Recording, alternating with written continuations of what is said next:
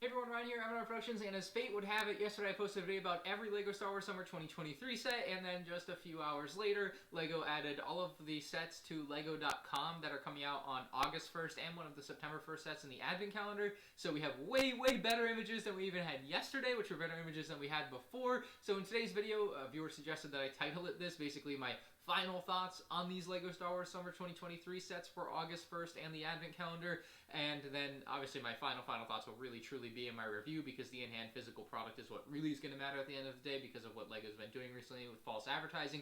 But that's besides the point here. Let's get into it first with the Advent calendar, which has been posted as releasing on September 1st. I know I had talked about it possibly being an August 24th release, which would have just been a week earlier than normal, but it looks like it's going to be on that normal September 1st, and so pull up this box here and we can zoom in on our Ewok, which I really like. I talked about it yesterday. We've had a leaked image of it from a few months ago.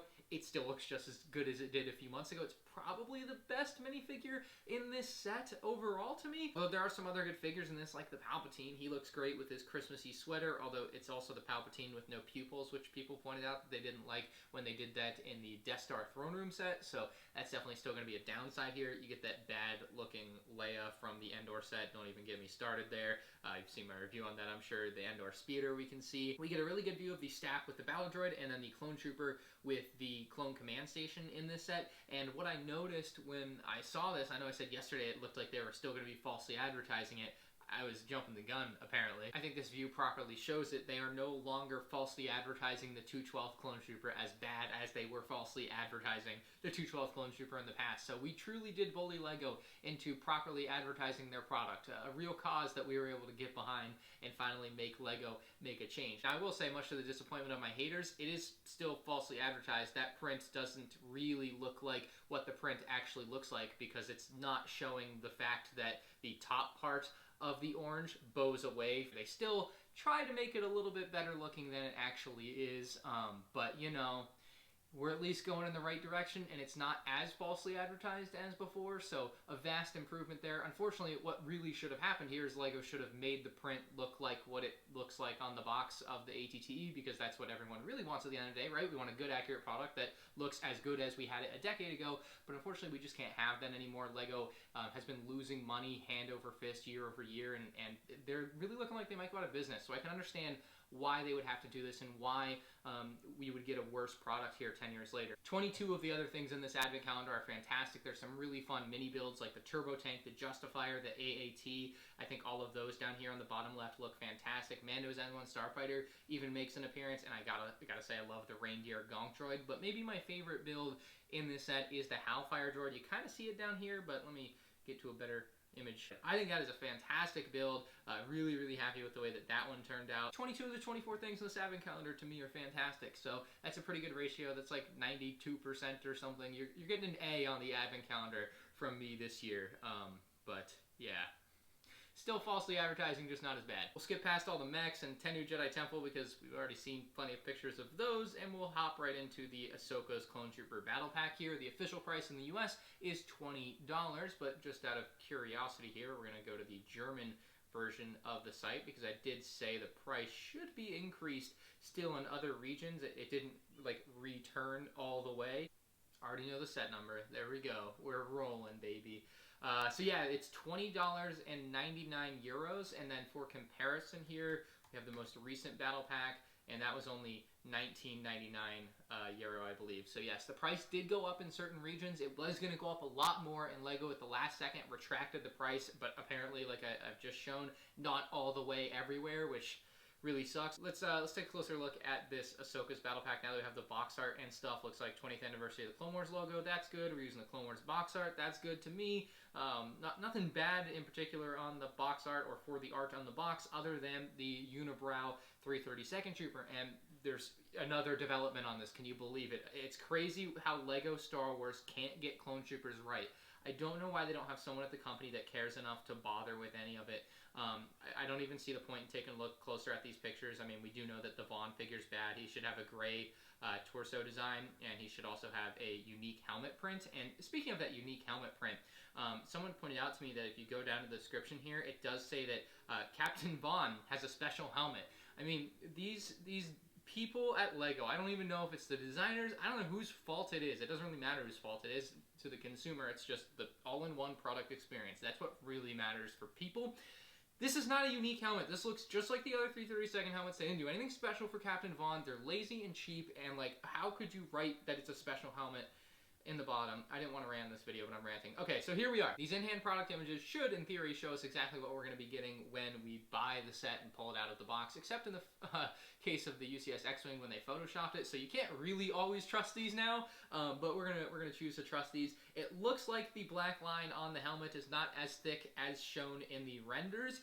That is very good. Obviously, there should just be no black line altogether, but there was a thin black line on the ones in 2020, so reverting back to that is good. So that's one of 3 problems with this helmet that are no longer a problem. It's not a problem. The black line's not a problem anymore. There's nothing to say about that, right? The helmet holes still exist. They still look ugly.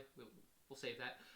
And then it's hard to tell on these, but much like the 212 helmet, where you have the part that's supposed to hug the fin, basically, and be straight, it doesn't look straight here. It looks like it bows away from the fin again, and if you look at the pictures that are the renders, it looks like it's straight up to the fin and it holds it straight, but it's not going to be that when you get the physical product. So these helmets in pretty much every way are worse than what we had in 2020 for no particular reason. They really should have just re-released this exact same thing.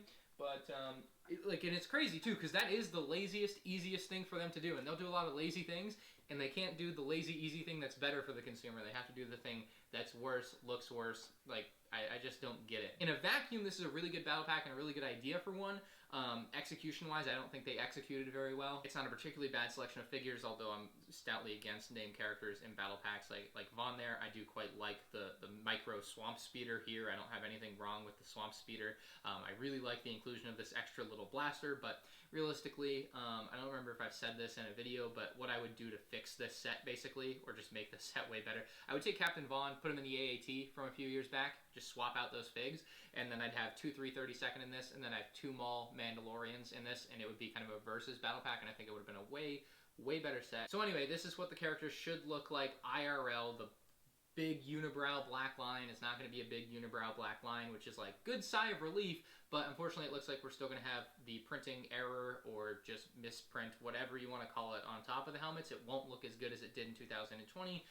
And of course the helmet holes. So we'll move on from that set. And so we'll take a look at Yoda Starfighter because it's a smaller set. By the way, these all do say coming soon, so it looks like we won't be getting pre-orders on these, but we'll take a closer look at Yoda Starfighter now that we have all these pictures. Again, box art looks pretty good. Looks like we got the Clone Wars logo on the side of the box again. Clone Wars box art. I mean, we're checking all the boxes for like doing the right basic things as far as the box goes, and you know, with more HD pictures here, you get a better view of that Yoda figure, and he looks pretty good. I mean, there was nothing to expect to be particularly bad with this set.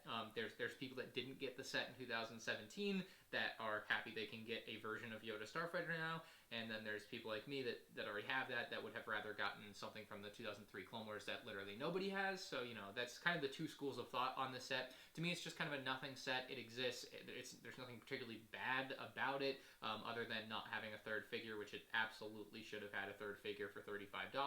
And yeah, it's just where I'm at on it. Should have had a third figure. That's really the only bad thing I can say about it. Everything else about it's really great. But pretty nice set overall for people that don't have Yoda Starfighter. Anyone that has the original one, like, there's just no reason to buy it. And then finally we have the Yavin 4 Rebel base. Official price looks like it's going to be $170, 1,066 pieces. And the box art for this is really nice. I like the way that they've got it integrated into the forest, and overall looking pretty dope here.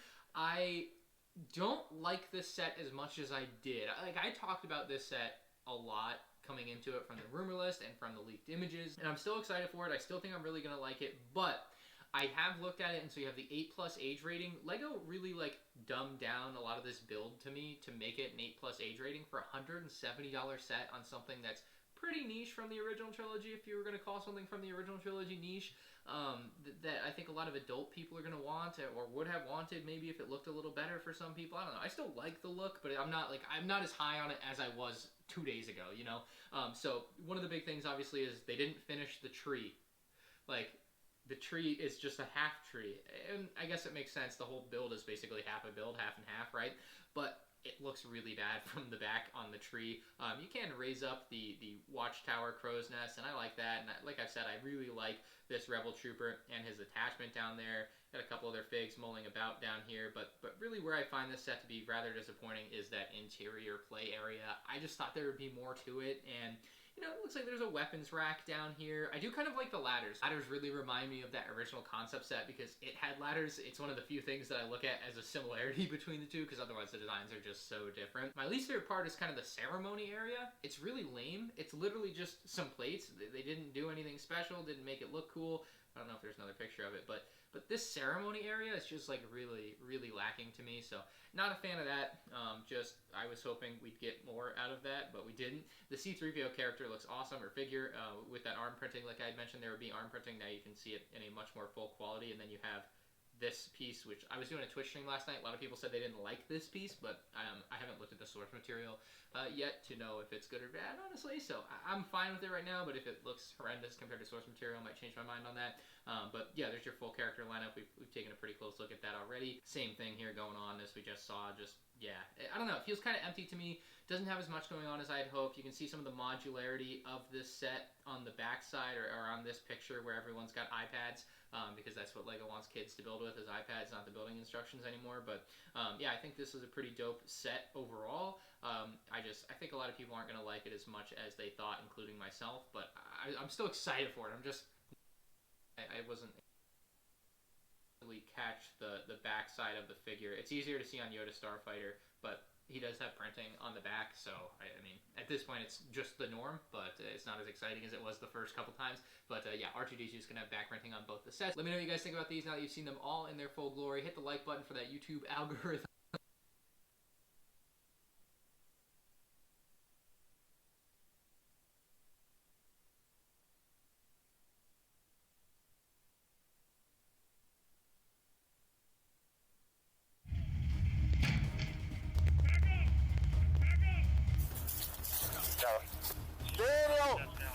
Hi everyone, Donut here. Today we're going to be talking about one-taps. Why yes, I do have an entire playlist on my channel just with one-taps. You can't beat swift justice against a person who is trying to harm innocent people. In this incident, an unhinged man squares off with New Jersey police officers. And if you could tell by the title, it does not go very well for him. Before we get into the incident, first off, I want to give a shout out to my boy James Woods. Ooh, piece of candy. Ooh, piece of candy. That's right, that James Woods. Turns out he's a fan and he said he never misses my videos. That's freaking rad. Hey James, we gotta get him out to the range one day. What do you say? We're gonna talk about some pretty unhinged man shooting time. January 22nd, 2023. This one happened a couple of months ago, but the district attorney just released all the footage. We have some security camera footage from in front of the house. Captures a man pull up in front of a house in a black Jeep. He rams the SUV in front of the house a couple of times with his Jeep.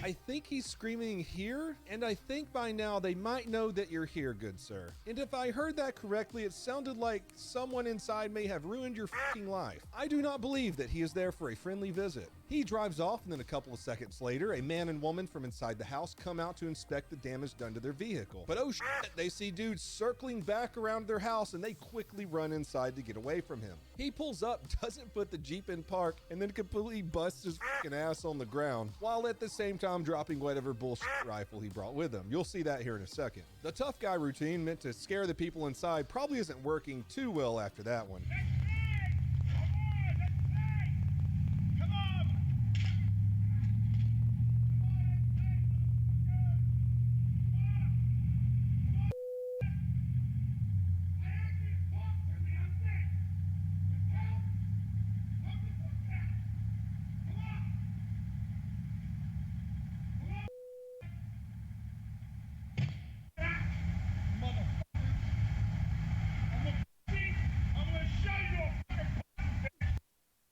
Camera footage angle, reflective jacket, and radios that into other units. They get into the house at another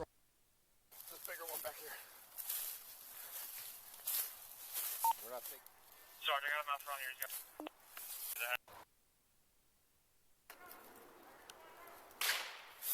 I see him. Head. I don't think. No, they weren't very happy with the public not getting the fuck out of their way. Get the fuck out of the way, people. Get the fuck out of the way. What the actual fuck, dude? Alright. Hey, now you know you've said worse to motorists on the road. You also probably have no idea how frustrating it is to have lights and sirens blaring and you're trying to get to a hot call and there's some dumbass in front of you that just will not stop, pull over, or get out of the way. Just oh, this is a nice day out here. Hope someone's not getting stabbed or shot to death. Get out, get behind the car. My man rocking that zip tie setup. You got to get you some Ranger bands, homie. The officer jumps out of his car with his rifle, throws his helmet on, and goes towards the house. I think he parked a little bit too far away because another officer stops. He jumps into the back of that officer's Charger, and they get a little bit closer to the house. He jumps out, posts up, and points his rifle at the incident scene. This is my favorite part, public interactions in a tense situation. No! Keep driving! The officer with the rifle runs around trying to find a good angle for a minute, and he finally finds it. I have a visual on him. At the front. With the rifle. Showing it. He's going to be right out front. I see him. Shots fired. He's down. He pointed the rifle at us. One shot, nailed the dude right in the head. Gave him the El Toque, the touch. I'm just gonna start calling one taps the touch now. Gave that boy the touch. Wait, that sounds worse. I'm gonna tell that to Heather right now. What up, girl? You want some El Toque? No, I don't want to shoot you in the head. What do you guys think about this situation? I'm not even gonna ask if it was justified or not. I'm just gonna stand on the side of the officers on this one. That dude could have caused some serious damage after pointing a gun at some people, ramming his car in his and busting his ass hilariously. If you want to help support the channel, you can go over to donutoperator.com, get some super sweet merch, or subscribe to me on every other single platform there is known to mankind, except for the corn tub. Speaking of which, I got a good vlog coming out on my second channel soon where I went down to Florida and hung out with Heather and Corey Chase, everyone's stepmom. I love you guys. I hope you had a good weekend, and I hope everyone has a fantastic day. Whacker.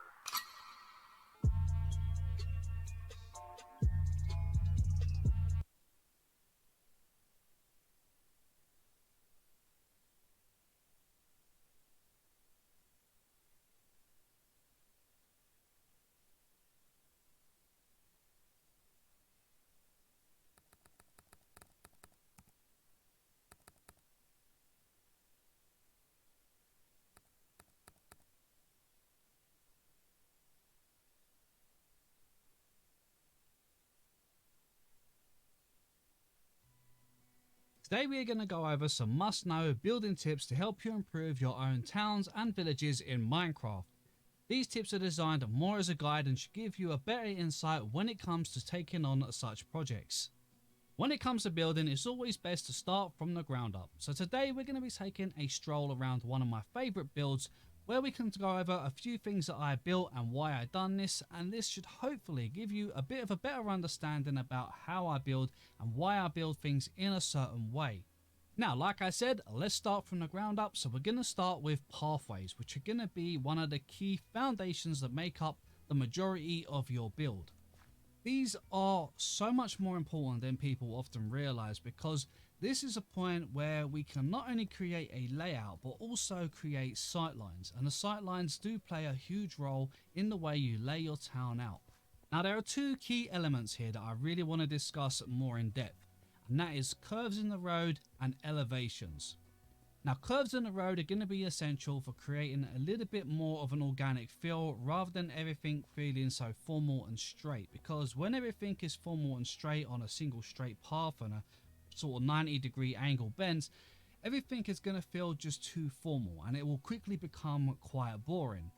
Having a build all on a flat is going to have the same effect, because you're not going to really be able to create much in terms of sightlines because you've got no elevations and no areas where the world is raised so that you're looking down on things.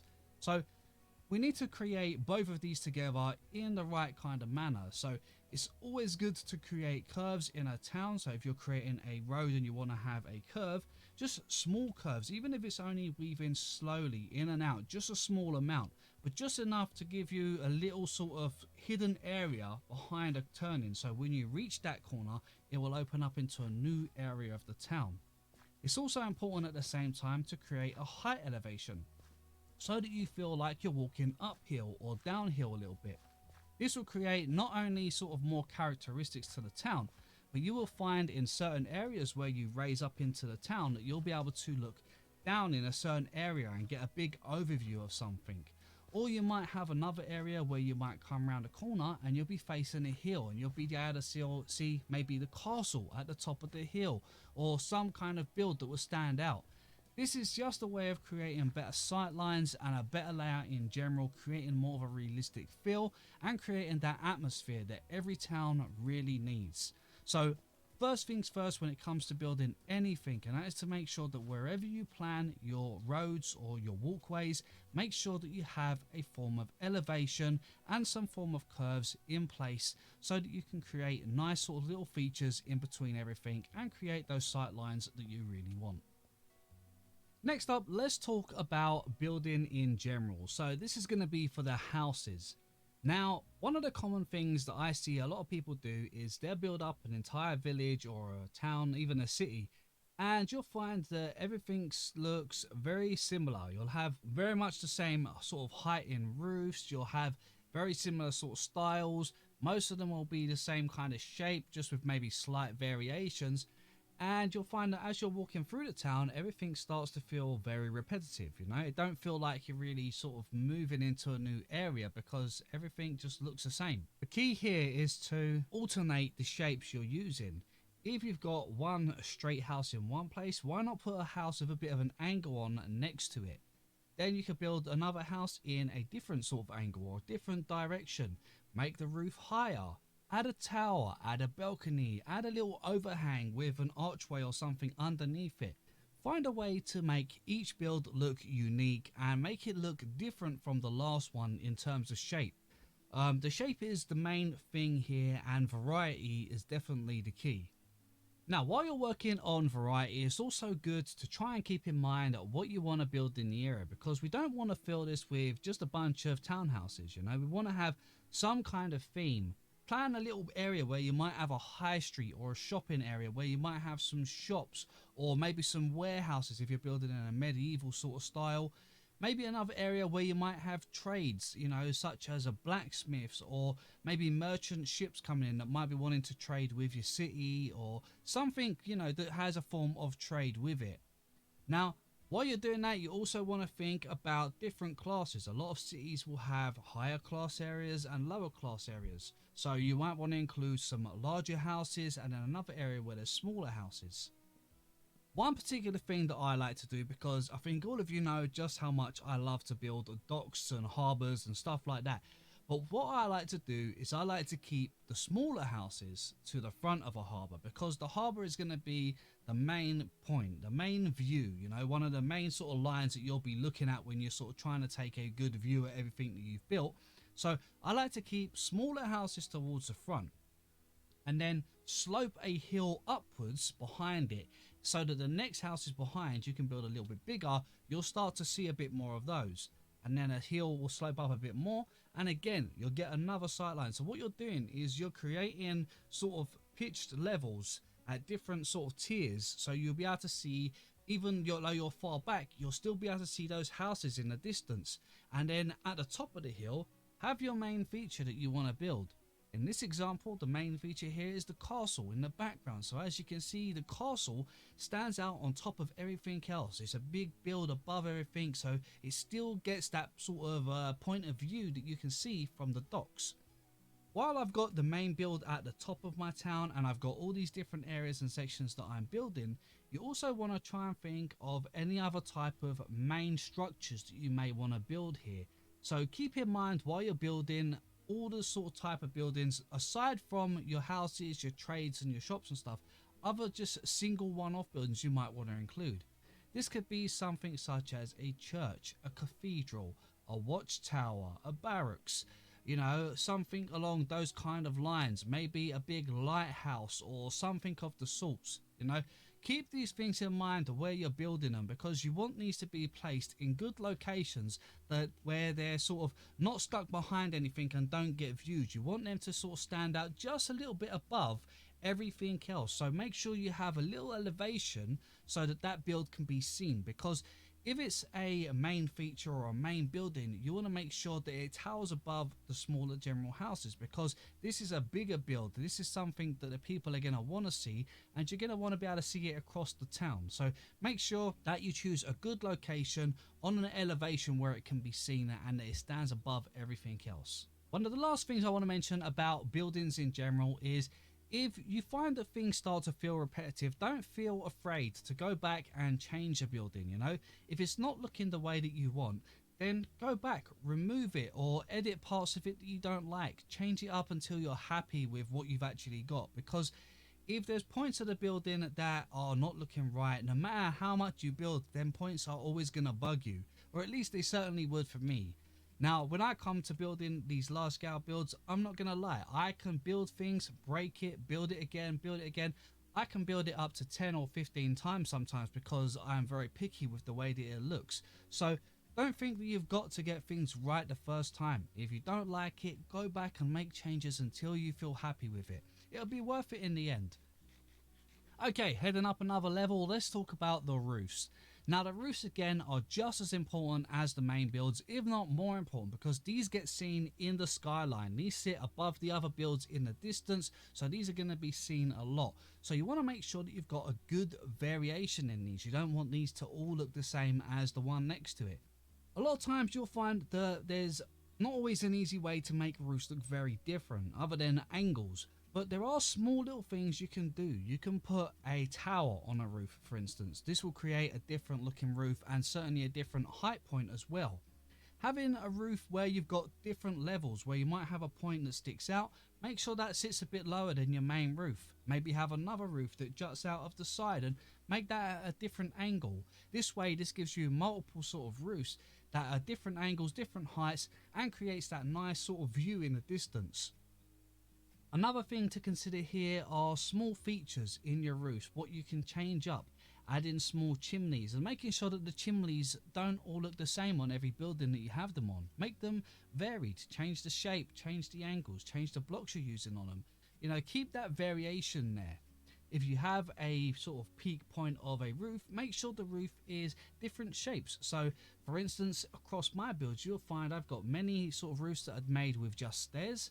I've got other ones that are made of 4 blocks, and they go up like 1 block, then 2 blocks, then 2 blocks, then 2 blocks. I've got some that are stair block, stair block, stair block all the way up. And then there's others that are done with slabs, and some that are made up with different angles. Try to create as many different variants in the shapes and the layouts and the styles of the roofs within your build. You can keep a consistent theme if you like, with having some that are kind of the same across the board, but spacing them out, but dotting other ones all in between, so that it feels that you've got a mix, so that when you're walking around the town, it don't feel like you're walking around the same place all the time. You want it to feel like there's a little bit of difference going on, there's a bit of a change and a bit of a different style, so that it's not 100% matched, because no city or no town is ever 100% perfectly matched throughout it. There will be sort of variations and change within the theme. Now, with that being said, that leads me straight on to the next big one, which is colors.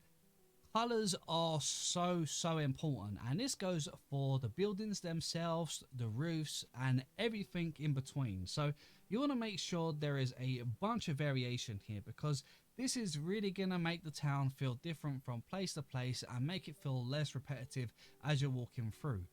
In the example you can see on the docks, I've got many different houses. The bases, for instance, of the builds, the lower part of the house, I use different blocks. We've used bricks, we've used stone, we've used composters, we've used bricks, we've used granite, we've used wood, we've used all different types of woods in fact. So there's many different bases around here just on the bases alone. The upper levels, you can see we got many variations in colors, from whites to creams to browns to yellow tones to orange tones. There's so many different colors, And then again, jumping straight further up onto the roofs, again, look at the variations we have in colours. We've got greys, we've got browns, we've got oranges, greens, we've got reds. There are so many different variations in colours here, and this is what really brings the place to life, because there is no areas where there is a big build up of just one stuck colour. We can see that it's scattered throughout the entire city, and everywhere has a different sort of look to it. Because we've got different colours, it makes the builds feel like there's different looking areas and creates a nice bit of colour to the atmosphere. You know, if you have everything just one colour, it's gonna feel plain, it's gonna feel boring and repetitive. But adding in a bunch of different colours creates a real variety and really adds so much life to a town. So make sure you don't use all the same colours for one build. No matter what you're working in, what style you're working in, just find a way to make some form of variation, even if it's just a small variation, because it will make a large difference in the end. Next up is one that I talk about all the time, and that is the small details, because the small details matter so much. Now, for example, this could be something as simple as texturing, whether it be a path, a build, a roof, or something else. Just varying some of the textures will make so much difference. For example, if you've got a stone pathway, why not add some stone bricks and some andesite? This will add so much texture to the flooring alone. You could even dot in some coolster or maybe even some dirt path, just to add a bit of variation and a little bit of muddy patches to really make the area feel sort of, you know, that it's been trod on or walked on. The same thing goes for walls of buildings or even roofs of buildings. If you've got a brick roof, why not add in some polished granite and some granite to give that really sort of rough look to it. It really adds such a fine little bit of detail that really makes the build stand out. Find places where you can add small details too, you know, little things like if you've got a bunch of warehouses, why not add some stuff outside them that looks a bit like storage, such as barrels, maybe some bricks. Maybe you've got a sort of warehouse where they store loads of bricks and stuff. Maybe it could be a delivery of food like pumpkins, make them, you know, stack them down in a little stack, or some melons. You know, if you've got a little house and you've got a little area outside, why not put a workstation or something down to just make it look like a little workhouse for the person that lives there. You know, maybe you've got a large area that's sitting outside of a building and you don't know what to do with it. Why not use it for a bit of storage? Add some barrels, maybe add some logs and put some extinguished campfires on top to make it look like some firewood. You know, just find these little places where you can add details, even such things as hanging lanterns or flower pots or leaves. These little features are very small, but they add so much detail and life to a build. So be sure to go around and make sure you add plenty of them in, because they really will bring the place to life. Okay, before I share this next one, I'm going to hold my hands up and say I'm guilty. But this one is very important. So add in interiors to all of your buildings. Now, there are many of my builds that I haven't added interiors to, but I have done many with interiors too. And they make a huge difference, not only for yourself for exploring, but also for your friends. If your friends are exploring, it's nice that they can go into any building and be able to explore and find different things. Now, if you're struggling to find a use for a particular build, or you're feeling like you're starting to do repetitive things and making everything just look like a little house or something, why not sit back and try to make a certain feature for each building, make a use for it. For example, say you have a wheat farm. Why not make a bakery, and then underneath the bakery you could make your wheat farm, and then that way that could be the place that you go to always get your wheat. You can make bread there, or you can get the wheat if you want to breed animals and so forth. Maybe you could make a little flower shop, and underneath you could have a flower farm. Or how about a green shop with cactus and bamboo? You could make farms underneath and have that as a place you go to get those particular things. It's just a little way of making a particular use of a building and making it functional at the same time as a place for you to go to get that particular resource. On the other hand, if you're just looking to add a simple interior, a good way to vary things up and to make it feel different is by adding colours. So if you make your builds big enough, you can make a 2-layer wall, which means on the inside you can add a colour. So make it, say, a green terracotta wall or a red wall, or, you know, so many different colours you can choose from, but try making different colours inside those houses to make each one feel a little bit different. You know, if one house you've used a lot of greens and stuff, maybe make the next house some reds, the next one's purples or blues. You know, make that variation in color, and that way each house you're going into, even if the interior is very similar, the colors will make it feel very different. Now, if you're struggling with your interiors and you need some inspiration, then be sure to check this video out here for a bunch of cool ideas, and I'll catch you in the next one. This video is sponsored and made possible by Nvidia. So, what is a mega base? We often hear people talking about mega bases, but what is one? Is this a mega build? No. Is this mega? Kind of. Is this mega? Yes. A mega base is not defined by how complicated or difficult a Minecraft build is, but by excessive scale. Here's an example. Here's my Minecraft mansion from Season 7 of Hermitcraft. It's pretty mega. But take a look at this giant dirt block. It's also mega. In this tutorial, I want to teach you and take you through the process of building a mega base. However, we want to make something a little bit better than a giant dirt block. So I've enlisted the help of my friend Pearlescent Moon and partnered with Nvidia on Minecraft with RTX for Windows 10 to give you a walkthrough tutorial on how to make mega bases. Good mega bases, not just giant dirt blocks. I'm sure you can figure out how to make a giant dirt block. So let's start with the first step. Planning. Yes, I know this may not sound like the most exciting part, but with a mega base, it's a really, literally big project. Good planning will save you time on rebuilds and mistakes. The biggest hurdle to overcome at this stage is figuring out what you would like to make. So for us, we're going to be making a giant castle on an island. And the first thing that we needed to do was come up with an inspiration and a plan. So we went on the internet and we looked for some inspiration, and we found this. This is Mont Saint-Michel in northern France. Yes, it's a real place, and yes, it is gorgeous. We're going to be making our castle based on this. In fact, we even took this picture and we edited it to try and make it look more like the outcome we're looking for. I say we, it was definitely Pearlescent Moon because I can't draw. So we've got our inspiration pictures and we've also got our own sketch of what we would like to make. So now we're ready to actually start building. And unfortunately we're still in the planning stages. So we know we want a giant castle on an island. Well, we're going to start off by marking out just the general proportions of what we want to make. So we started off with a singular block of red wool, and we're going to be making just a square floating above the water to kind of mark out how big we want this to be. Now, there's no firm definition of how big is mega, but to give you some indication, this is going to be about 200 blocks wide and 250 blocks tall, and that's a pretty good estimation of how to make something definitively mega. So we started off by making this giant cross, and we even gave it a 1x1 pole all the way up to build height. So now we've got our general proportions, and we need to mark out what our terrain is going to be. We are now going to mark out exactly what our island will look like. Using this rough sketch that Pearl made, we're going to make our way round our general outline to create what we think the island should look like.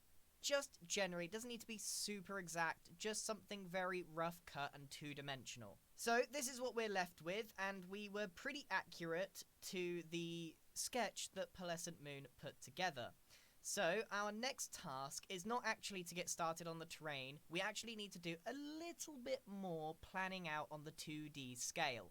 So what we're going to do now is create another wool shape of where we want our walls to sit on the island. So we made the outline of the island and we've changed that to white concrete.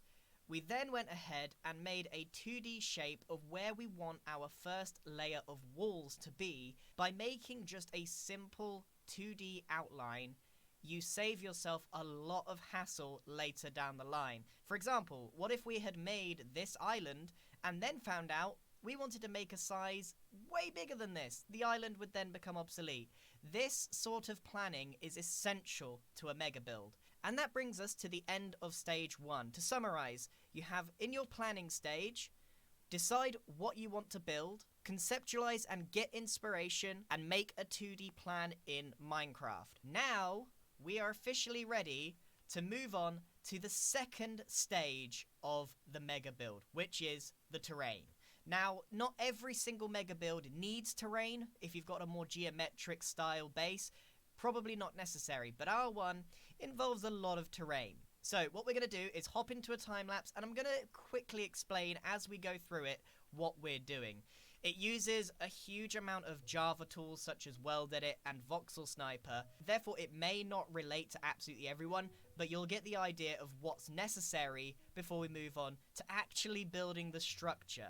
We needed to get rid of the water first of all so that we could actually build the base of our island. Now if you're doing this in survival, you don't do the inside obviously, you just build up the outside in a singular layer.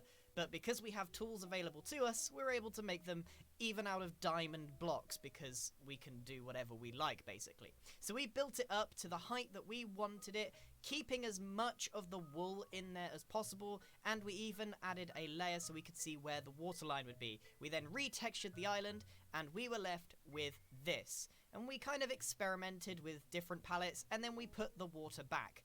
Obviously this doesn't represent a full vanilla experience. If you were doing this by hand, it would take an extreme amount of time, which is why you need to be careful when you select what you're going to make.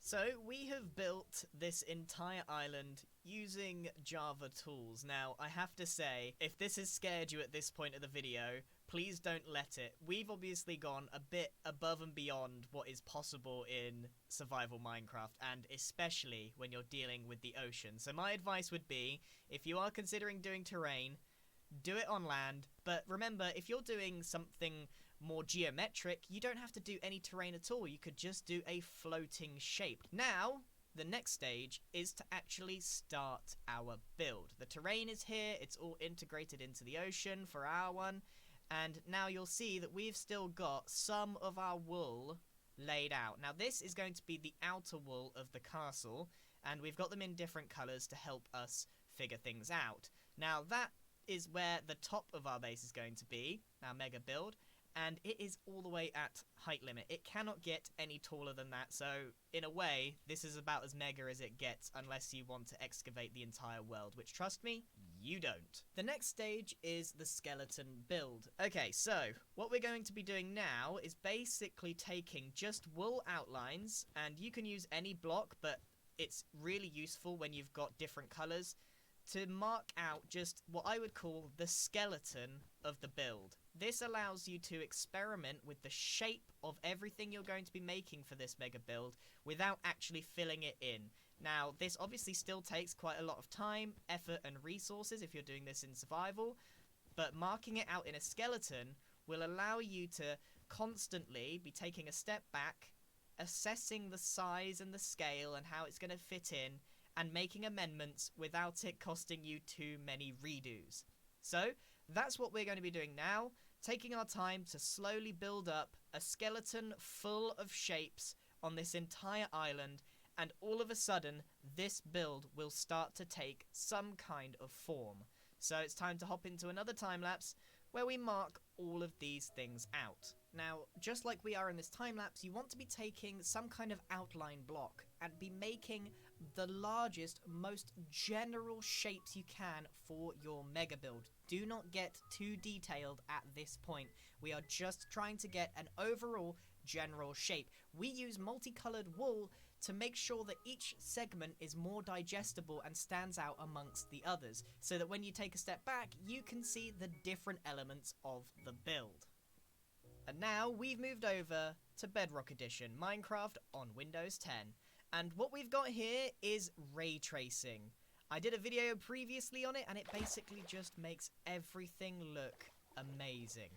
You get reflections, you get light rays, and I thought it would make this video even more epic to do the time-lapse using ray tracing.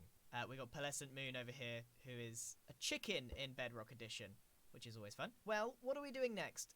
We've got our outlines ready, and we see all the different segments. Now we need to start filling them out with blocks. Now, in order to do that, we need to know which blocks to fill them out with. Now, if you were building your own base, you may already know what blocks you want. A useful thing to do is to lay them out like this in a gradient and kind of get to grips with which ones are going to be your most important. For us, we're going to be using rather odd block, brown mushroom block, and we're going to be using smooth sandstone. These are going to make up the walls and the wall tower. These are our two primary blocks. Public safety announcement, don't use mushroom block in survival mode. You will not enjoy it. But since we're building this in creative, we can use whatever block we want, no matter how difficult it is to get our hands on. So over here, we're going to be using the grey concrete as our primary roof colour. So figuring out which blocks you want to use and which ones will just be used for detailing is kind of important. But for now, what we want to be doing is filling out each of these spaces using our primary blocks. So we know our blocks, and it's time to start filling this out. Are you ready, Pearl? Let's go. Now, this section doesn't need too much explaining because basically we take what we've got with our skeleton, and just like we start filling them out with the different blocks we want to use. I can give you some general advice while we see this, though. I would recommend differentiating each part or segment of the build and doing them in a different colour. If you use the same block over and over again, the whole build will blend into one. So you can tell we've used the towers and the walls all in a different coloured block. Also, if you use darker colours at the bottom and lighter at the top, it will draw the eyes upwards, which is a nice effect. While we're filling all these bits out, it gives me a chance to talk about how this video was made. This time-lapse was actually filmed using a laptop powered with an NVIDIA GeForce RTX 3080 laptop graphics card, one of the most powerful graphics cards on the market. And while the laptop was recording, Pearl and I were building in the Minecraft world using our regular PCs. I was actually a bit surprised when this laptop arrived because gaming laptops are traditionally quite large and heavy, but this was compact but still very powerful. Now, if you have an RTX graphics card like this machine does, it allows you to play Minecraft with RTX for Windows 10, which is now out of beta, and you can apply it in the same way you do a resource pack. That's with all the fancy lighting and the ray tracing. It basically improves the graphics, but with really great performance. If you're interested in the new line of RTX powered laptops, there's a link in the description. Be warned, the RTX 3080 laptops are the most expensive from the line, but for the gaming performance that they give, they're actually pretty good value. Now, let's continue building our mega build. Now, while we fill out the rest of this build, I want to give another general bit of advice for building mega builds. When you use a block palette or the different kinds of blocks, try not to see what they are in quotation marks, like wood or stone, but just view them as colours. For example, in this build we're using sandstone, wood, and mushroom block, but we don't care what they're called. All we care about is the colour and the texture. Try to focus on that when you make a mega build. Take a look at the reflection of this. Absolutely amazing. So, we filled out all of the skeletons into full, general, blank walls. And you end up with a general shape. So we can take a step back and review this now, and honestly, there's nothing I want to change. I think we really nailed it. I would love to have made it taller. You know, it feels like there's a segment missing here, but we've reached build limit. We literally can't go any higher than that. So, it might look a little stunted, but that's just Minecraft limitations. With everything filled out, it doesn't take a lot of imagination to imagine what this would look like in its finished state. So, what's the next stage? Well, the next stage is currently underway. Over here, you can see there are more wool skeletons being made, but this is much smaller. As you can see, these shapes are way smaller scale than what we were doing here with the giant walls and the giant towers. So what we're doing now is we're basically repeating the same two steps. We're making more wool skeletons and attaching it to the base to try and define this shape even more. Now, the reason that we do them in two separate stages is because if you tried to do these smaller wool skeletons while there's still a larger skeleton, it becomes so overwhelming and difficult to visualize. So by breaking it up into steps, you make it much more digestible from a builder's perspective. And also, our build today is asymmetrical, meaning it looks different from every angle. So at the back here, we've got this really nice feature with all of these arches, and it gives you something different to look at. Now, mega builds can come in many shapes and sizes. You may have a more geometric base. That means symmetry is very important. You might want all the sides to look the same. So depending on what you're making, you may want to just copy paste, or just make sure you mimic everything. But for us on this one, we want to make sure that there's real diversity in the shape of the build, and that's kind of key for us. So now let's head into the next stage of the time lapse, where we define this structure a little more with more smaller scale wool skeletons. And then I'm pretty sure you can figure out what we're going to do after that. Yeah, we're going to fill them in. But for now, let's define the shape and review once we've got that done. At this point in your mega build, you want to be honing in on a more refined shape for your mega build. So we're focusing on the medium level shape. So down here we're working on houses, but when we move up to the next level, we just want to refine what we already have. So where there would be one big blocky cube, maybe we add a tower, or we add some roofs where there weren't before. So we're just trying to give the build more shape than it had before, and at the same time trying not to overcomplicate the build. And we're also still using all of those different kinds of coloured wool so that we can differentiate each part easily, making it even easier for us in the next few stages. So we're basically repeating those same steps, but we're refining it from the big shapes to the medium shapes. We are entering the final stages of this project, although there is still a huge way to go. So as you can see, we've got multiple new wool outlines for the more intricate parts of this mega build. And you can see why we divide it up into segments. So we did the big bits first and filled them in, and then we did these little bits. Obviously, if we did all of the wool at the same time, it would become so overcomplicated and you'd never get any of it done just because you wouldn't know which bit was which. So by taking it in stages, we enable ourselves to make the build, which is massive, a little bit more digestible. So this is where we've got to so far. We've got multiple little houses that are going to go on this lower layer of the castle, and then it becomes a little less intricate as we get higher up on the build. But unfortunately, there is a lot more to do, and as with any mega build, it takes an extraordinary amount of time. Pearl and I have been working on this for about 3 or 4 weeks now, and this is as far as we've got. Admittedly, we did quite a lot of the building by hand, as you saw in the time-lapse, which is why it took so long. But it's a fair warning for anyone that wants to undertake a mega build. Yeah, they take a huge amount of time, so I have to split this video into 2 parts. So all there is left to say is thank you very much for watching. We're going to get working straight away on the second part of this mega build tutorial, and I want to say another huge thank you to Nvidia for sponsoring and supplying the laptop for making this video. But anyway, we will get cracking on the next episode, and I shall see you in part 2, and we shall finish this mega build. Thank you very much for watching, and goodbye. In the biggest social experiment ever done in Minecraft, I scattered 1,000 people across 4 massive islands to simulate a realistic civilization. The players were given no help or guidance, and just like in real life, if you die, you remain dead forever. No!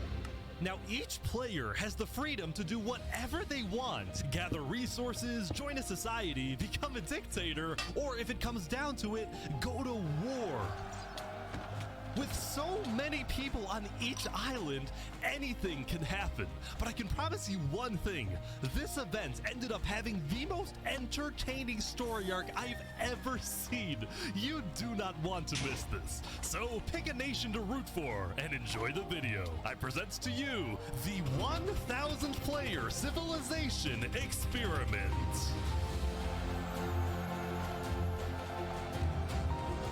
Don't forget, If you want to participate in these videos, join my Discord server, and of course, subscribe to my channel. All right, everyone ready to be teleported? Jump if you're ready. Okay, here we go.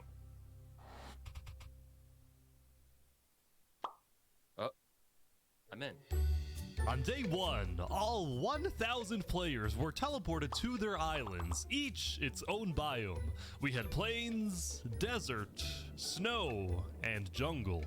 This is huge. Most players spent the first day scouting their island, searching for a place to settle, but almost immediately we started to see people dying, and oddly they were all coming from the snow island. It turned out people were freezing to death after getting stuck in powdered snow, which looks exactly like regular snow but sucks you in like quicksand.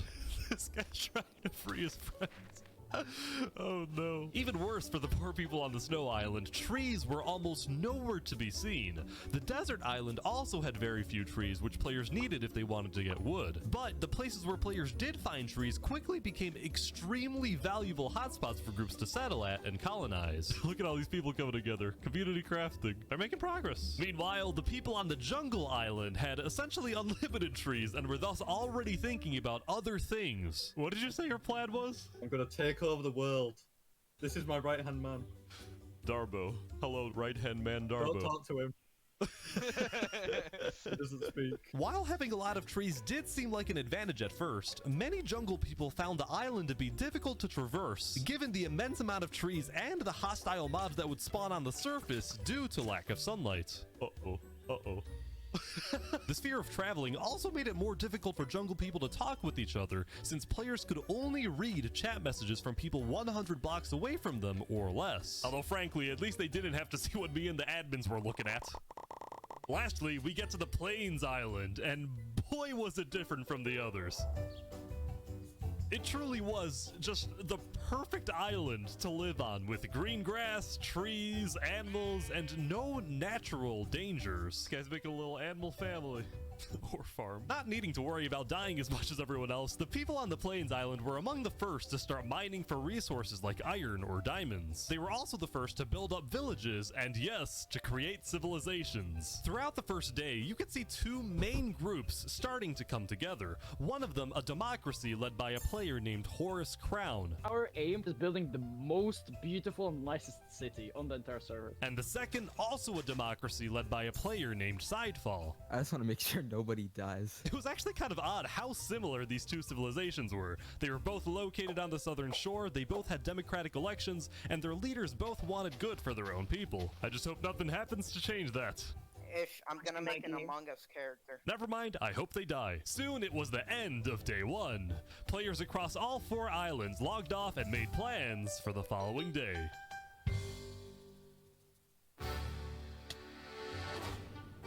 It was on day 2 when civilizations really began to thrive. In the southeast corner of the desert, what used to be an empty patch of grass was turning into the desert's largest nation. Hello, good sir. Yo, what's up, Ish? The Sultan is back. You might recognize the player storming hell from my first civilization video where he led a nation called the Sultanate. Well, now the desert dictator is back with the Sultanate 2.0, and this time with a population of over 100 people. I want to maintain order and peace in the desert. The rules, as established by the Sultan, included wear proper attire, do not eat pork, complete your mandatory work, and most importantly, acknowledge the Sultan as the supreme and divinely chosen leader. Moving on, since it was still hard to get food in the dry climate, the people of the Sultanate focused on developing different types of food production, like fishing in the surrounding ocean. On top of this, a player named Drip Chicken made a chicken market, although when I checked it out myself, it turned out to be a very different type of market. Welcome to Los Pollos Hermanos. Thank you. Would you like some totally legal sugar? Anyway, we finally go back to the Snow Island. As I was flying around, I found what I can only describe as a British shrimp. Is the cold climate really the best place for a shrimp? I mean, depends. But look at my little friend over here, you know. Wait, who's your friend? Underneath? Yeah, he's fully here. He's literally... Oh.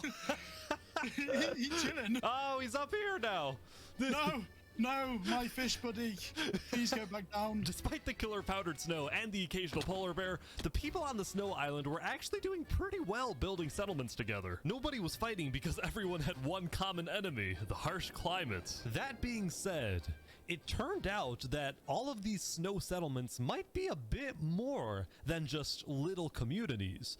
On day 2, rumor was getting out about a conspiracy that, despite them all being spread out across the entire island, a lot of these snow settlements were actually all being run by one single person whose goal was to unify the entire snow island under one mighty empire. This person's name was Alanulo, and he was running this entire empire recruitment operation from an underground bunker where he felt he was safe for the time being. Essentially what he would do was hold meetings with people who were already leaders of their own settlements and convince them to merge their civilizations with his empire so they would be stronger together. He would give these leaders orders to fulfill, and in exchange they would be guaranteed high-ranking positions in the empire. If this empire actually succeeds in uniting all 300 people on the snow island, it would easily become the most powerful nation in the world. In fact, it would be bigger than the Sultanate and the 2 plains democracies combined. Will this ambitious plan actually succeed? Let's see what happens in the following days.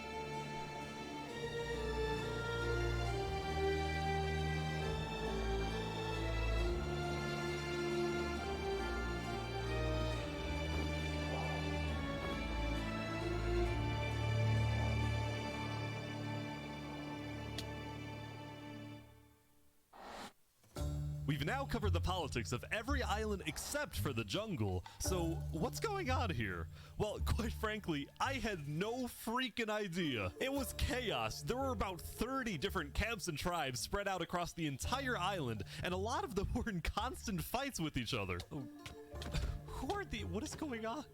There's a fight here. Here's a tribe that imprisoned one of their own members for being, quote, too rich. I say we tax him and then let him out of jail. The Welsh. Damn boots, take your shoes. So overall, there was chaos, nobody trusted one another, and to add to this, nobody wanted to travel too far into the jungle because they were scared of rogue tribes and especially hostile mobs. In fact, we actually had to remove creepers on day 3 because they were killing too many people. Whoever asked. Now, there were actually 2 tribes that were considered the most influential in the jungle. The first, a river-based settlement called the Sea People, whose leader was killed almost immediately by a random rogue tribe. The new leader, Yeetspeak, dedicated his rule to maintaining order, but also to keeping his people happy by setting up events like stand-up comedy nights. I got a few jokes about unemployed people. Oh wait, none of them work.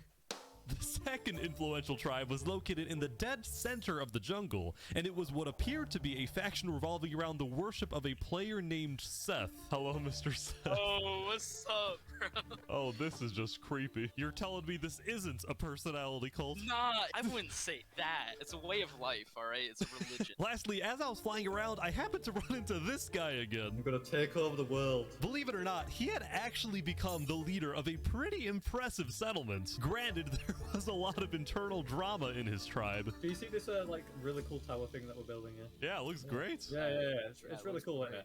And do you see our farm over there? It looks really cool and nice. Now come over here. Could you tell us what this is? In short, 2 of Wazik's tribe members built a librarian's tower, and he thought it was ugly and wanted to burn it down. Now, when I talked to the librarians, they said Wazik just doesn't like the library because he's illiterate. As I said, drama. Now, the jungle wasn't the only place having problems.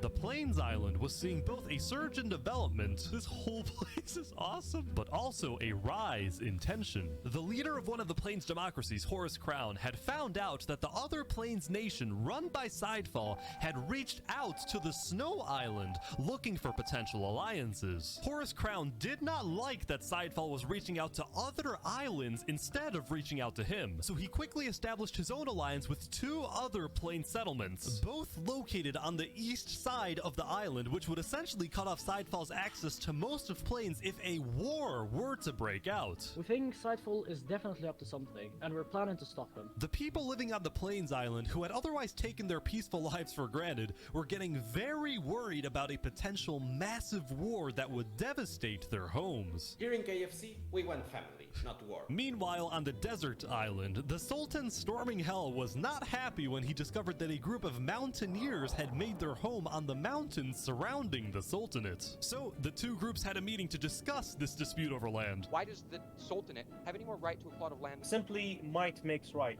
We're stronger, so if it comes down to it, may the stronger group win. People in the desert were starting to get worried about storming hell's tyrannical nature, so some of them moved to a quickly growing democratic nation on the other side of the island. This was Theria, the name derived from the Greek word for freedom. I asked their elected president, Saps, about the Sultanate. Hopefully we can establish some peaceful relations for now. I mean, we're in the middle of a desert. Why fight, you know? Overall, each island had its own conflict between the desert's Sultan dominance, the plains' alliance disaster, the jungle's total chaos, and the Snow Empire's takeover. At least one of these conflicts was bound to erupt very soon. And that conflict was Plains. At the beginning of Day 4, a propagandist told everyone that Sidefall was about to attack the Plains Island. Horus Crown called a code red and everyone on Plains was freaking out, including these guys at the center of the Plains Island who built a tavern on a lake. I spoke with the bartender. Welcome to the tavern. I hope you can enjoy a nice beer since it might be our last. So at this point, you're probably wondering, what was Sidefall actually doing? Well, it turns out Sidefall was just as confused as everyone else since he had no plans to attack anyone. The propagandist had lied. I have no clue what these guys are talking about. I don't want to attack anyone. I don't want a civil war. You were framed. I can't believe it. So now, both sides were gearing up for a war over nothing but a miscommunication. And all throughout, Sidefall was desperately trying to reach out to the other Plains leaders saying that he didn't want war. The other leaders doubted him, but they actually agreed to meet with him as long as they met on neutral ground. Whoever told you guys I want war is lying. Tell us the truth then. While they talked, Horus Crown secretly had undercover spies search Sidefall's entire village, but he wasn't aware Sidefall had someone else place a bunch of TNT under his village. But before things went too far, folks, we have a peace deal. by the thinnest of margins, crisis was averted. After talking, the leaders had made a peace treaty. I actually didn't get to see much of the meeting, but here's essentially what happened. Sidefall first apologized to the other Plains leaders for not being open with them, specifically about his relationship with the Snow Island. He told them he had only reached out to Snow in hopes to get on the good side of a player named A Freakin' Turkey, who was apparently Alanulo's second in command. The Plains leaders discussed their disagreements on foreign relations, Horus Crown preferring keeping alliances within Plains, and Sidefall believing in making allies on other islands. But they were able to put their differences aside. They banished the propagandist from the Plains Island, and at the end, the four major Plains nations created a Great Plains Alliance. The Plains Island went from being on the brink of war to being the most united island of all. And it wasn't just Plains. Toward the end of the day, all four islands were prospering. From the people on Snow collecting resources and building together, to the people in the desert working on the Sultan's build project, which was to create a massive holy city. Even the jungle was at peace at the end of day 4, since the remaining jungle people were just thankful that they were still alive. Soon though, it was the next day. But before we let people back onto the server, the admins and I decided to add a little something. We added a fifth island in the center of the world, and we didn't tell the players that we did this. We wanted to see who would discover the island, how long it would take to find, and then what would happen next. So we started up the server, and the wait began. But meanwhile, we have to talk about the Snow Island. Hello, hey, Turkey. Hello, Itch. How's it going? On day 5, the player A Freakin' Turkey finally gave me a full explanation of the mysterious Snow Empire, which I found out was named the Aculon Empire. Still fearing for his safety, the Empire's founder, Olanulo, gave orders entirely from his secret underground bunker, while his second in command, A Freakin' Turkey, carried out his orders and led the people on the ground. You guys have settlements across the entire island. There is a lot. Just know none of it was made by slaves. The Empire relied on strict order to maintain peace. It's now 200 citizens were each assigned a daily job like building, mining, or fighting, and whenever they were online, all citizens were required to be in 2 Discord voice channels at once, which I didn't even know was possible. Also, the Aculon Empire made it a point to document everything, including its list of members, its hierarchies, its physical landmarks, but what I found most impressive was the high-level operation going on in this seemingly regular building. This singular building is the richest place in the entire server. They called this the Quartermaster's House, and it was where the Aculon Empire not only collected and stored all its resources, but also distributed items using a complex request system, where, for example, a citizen asks for iron ingots, and then the Quartermasters decide exactly how much iron that citizen deserves, based on a detailed algorithm they developed. Has anyone tried breaking into this place? Not yet. Let's just say, if you tried to get in without permission, you're not gonna get a very nice welcome. And I kid you not, just a few minutes later, this player, Xelius, was caught trying to sneak his way in, and he was sentenced to a public execution to be held the next day. Things are kind of strict around here, huh? As long as they don't take away my squid, I'm a happy man. Oh man, look at him.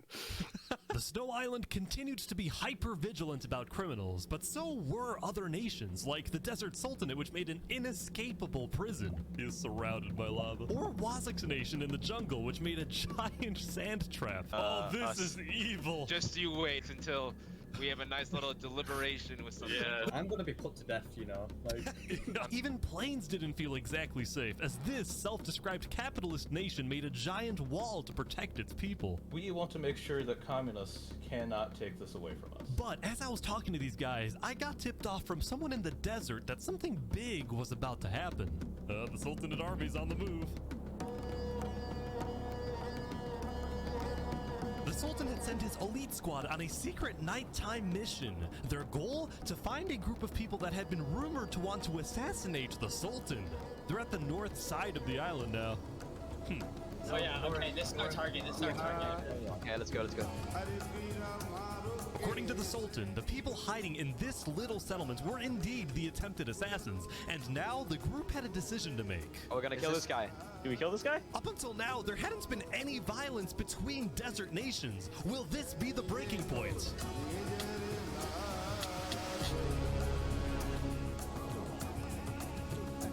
We are showing the desert that if you make plans to kill me, justice will come for you. The Sultan's elite squad spent the rest of the night raiding the settlement, but during their chase of another suspected assassin, they ran, literally, into a major dilemma. We know he's running to Theria. The guy they were trying to kill was running toward the democratic nation of Theria to get asylum there. The Sultanate is really about to roll up on Theria. Holy. This could cause a major conflict. But the Sultanate's army didn't care. They barged into Theria and searched every single house to find this one person, who ultimately ended up getting away. Meanwhile, the people of Theria were freaked out by the raid, but when they looked to their leader Saps for guidance, he was nowhere to be seen.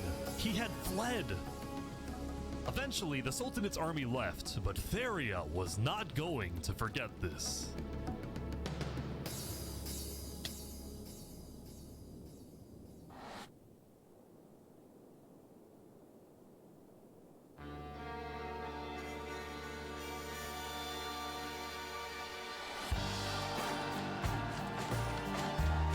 Attempting to blow up the Quartermaster's house, Xelius betrayed our people. And for this, he must die. Glory to Aculon.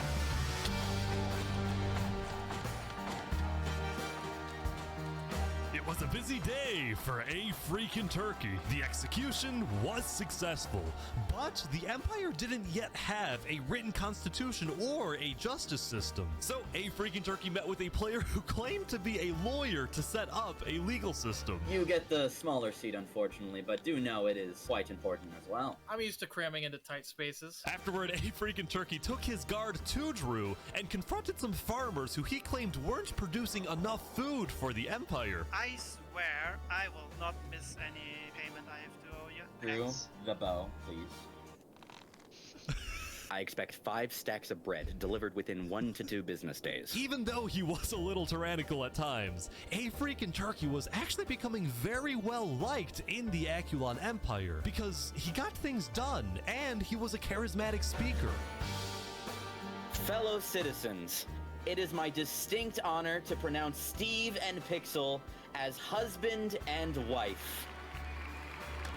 See, even though he was only the second in command of the Snow's Aculon Empire, many people were starting to view A Freakin' Turkey as a better candidate for leader than Alanulo, since most people in the Empire had never even seen Alanulo, given that he's been hiding underground the entire time, afraid of being assassinated. In fact, some of his own citizens weren't even sure he existed. While Alanulo ruled from afar, only talking with high-ranking officials, A Freakin' Turkey was considered a man of the people, someone who talks to everyone. In fact, A Freakin' Turkey had gained so much notoriety that leaders of other nations were starting to reach out to him for alliances rather than to Alanulo. So as a result of all of this, Alanulo was starting to get a little worried.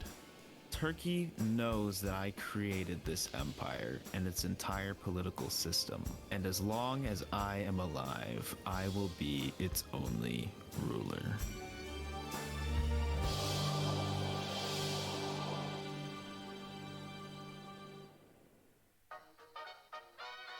That's very funny. Our monkey religion, we hold fast to. Here on the Jungle Island, things haven't slowed down one bit. Amidst the chaos, this small group had made a monkey religion, and their goal was to build the biggest tree in the entire world. The monkey never stops. While everyone else is fighting and killing each other, we are peacefully building. By now, every tribe in the jungle seemed to have its own goal.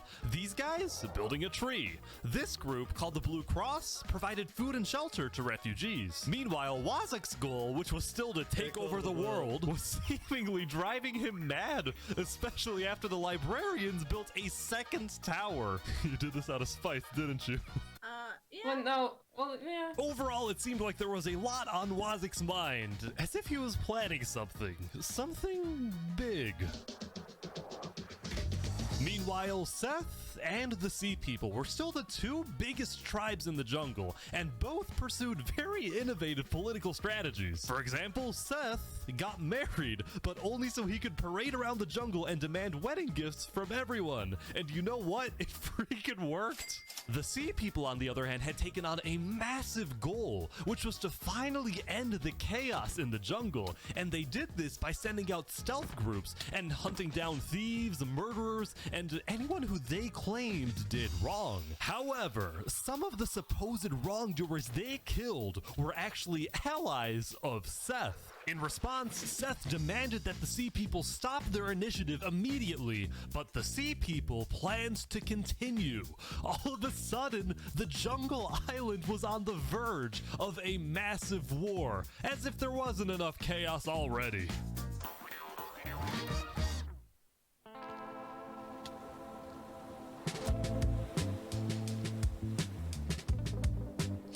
Wait, is someone actually here? I think so. Whoa, this is crazy. This is awesome, man.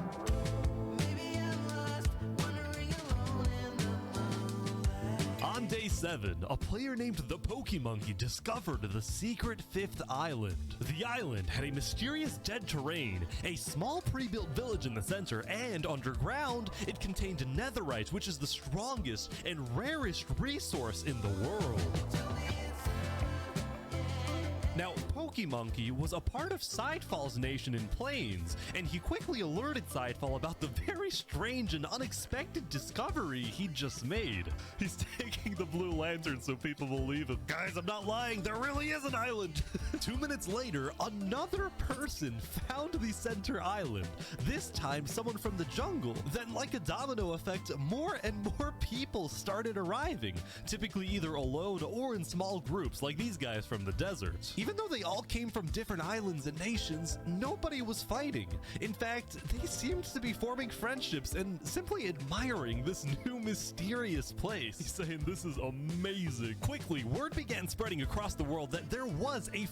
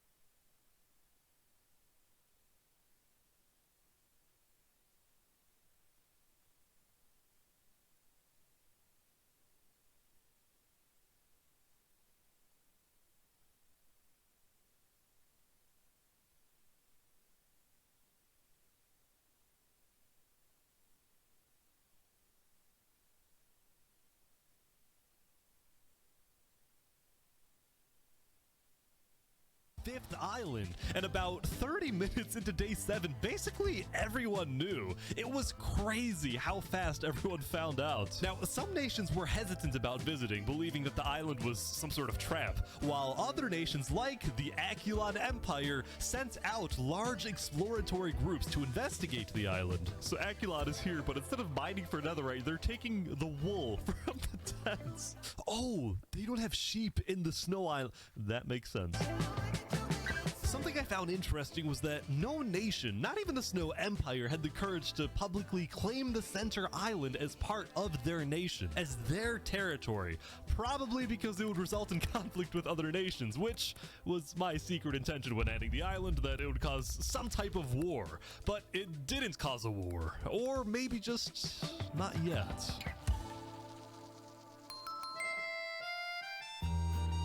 Meanwhile, I present to you the story of Los Pollos Hermanos.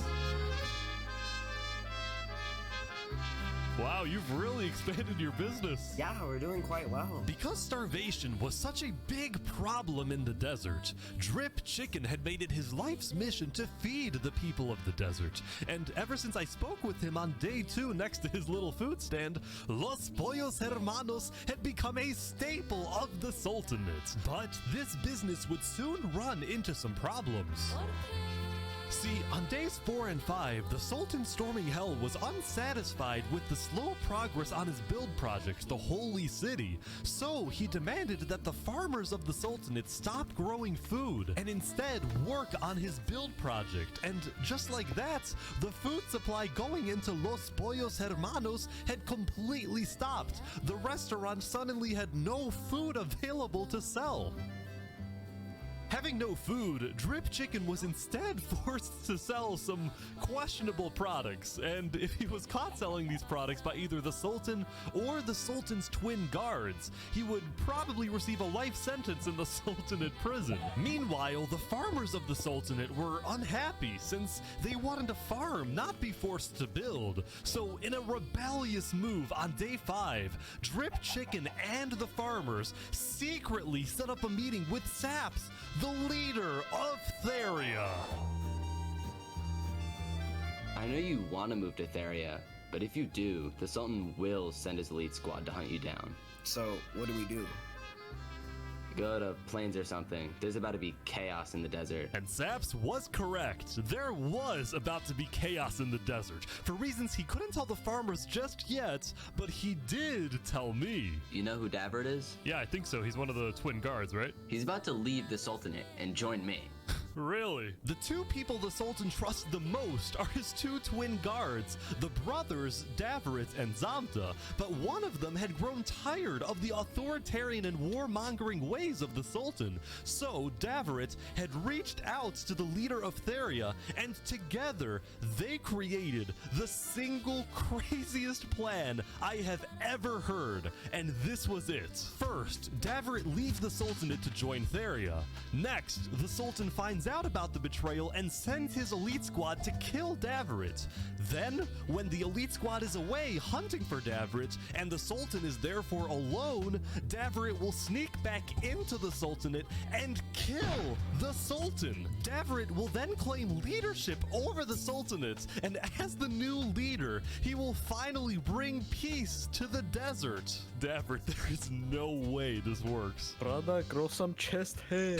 Trust me, you'll work, alright? So, at the end of day 7, Daveret snuck out of the Sultanate and headed to Theria to begin the operation, while Drip Chicken and the farmers fled to the Plains Island. On their way out, some of them took one final look back at their home, at their restaurant, knowing that they would probably never see it again, knowing that the story of Los Pollos Hermanos had come to an end.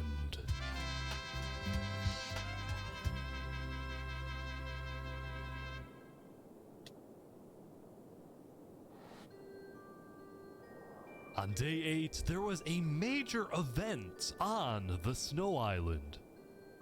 For the first time ever, Emperor Olanulo had come out from his underground bunker. He had summoned the entire Snow Island to the Aculon Castle so he could publicly be crowned as the leader.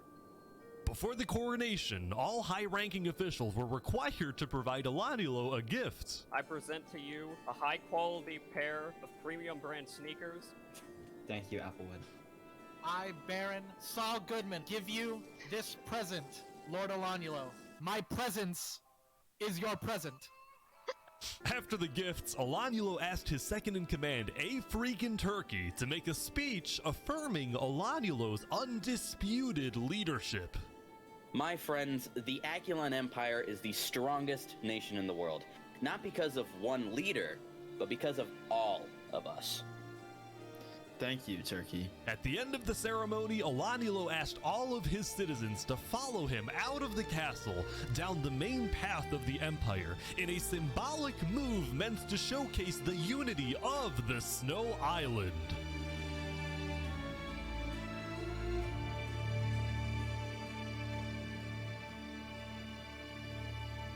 But this image of unity was only a mirage. There was a lot of discontent building within the Empire for many reasons. People didn't like that Alanielo's knights were constantly bossing them around, nor did the Aculan builders like it when Alanielo forced them to work on the Aculan castle instead of letting them finish their own projects. There was this general sense that Alanielo might be overreaching with his power, especially when he started spying on his own citizens to see who was criticizing his leadership. See, Alanielo believed that in order for his citizens to have a good life, they have to live in a strong nation, and the only way to maintain a strong nation was through complete unity under a powerful and unchallenged leader. This is why Alanielo was fearful about the discontent within his nation, as well as the rising popularity of his second-in-command, A Freakin' Turkey.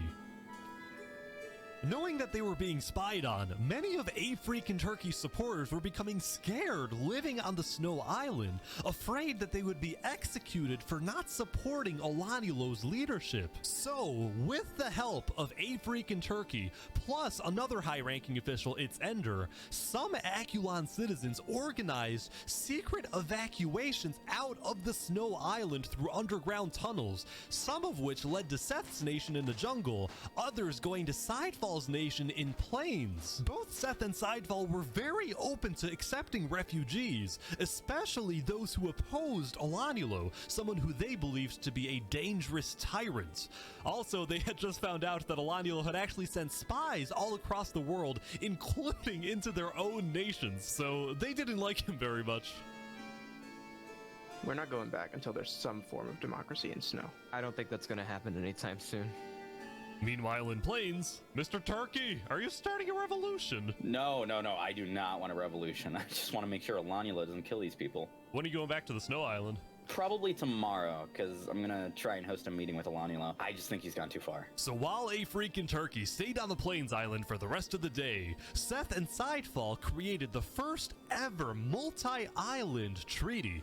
This treaty not only established Seth and Sidefall as allies, but it also declared their nations refugee states, ones that are willing to accept all people fleeing from dictatorial regimes like the Sultanate or the Aculan Empire. As for A Freakin' Turkey's position in the Aculan Empire, he was still technically the second in command, but it was only a matter of time before Alanielo finds out about the missing citizens, and then it's very likely that Turkey will be stripped of his position, or be kicked out of the Snow Island entirely and become a refugee himself.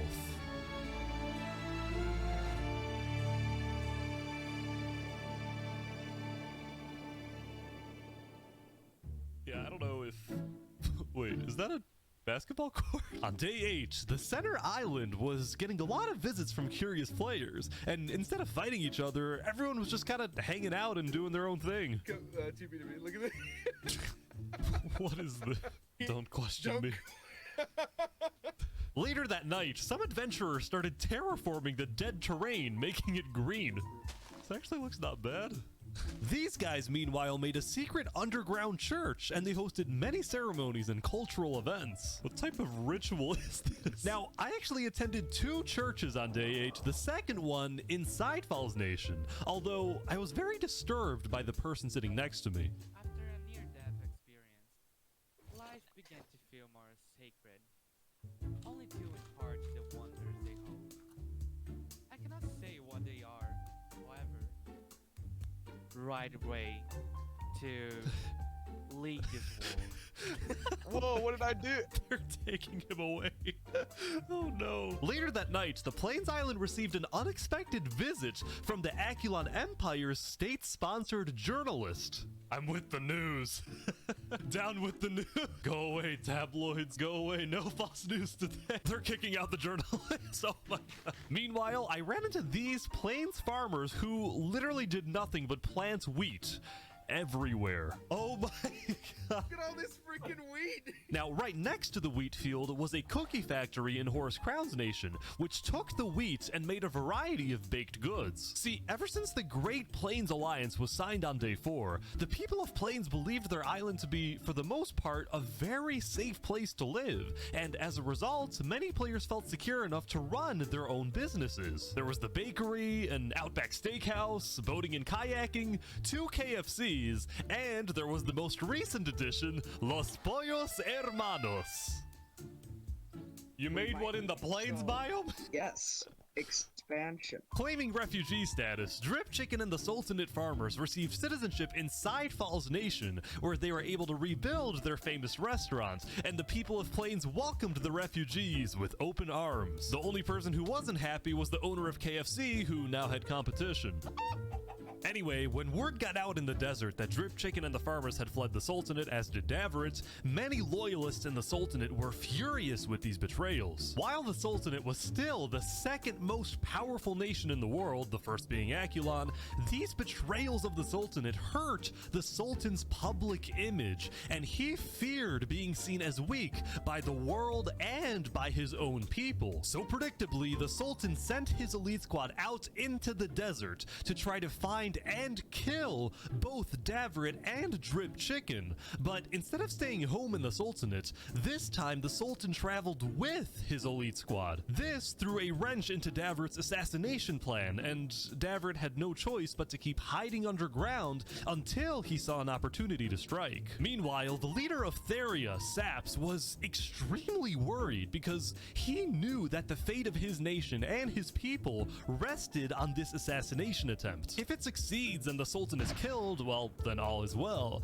But if it fails, it will only be a matter of time before the Sultan finds out that Saps was behind the plan, and then there is no doubt that the Sultan will seek revenge and absolutely obliterate Theria, killing not just Saps, but all his people who, by the way, were entirely innocent. Saps purposefully didn't tell any of his citizens that he was involved in an assassination plot because they definitely wouldn't approve of something that puts them in such danger. All of this tension in the desert was really starting to get to some people, like this group, which made a giant lava wall around their civilization. They wanted nothing to do with the politics of the desert, and they were rather paranoid about everything. The walls keep us safe.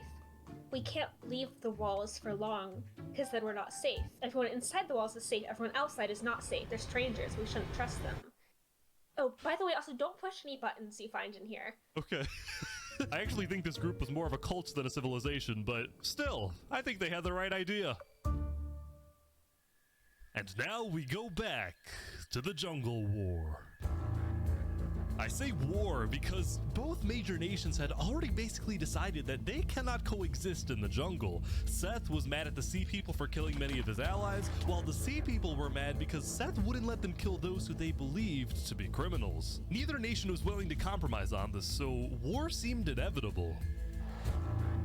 However, because Seth had also recently formed an alliance with Sidefall from Plains, a war between the two jungle nations would likely cause Sidefall, as well as the rest of the Plains Island, to join the battle, thus turning this into an actual world war. So, given that the stakes were so much higher now, both sides agreed to have one final meeting to maybe work things out. It was Wazak who quickly offered his nation as a good neutral location for the meeting, and he was quite enthusiastic about hosting. On day 8, Seth and the Sea People sent their highest ranking officials to Wazak's nation, where the meeting would take place. Alright, Seth, you're up first. I think the sea people are killing people for a lot of irrational reasons. So, you know, as an example, right? They had 5 stacks of cookies taken from them. That takes like 3 minutes to get, bro. And he's like, I don't think you should murder someone over that. We requested he give it back, and he basically said no, so he was put on KOS, and we killed him. So that was exactly what Seth just said. Let me add some context. Soon, the argument began to escalate. And the people you attacked were direct allies. I'm sorry, but what other ways do we have to stop the chaos in the jungle? They stole. They deserve to be killed over it. Do you really want to go to war over this? Well, if you keep killing our people, then we won't just stand by and watch. All right, fine. The sea people declare war. All right, let's do it. But before a fight could begin, Wazik yelled, "Double, no!"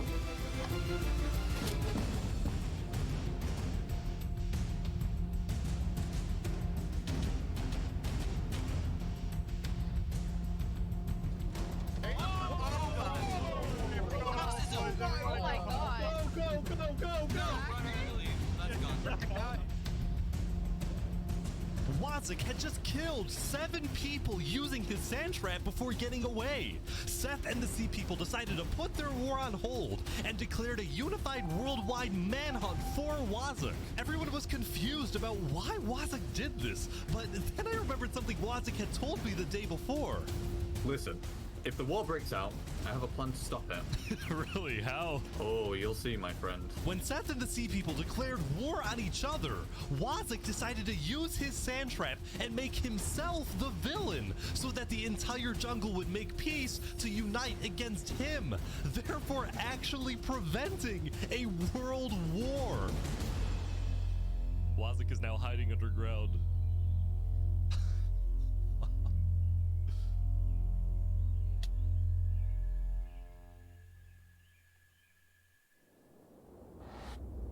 After spending most of the previous day trying to hunt down his enemies, the Sultan storming Hell decided to take a break from the hunt and attend a wedding hosted by a small neighboring desert nation. It was a huge honor in the desert for the Sultan to visit your civilization, so there was a lot of buzz surrounding the Sultan's visit, and everyone in the desert knew he would be there. Zamta the twin guard was also at the wedding, and he was quite thankful for the break since he secretly despised having to hunt for his own brother. When the Sultan demanded that Davert be tracked down and killed, Zamta was horrified by this order, but he kept silent, fearing that he'd be next. Zamta could only hope that Davert was far away now, hiding in a place where the Sultan would never find him.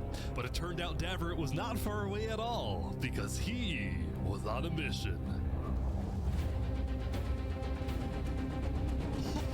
He's actually here.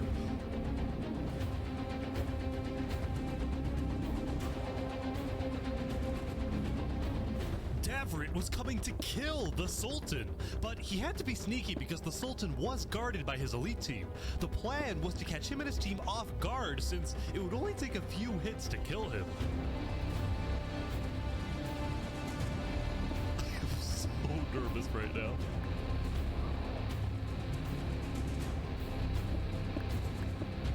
Did the wedding end? The wedding's over. He's leaving. Oh, he's leaving.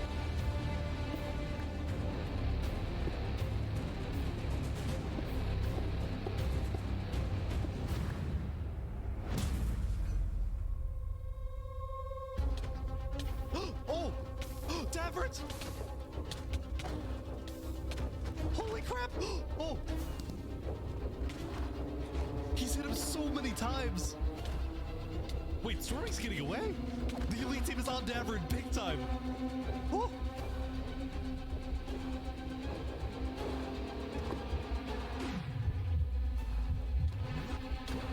Oh! Oh, he's getting close! He's getting close! Oh, he turned around? Holy crap, everyone's here now! This is insane!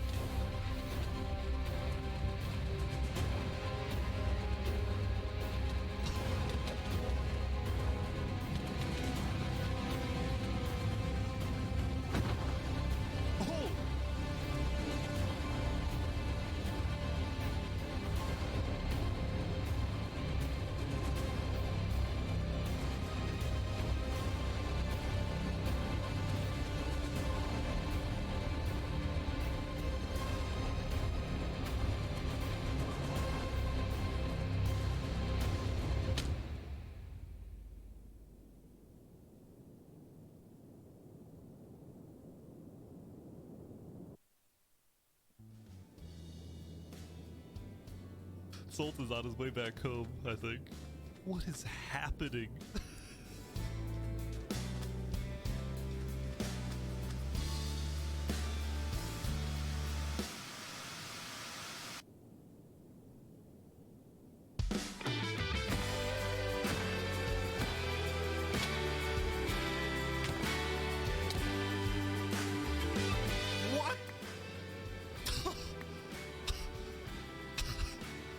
Oh boy.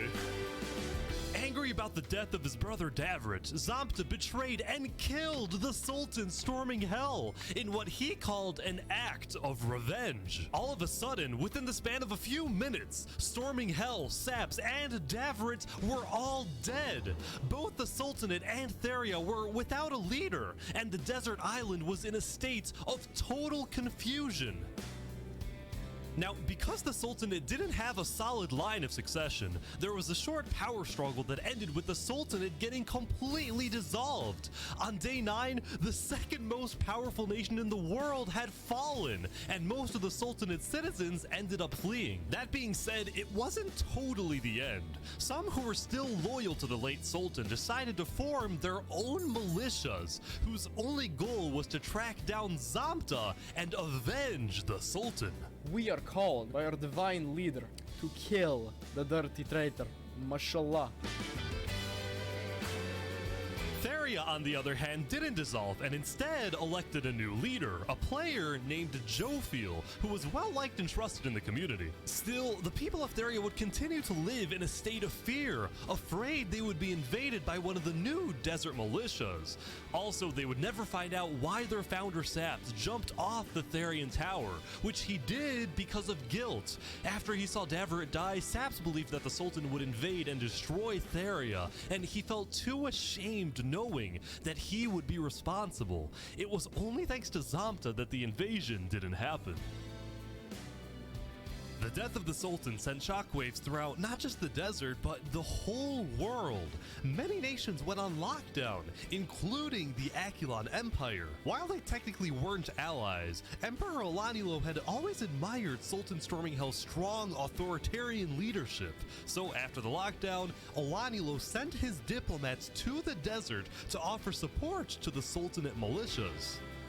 At the same time, on the Plains Island, Drip Chicken of Los Pollos Hermanos was watching the desert from afar, and he was worried about these rumored desert militias. Because Drip Chicken was from the desert, he was able to educate his customers in Plains about the politics of the desert, and after Saps' death, he encouraged Sidefall to send diplomats to Theria quickly, and Sidefall did just that. On day 9, Theria officially joined Seth and all the Plains nations in the refugee state contract, and what originally started as a simple refugee agreement between Seth and Sidefall had now turned into a worldwide alliance called the Alliance of Democratic Nations, or put simply, the Allies.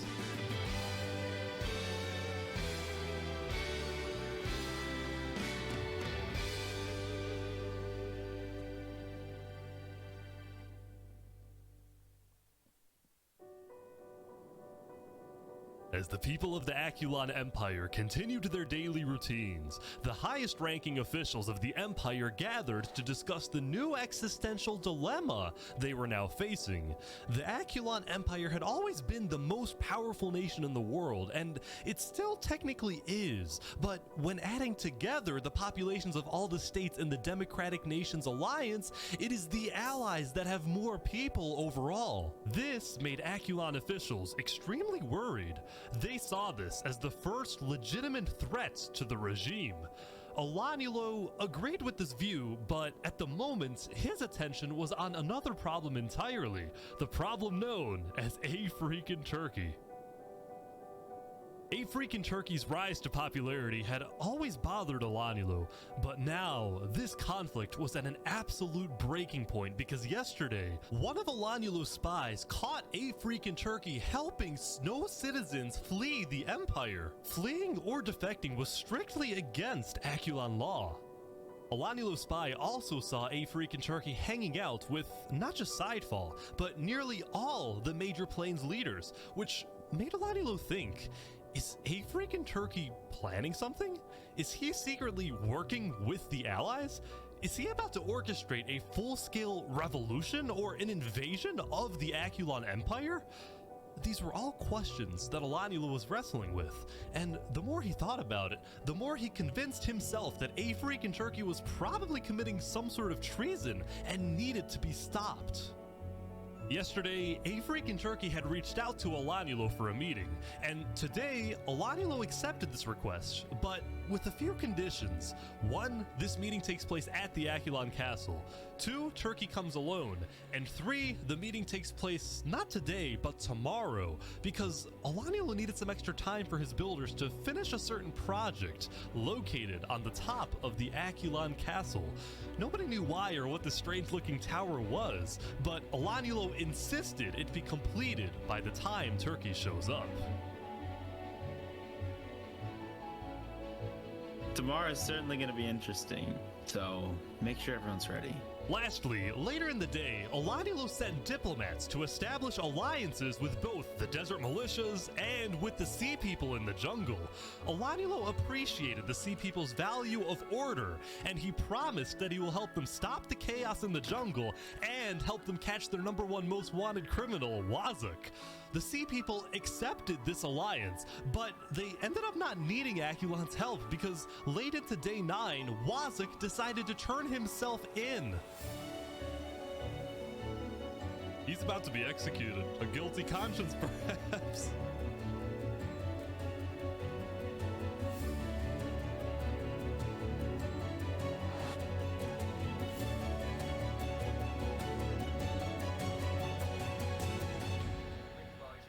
All right, Wazuk, I understand you have a prepared statement. You may now read your final words. Yes, thank you. Hello everyone, it's your old friend Wazok. In the beginning, I wanted to rule the world. But I've made some bad decisions. And now, it's my time to go. You killed innocents. Make him speak. If there's one thing I've learned, is that time can never be your trusted friend. Yeah. Oh my god, he was dead. Long live the jungle.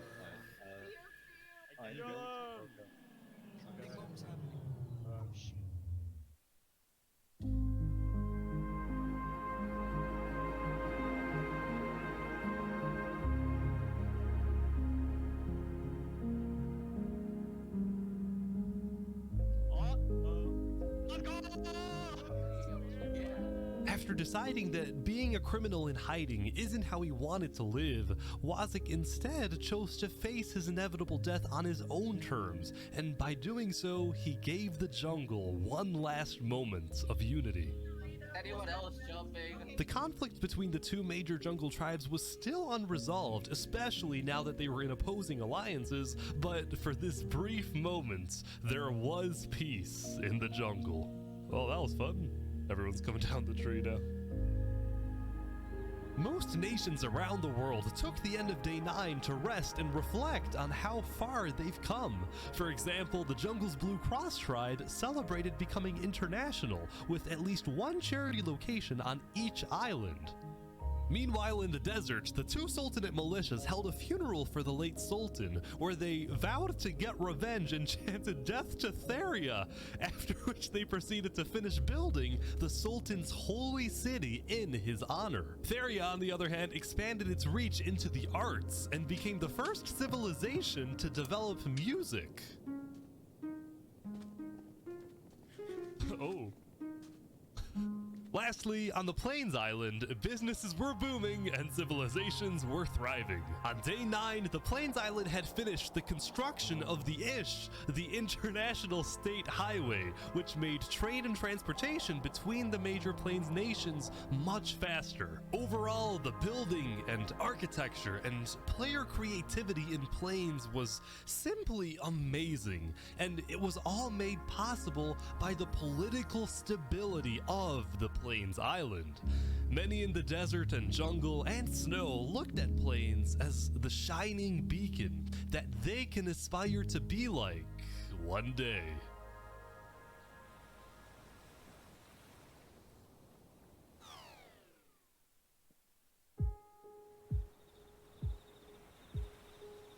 the end of the day approached, a freaking turkey returned to the Plains Tavern after spending the day traveling around the world, visiting civilizations in the jungle, the deserts, and of course the Plains Island. During many of his visits, he was very surprised when he found out that most people from these foreign nations not only knew about him, but admired him. This was because rumor had spread about his disobedience to Olanulo, and as a result, he had earned a worldwide reputation as the savior of refugees, the honorable rebel, the man who stood up to the emperor, and everywhere a freaking turkey went, he was welcomed with open arms. By the way, I think he would have been perfect for that.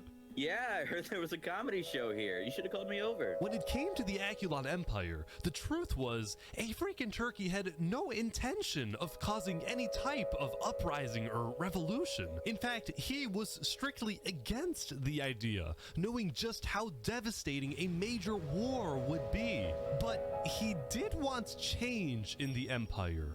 During his prolonged stay in Plains, he had seen what freedom and democracy look like.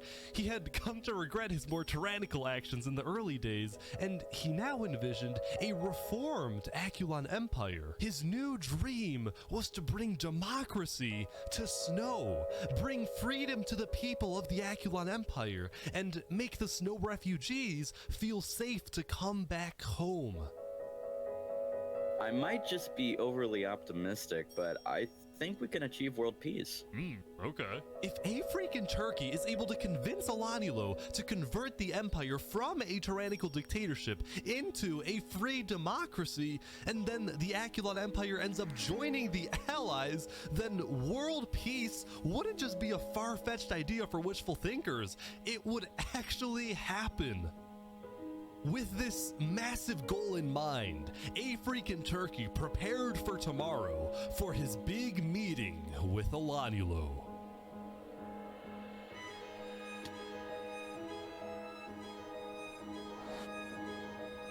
Just remember everything we talked about.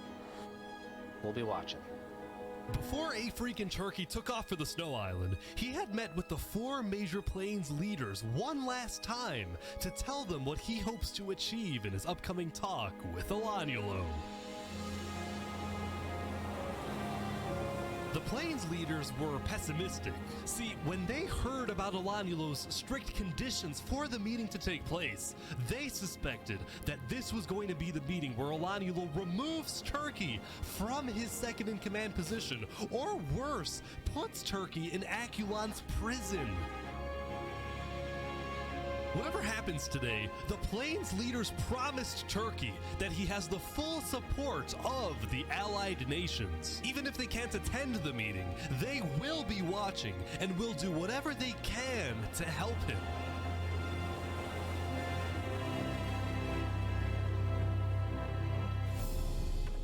There we go, Turkey is now back on the Snow Island. I think he's going to the meeting right away.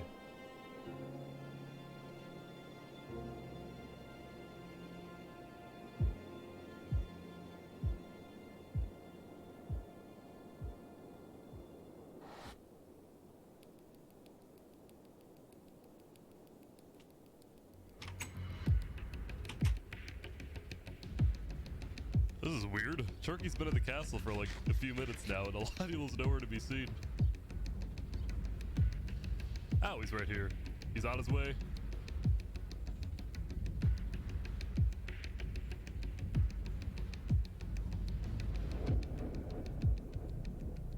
Here we go. Everyone's here now. I think everyone's here now. Knights come to the castle. Wow, I think these are all the high-ranking officials of Aculon. They're all here. Hear ye, hear ye. All barons, Duke Turkey, and fellow knights have now come together to speak with Emperor Olanulo. Olanulo, would you please start the conversation? Wait. Turkey, hold up. So before we begin, sorry to interrupt.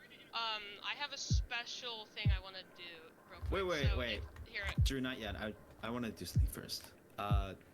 Turkey, can you sit on the throne for a second? reply? Just do it. Okay. What are we doing? What is happening? Can I trust you, Turkey? Yeah?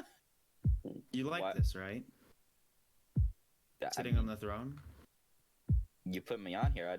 I don't know what you're talking about. In front of all these people? What are you getting on about? I know that you've colluded with the Plains Alliance. And I know that you want to take over this nation. Take this throne for yourself. Whoa. What? There's nothing you can do at this point to convince me that you're not plotting a revolution against me. I caught you red-handed. No! Alanulo! Yes, I've talked with Plains. I've also talked with Desert and Jungle. I am a diplomat. And I'll tell you this, all those people that I talked with will become our allies the moment we turn this place into an actual democracy. Why are you secretly leading people off my island? Because they thought you were going to kill them. And to be honest, so did I. So that's the point of this meeting. You want to get rid of me? You know what? How about I just leave, and you won't have to deal with me again? I'm just gonna go, okay?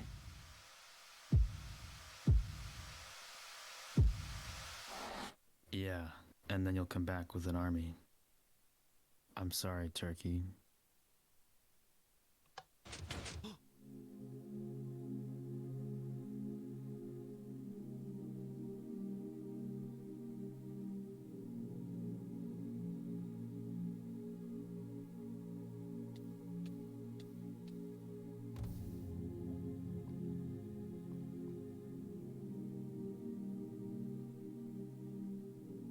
Wow.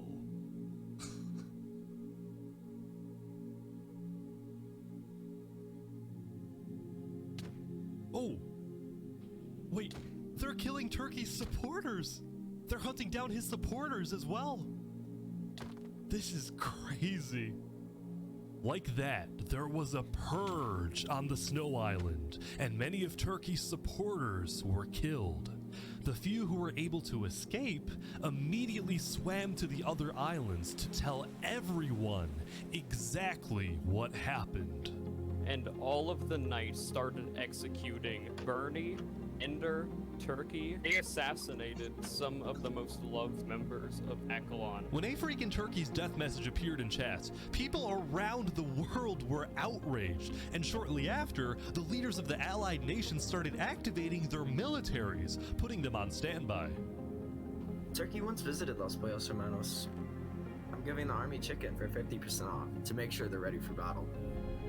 Meanwhile, Alanulo got word that the allies were preparing their armies, so he declared a full lockdown, reached out to his own allies, and called them to the Akulon castle to be ready in case the allies declare war. And sure enough, when the Plains leaders talked with Theria and Seth, the vote was unanimous. On day 10, the Alliance of Democratic Nations officially declared war on the Akulon Empire. I just want to say I wish you luck and great success. Hopefully we all see some of you tomorrow to sign the constitution of the new Akulon Republic. The new Akulon Republic that we all dream about having. Thank you. Thank you all. This isn't about us. This isn't about our lot. It's about getting justice for Turkey and ridding the world of tyranny. All the allied nations met up at the center island so they could attack the Snow Island together. Today, we fight for revenge. We fight for freedom.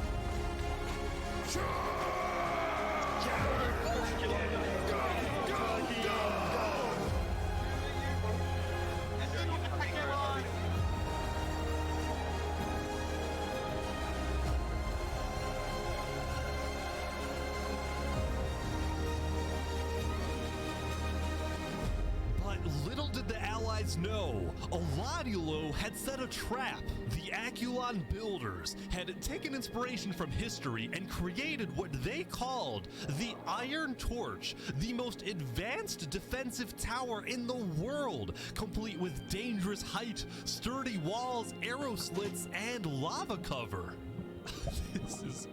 This is crazy.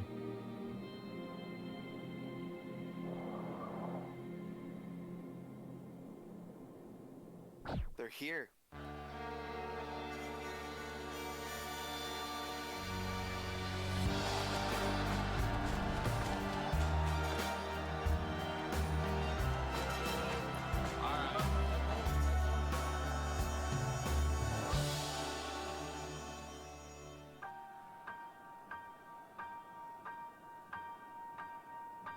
Time can never be your trusted friend or your sworn ally.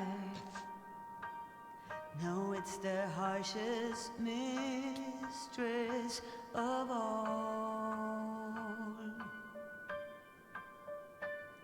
And life is just a chain of moments spent, 1,000 hellos and goodbyes. Maybe a love like ours can lead out its call.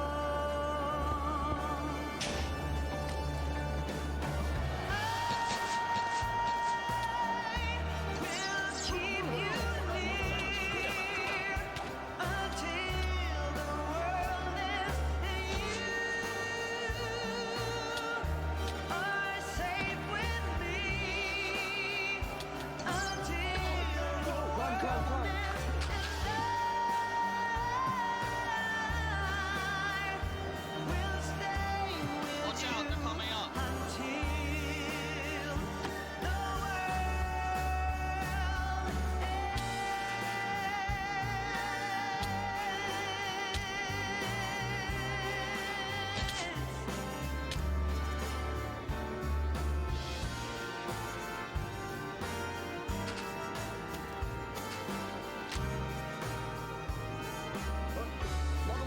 They're dropping lava on them. Watch out for the arrows now. Keep going. We'll keep you near until the world ends. You are safe with me until the world ends. 'Cause They're right below. Guys, stay team.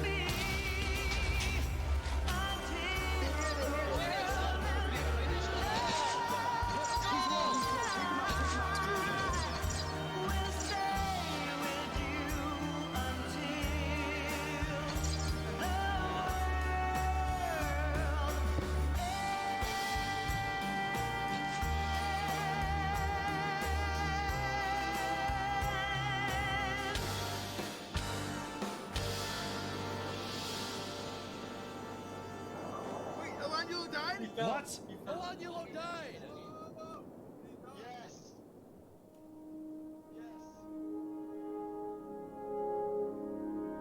Soon after Elanulo died, the Aculon Empire officially surrendered.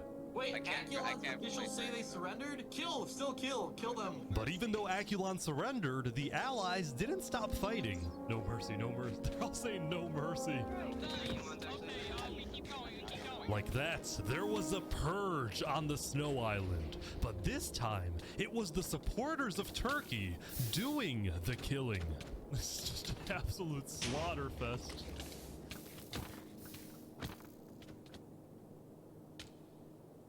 After a while, the Allies had completely taken over the Iron Torch, and all the Aculon forces had either been killed or had fled the island and gone into hiding. And with that, the Alliance of Democratic Nations had defeated the Aculon Empire. It was only when the war ended and the clouds parted that the Allies were finally able to reflect on what they had done. They had succeeded, but they had also shown no mercy. When their enemy surrendered, they continued to be ruthless and thirsty for blood. It was as if they had become their enemy.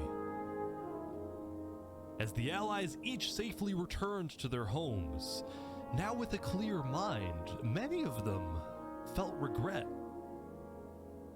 Neither side was completely innocent, and the war was complicated. But at least it was over, and the allies had won.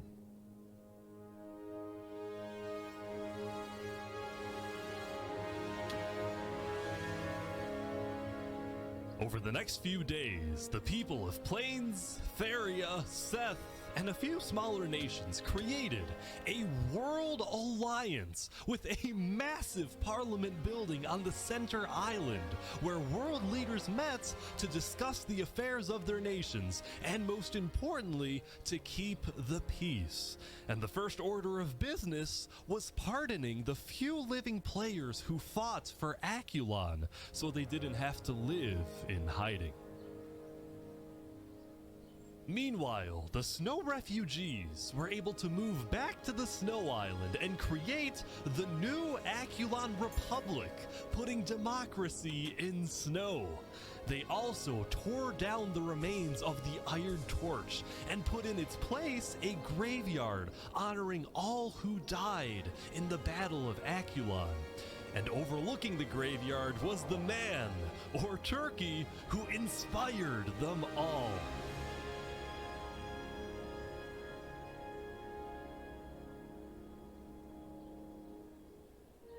And so, the jungle went back to hosting comedy shows, the desert went back to pursuing the arts, and Drift Chicken went back to running Los Pollos Hermanos.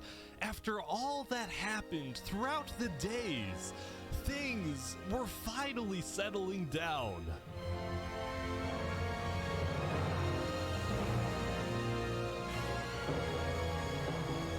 For many players, the newfound peace allowed for new stories to begin. But for us, it's a good place to end. This homeless guy made himself a 2-story cardboard home.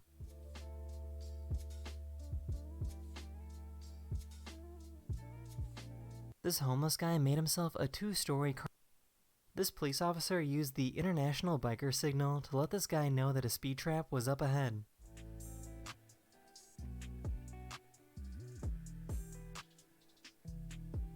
This police officer used the international biker signal to So this is the very first playwright written by a Siberian homosexual on Tuscan leather using nothing but his own fecal matter. Wow, this is incredible. Yeah, I literally just myself. So what are you looking to get for it? 300,000. I'll tell you what, let me go call my guy that specializes in Siberian homosexual literature with an emphasis on fecal calligraphy and leather manuscripts of the Tuscan geographical influence, and we'll see what he has to say. Okay. So I have confirmed that it is in fact straight shit out of a Siberian anus. That much is very clear. Okay. But turns out he was actually pansexual, not homosexual. So this thing won't sell for anything more than 30 grand. That's disappointing to hear. So what do you think? Sorry, I can't give up my pansexual Siberian shit play for that amount. I understand. Well, good luck out there. He's not gonna be able to sell that anywhere else. So this is the very first playwright written by a Siberian homosexual on Tuscan leather using nothing but his own fecal matter. Wow, this is incredible. Yeah, I literally just myself. Can you sneak into an NBA game by impersonating a player? Let's find out. Austin Reeves is currently the best player on the Los Angeles Lakers, and conveniently for me, he looks like this. So I'm just gonna pretend to be him. I rented his exact car, replicated his most common pregame outfits, and most importantly, changed my eye color from blue to brown. And just like that, we were headed to Crypto Arena. But now we had to get through the first 2 layers of security. Austin Reeves, drop off. What's your name? My name is Mark. Oh my god, it worked. We made it through the first checkpoint, but now we're going through the metal detector where they'll see my face up close. I'm gonna try to get to the court. Literally, no one batted an eye. Sneaking into Crypto Arena as a player, difficulty level 6.5 out of 10. We did it. If you guys get this to 1 million likes, I'll sneak into the NBA Finals next. Can you sneak into an NBA game? You boys are good to go. Enjoy. A lot of ladies. ID? Yes. All right, seems to check out. Oh, whoa, hey, you're really bending that thing a lot. Gotta make sure it's real. It is. Can I have my ID back?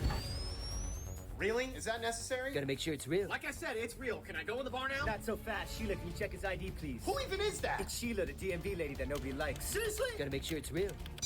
Seems to check out. Thanks, Sheila. Great, can I go in now? Not so fast. I need you to take the lie detector test to make sure this is a real ID. Here, put this on. Are you really Matthew Johnston, 25 years old, 25866, Brown Avenue, Washington, D.C.? Yes! Login authorized. Seems to check out. Fantastic! Can I go in the bar now? You're good to go. Thank you! Have a good night, buddy. Freeze! I'm an undercover cop! What? And this is a fake ID! You son of a bitch! Don't drop the soap! No!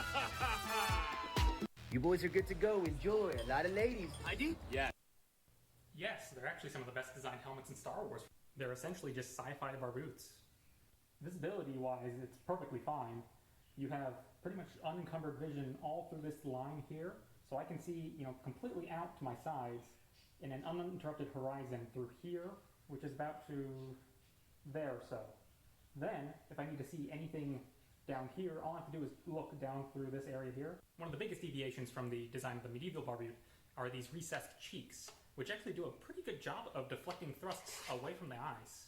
Although with the apparatus on both this helmet and Din's helmet, they can potentially snag around here, but at least they're not going towards the face. They're iconic, stylish, and functional. It doesn't get better than that. Yes, they're actually some of the best designed helmets in Star Wars. They're essentially just sci-fi bar boots. Visibility.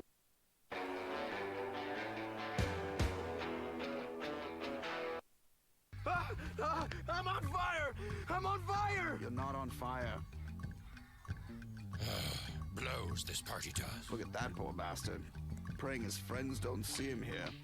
Let's just jet. Luke won't even notice. Hi, guys. Yeah, hi. Wrap it up already. We're not getting any younger. Oh, you special edition mother. Up yours.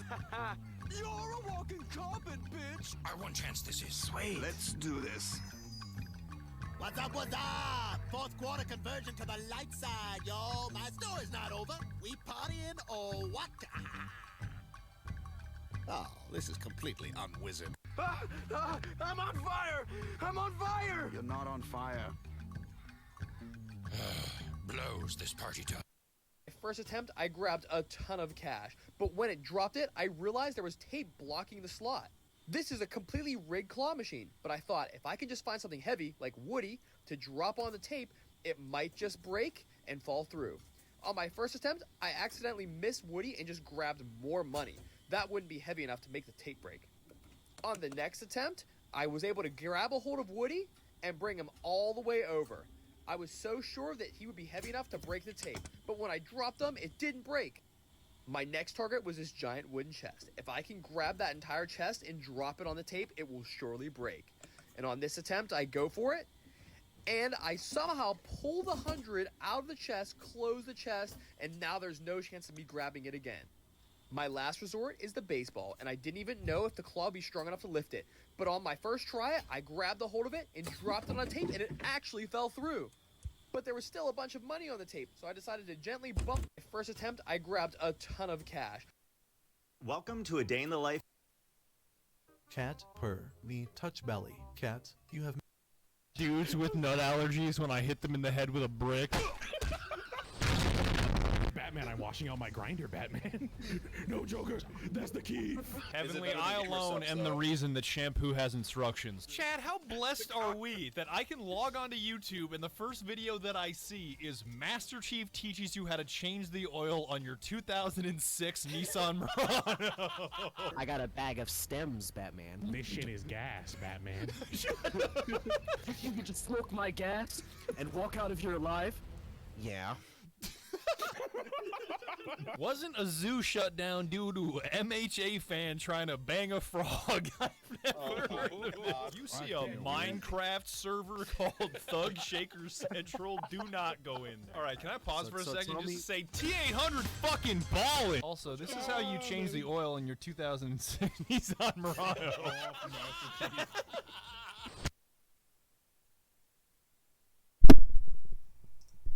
2007 Nissan Murano.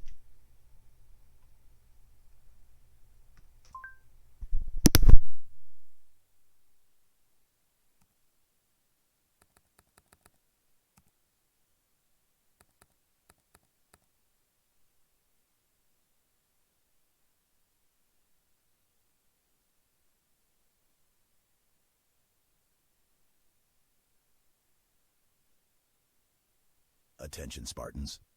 Today we'll be performing a maintenance check on the 2006 Nissan Murano. Just like in combat, preparation is key. Before we begin, make sure you have the appropriate tools and materials, including a new oil filter, oil pan, and funnel. Step 1. Locate the vehicle's oil filter. This is akin to finding a needle in a haystack. As a Spartan, efficiency is key.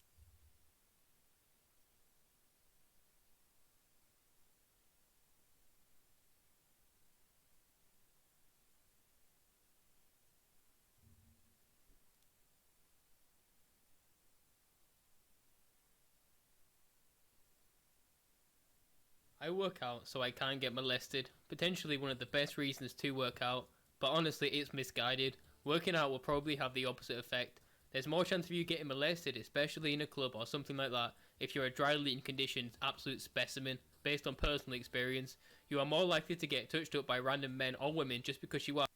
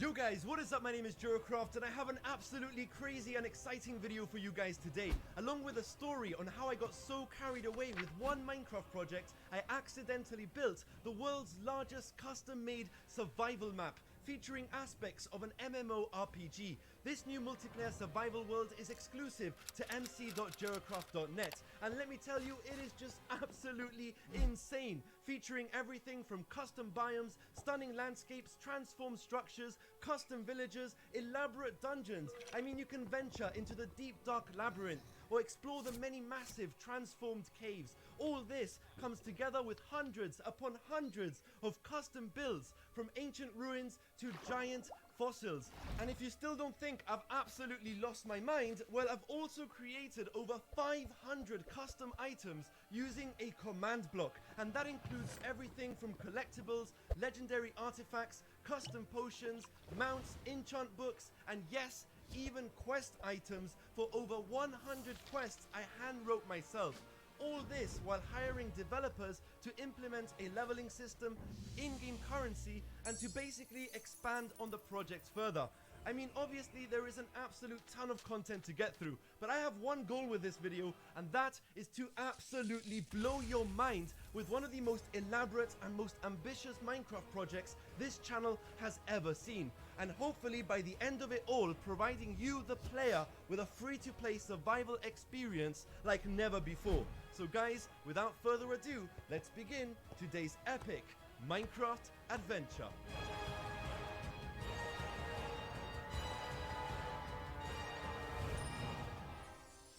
Now, in the beginning, there was nothing, and I mean absolutely nothing. I had no intentions of even making this video. It all started with a simple request to update the server to 1.18. Like, honestly, the original plan was just to grab a random default Minecraft seed and call it a day, which is absolutely crazy to think now that I'm sitting on over 2,000 hours worth of footage that somehow I have to edit into a video. Please send help, please subscribe. Now this brings us to phase 1, the landscape. Normally I would use a program like World Painter to create some crazy custom landscapes, but when it comes to designing a multiplayer massive survival map, World Painter is just not going to be good enough. The distribution of resources isn't really that great, there are no randomly generated structures, and if it's not done right, you can end up with just massive open plains that can honestly be just a bit boring to explore. So instead, we're going to be using a custom data pack called Terralith to randomly generate an improved version of Minecraft 1.18. Now, as we all know, the Caves and Cliffs update was already pretty epic, but this new world generation takes it to a whole new level of crazy. As of right now, the server map covers a region of over 46 billion blocks. Yes, billion. That is almost 500,000 chunks for you guys to explore.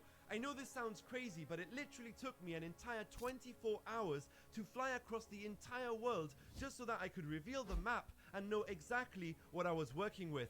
Now obviously I can't show you the entire world map because that would defeat the purpose of this whole adventure, but just know that this world is just absolutely incredible. We have Siberian taiga forests, Yellowstone mountains, giant ice glaciers, beautiful colored trees, and even volcanoes, just to name a few. And even if we head underground, I mean, it is just as spectacular, featuring the usual cave systems that Minecraft has to offer, but on a whole new level, with some additional biomes like the giant mushroom caves and even some of these beautiful yet creepy frostfire caverns.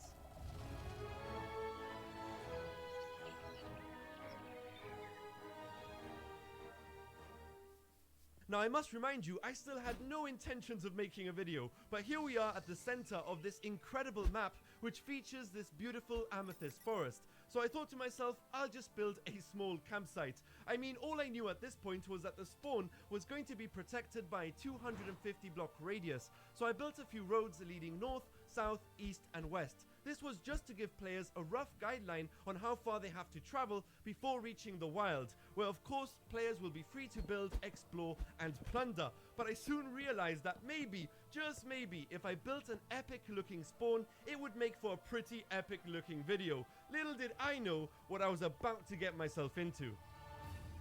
So I jumped onto a super flat world and began development of practically an entire city, building a selection of different shaped houses that I could later position throughout the build.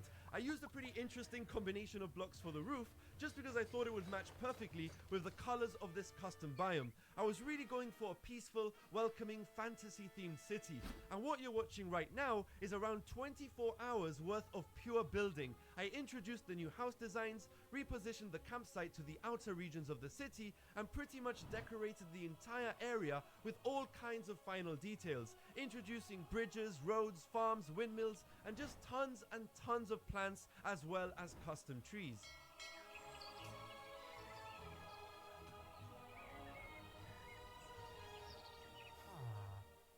Now after all the hard work, the village turned out looking quite nice, but then the word castle decided to creep into my brain, and honestly I just could not help myself. I noticed this extra plot of land that I thought would make the perfect place for a mighty fortress. So I started off with some very basic framework and then proceeded to detail every single inch of the castle, building up the roads leading to the entrance, designing the courtyards, and just simply making sure that everything looks as perfect as possible, giving the player some bonus areas to explore while they hang around spawn. So honestly, I think the positioning for the castle could not be better, the fortress just overlooking this peaceful village, not to mention the castle is just absolutely massive.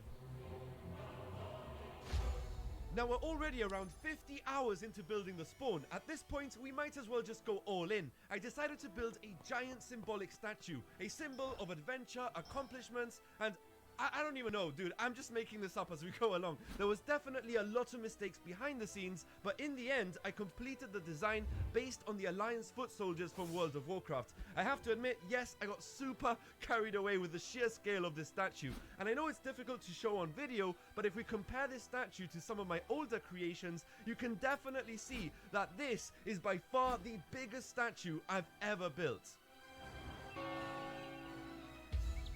Now you might just think I'd be done building the spawn by now, but then I had a thought about whether or not we should have player versus player enabled on this world. But I soon realized that this would most probably ruin the experience for a lot of people. So instead, right across from the spawn, I decided to build a giant Colosseum-style battleground, where players will be able to take part in duels and fight for some glorious treasures. Honestly guys, I could have made an entire video on the spawn alone, which took me around 3 weeks to build. But as you can tell, it's been 4 months since my last video and I just had a bunch of ideas pop into my beautiful, glorious brain. Dude, I am going to absolutely lose my mind with this video. So with the spawn finally complete and out the way, we can officially begin the third phase of this project, a world of treasures. It all started with a simple idea of just scattering some basic treasures across the entire world. Once again, we're back to a point where I had no intentions of including this into the video. It was just supposed to be a small, hidden added bonus. Now these basic treasures can be anything from just finding some apples lying next to a tree, a pile of coal next to a cave entrance, or just simply a lost abandoned toolbox. I mean, this is just about as basic as this project is going to get, but there are pretty much hundreds upon hundreds of treasures evenly scattered across the entire world.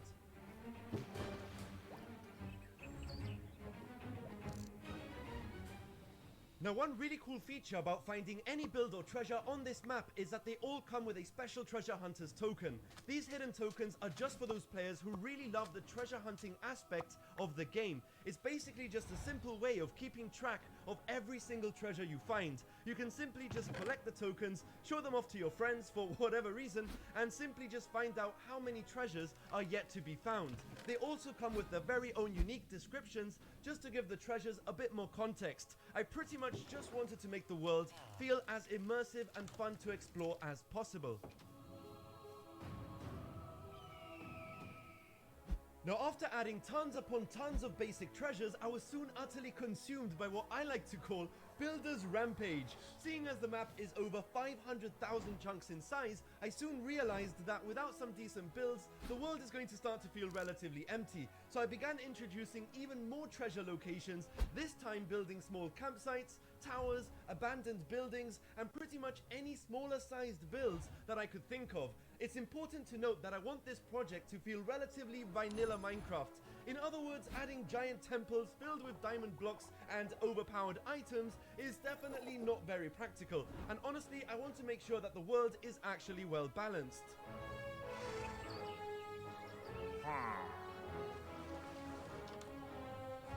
Now even though I'm trying my best to keep the builds relatively simple, I do have to admit each and every single new treasure location just seemed to be getting more and more elaborate as I progressed throughout this project. And trust me, we have not even got to the good stuff yet. But at this point I began phase 4 of this crazy world with the introduction of custom made items. After learning how to create those treasure hunter tokens, I was seriously completely addicted to making custom items. I literally spent an entire 3 weeks designing hundreds upon hundreds of unique items, from all kinds of armor sets to weapons, potions, enchant books, fun items, collectibles, and yes, even those useless items. Even though it's a really simple concept, I just love the idea of finding unique items that offer some sort of backstory, just to make the world feel that extra bit more captivating. Now guys, I only wish I could show you every single item I've made, but to be fair, this could probably take years. So just feel free to pause the video at any moment now to see which item is best for you. Let me know what you got in the comments below. But I can't stress enough how much effort went into making each and every one of these items. The name, the design, the description, not to mention each treasure location has between 1 and 10 custom items, if not more, depending on the size of the build. Each treasure was also designed to match with whatever build you may come across. Once again, I just really wanted to make the world feel as immersive as possible. So whether it's just a lost epic trident right at the bottom of the deepest, darkest ocean, or even just a simple broken short sword amongst the ruins of some lost ancient tower. I mean, it might just be a useless item, but at least it makes the world feel much more alive and fun to explore.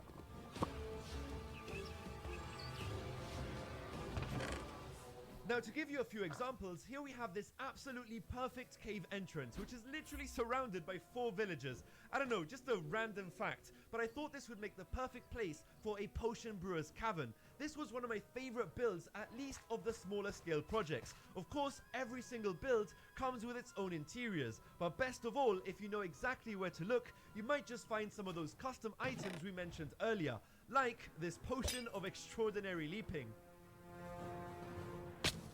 Yeah, this potion may cause severe injury. I did warn you, so please don't sue me. Although I do have to say, some potions are completely mysterious, like this unknown potion or this explosive fungal potion. So just be warned, you may never know exactly what you might get. And if you're lucky enough, you might just find the Wand of the Wicked, which literally turns your enemies into a hurling ball of fire. Now I know what you might be thinking. What happens if someone finds the builds and treasures before I do? Well, you don't have to worry about this because pretty much every single build is protected by a small radius, and we've implemented loot timers on every single build. The way it works is pretty simple. Depending on how rare the treasure is will depend on how often it will respawn. In other words, common treasure can take just a few hours to respawn, while legendary treasure can take up to 100 hours to respawn. I know it sounds like a crazy amount of time, but trust me, this is the best way to prevent players from constantly farming the same treasure. Either way, there are plenty of places to explore and treasures to be found, so you don't have to wait around 4 days on the same build just to get a copy of the same item. Trust me, just go out and explore, there is plenty to do and plenty to see.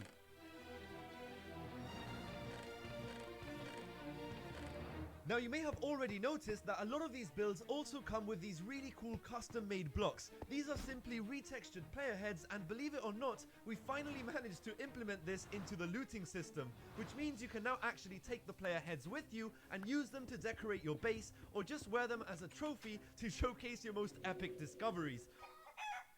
I mean, I pretty much spent 3 days scavenging across thousands and thousands of player heads just to be able to collect some of the best textures and use them throughout the project. Now this is where things start to get a little out of hand. I mean, my brain works in mysterious ways, and it now somehow believes that the landscape is no longer good enough, which brings us to phase 5, player housing and landscaping. Now each player that does join the server will be entitled to a 20 by 20 protected plot of land, which can later be expanded on by using in-game currency obtained from completing quests. But most importantly, I wanted to provide you guys with some absolutely crazy places to build your base. Now I know the landscape is already quite spectacular, but you know, after adding some custom rocks and trees around the entire world, I soon realized that I might as well just transform entire freaking biomes. This is getting ridiculous.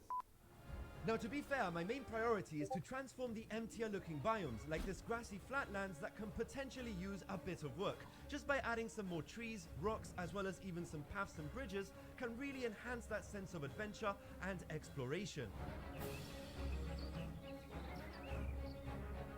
And soon enough, I found myself in the frozen wastelands to the north of the map. And well, I just thought this looks incredibly bland and boring. So I quickly jumped onto a super flat world and decided to build, honestly, some of the largest Minecraft ice spikes you're probably ever going to see in a Minecraft video. I mean, just take a look at the sheer scale of this thing. So I pretty much jumped back into the world and used them to transform this entire ice biome. I mean, I just absolutely love the look of this. The biome itself is pretty massive, so this definitely makes for a huge upgrade to the map.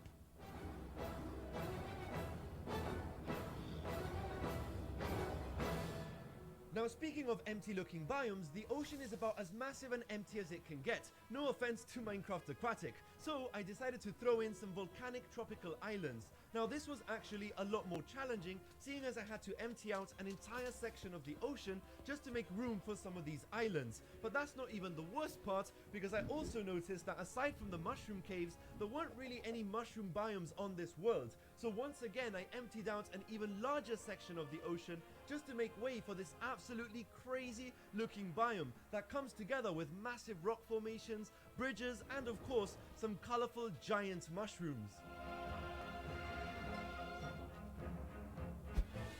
Now obviously it doesn't end there, because I soon started experimenting with custom rocks and found that stacking the rocks on top of each other actually looks pretty epic. So you're definitely going to see a lot of transformed biomes featuring some of these stacked rocks. One of my favorites by far is of course the giant Boulder Valley. Now I know this may be a little excessive, but honestly this is a world all about adventure and fantasy. So how can you not just love some of these giant stacked boulders surrounded by rivers and beautiful pine trees?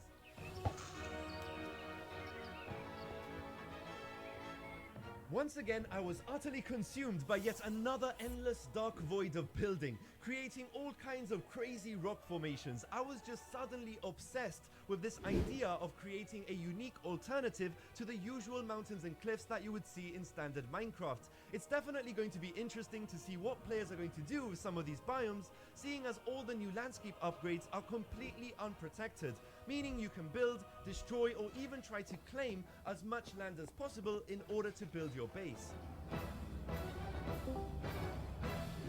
Now, do I even have to mention Hello there. Hi.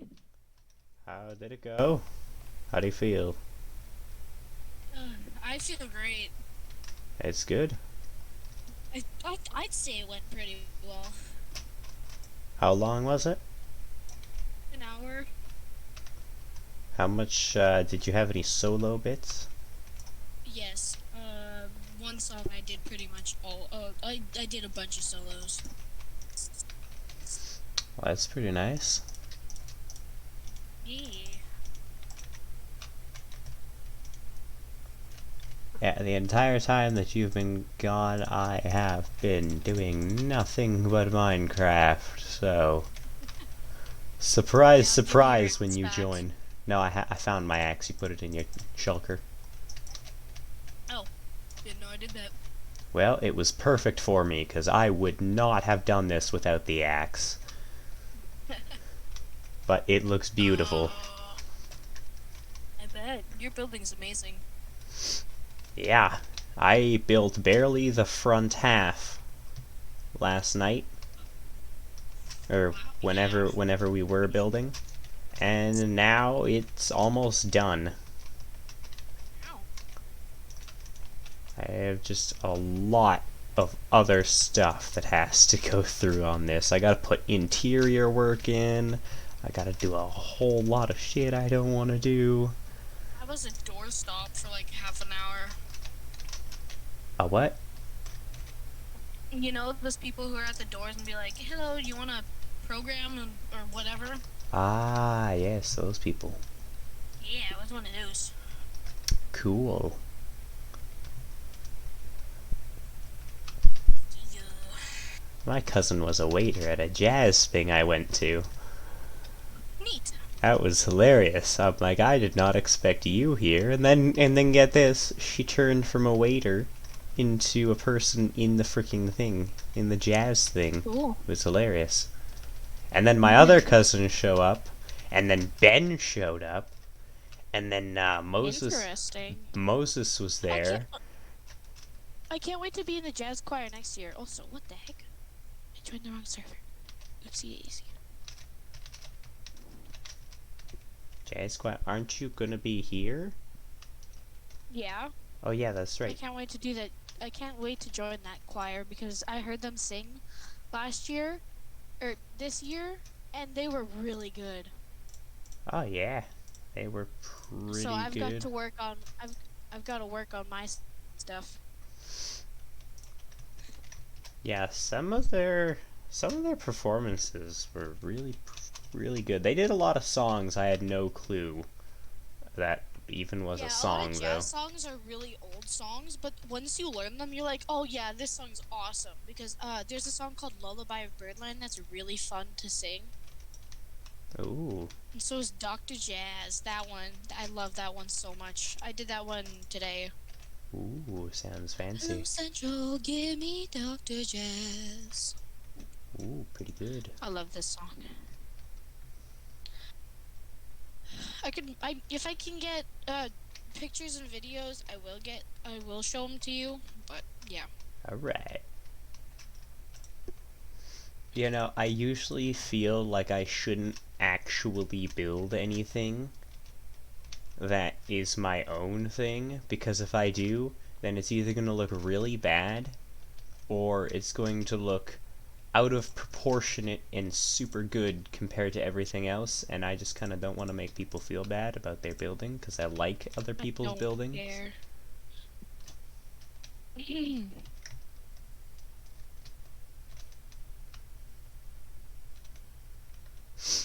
You in? I'm loading in. Woo, I'm here. Whoa, there's a cabin beside my house. It said you joined.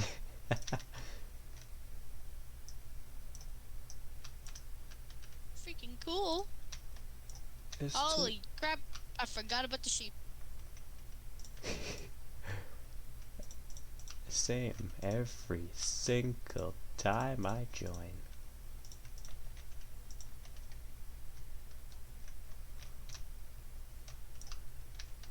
What the fuck?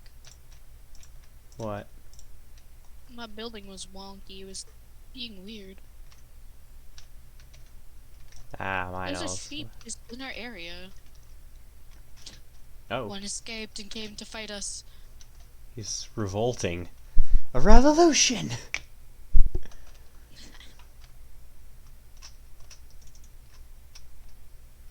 I think I might have arthritis. Oh. I've played too much games. I have now arthritis in my hands.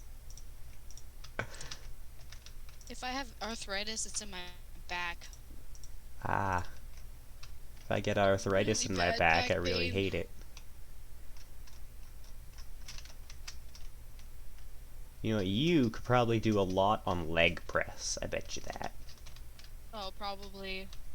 My legs are strong, except for when I'm singing. Then they're like freaking weak as fun. Well, when you're standing, then it sucks. Yeah.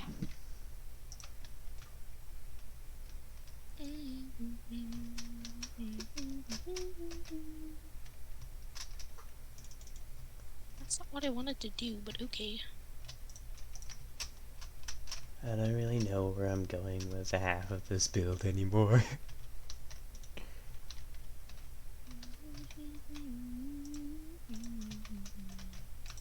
If I do this, does that work? It is very close, but it works. I'll take it. I'm making one of those kind of old spiral staircases. Ooh, fancy. Except I accidentally built it in the most inconvenient spot. You always gotta put in an inconvenient spot. I always gotta be inconvenient.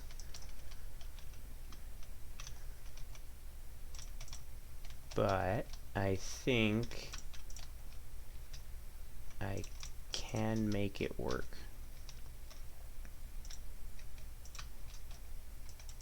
I don't know, it definitely feels a little tight. shit.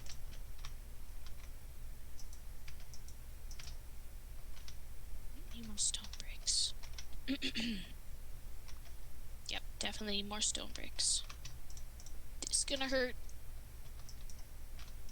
Okay, never mind. It didn't.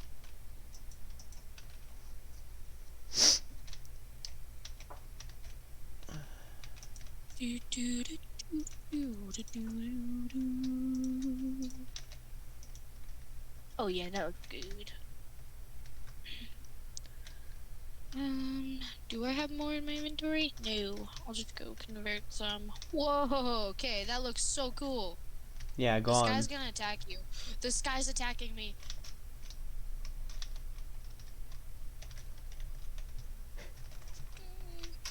See, I don't know if I like it or if I should take it down.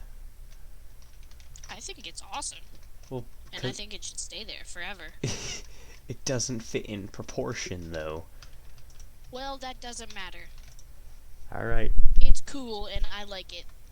Well, then I'm gonna have to build bigger houses also in this area. So I guess this is gonna be more of a rich district, kinda going off to the left. I just and then I just kind of live there. I kind of just live here. Oh no, this you said this is gonna be your farming bit. Also, I got you some dark oak. Woo! There's also dark oak in your shulker. Oh, thank you very much. Ready? What? Whoa, hello. Are you gonna play with us today? Sure. Woo! This is the Trades and Crafts server. Trades and Craft. Craft. Is that Aiden's server? Is that Aiden's another server, or is that Aiden's another server? I don't know, probably Aiden's server, the first one. Hi, pig. He named them all the same. How am I supposed to know? No, they're different. They have another in them. Whose voice did you just imitate? What? What? Aiden. He just imitated someone's voice. I don't exactly No, know. Aiden. I don't know who I'm imitating. Oh, please don't tell me I have to smelt more stone. No, Aiden, I do have a question for you. Yep. Hey, me. Tomorrow, do you want to come over tomorrow? I am coming over tomorrow, whether you like it or not. Okay, because me and Carlin are going with my dad to help one of his friends move after school. Alright. So, you have a choice in either coming, and if you do, you get, Domino's Pizza. You drive an intriguing offer. And if you don't, you would stay here by yourself until we get back, which is probably around 8 o'clock, maybe at the latest. You drive a hard bargain there, sir. I'll have to ponder this. Yeah. Or you just don't come at all. It's your choice. I am coming, whether you like it or not. The more I say that, the worse it sounds. Going the wrong way.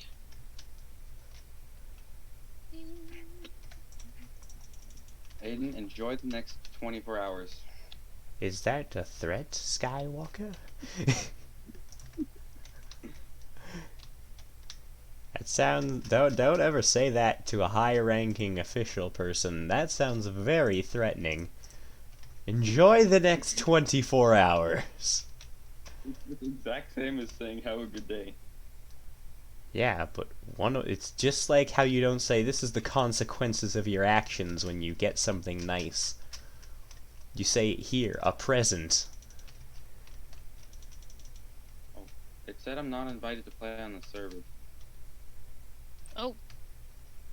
Oh, wait a minute. I'll try again. Each. I've played on it before because I have it here. Oh yeah, that's right. And you actually players. Here we go. Okay. I gotta check something. This might be a server with a blacklist. You got blacklisted. You were not invited to play on the server. What is your username again? Well, actually, I changed it. It'll be Tarantula space GG. Type it in the type it in the chat. Yeah, you're not added. Life like Minecraft. soup. Who the frick is that? That's either Mage or Lindock. Alright. Well, we got Yeah, okay. Bird Boy Joe. To be completely honest, when I first knew of Lindock, I thought he was gonna be like this 15-year-old, like super deep voice. But nope, he's just a small kid. He is the coolest kid, though. He is a cool kid, way better than Mage. Yeah, unlike Mage. Lindock is amazing. Lindock really is. Lindock's He's a way cool better. guy. Alright, you are now in. He's the only kid I talk to, so.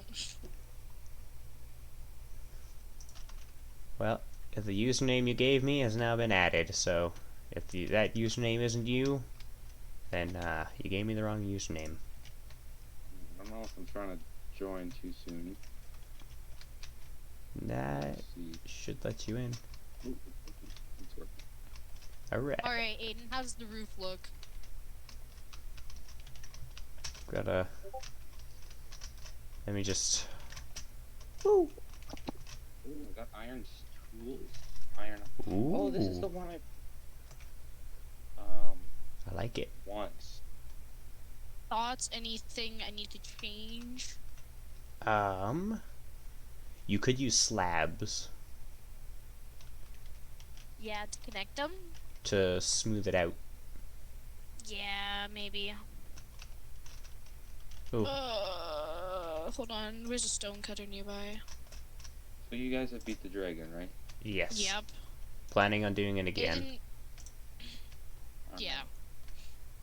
Okay, so I played this world once, and I walked through a mountain biome, and literally I think I had over 1.5 stacks of iron from that. You got to this place, right? Yeah, I already have a spot where I'm building my house. I don't you there? remember. Yep, I'm there now. Where are you? Hold on, At I'm my going to feet. him. I think I remember where it is. You'll never find me. I can see you. What? I you saw can't. you. Hmm? I see you right now. No, you don't. Hello. I'm the small person that has come to take your taxes. Oh no. Tax man.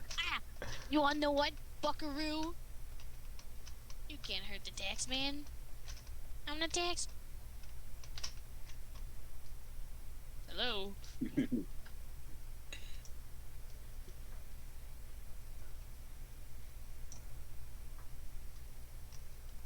Ah, I've got it in. Ah, but you're out. Wait, where'd you go? He's gone down. He's evading the taxes. Get back here.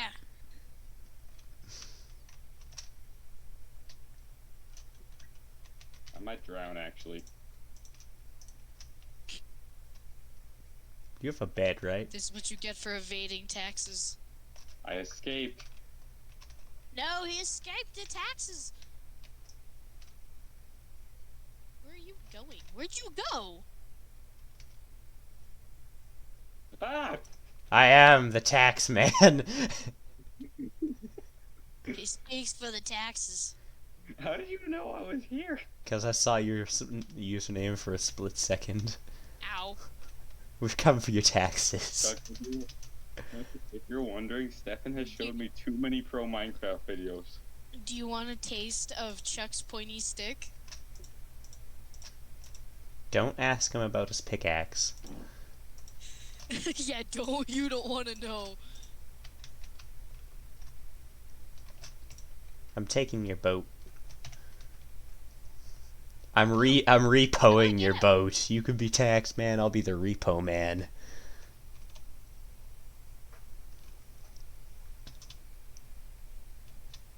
I wonder what Terran's doing. He's off on his own adventure. Get I'm over here. escaping the Screw you. taxes. Oh, hello there. Can't escape the. You can't escape me. Meow. Oh no, he's so tall. How'd you guys get out? We dug up.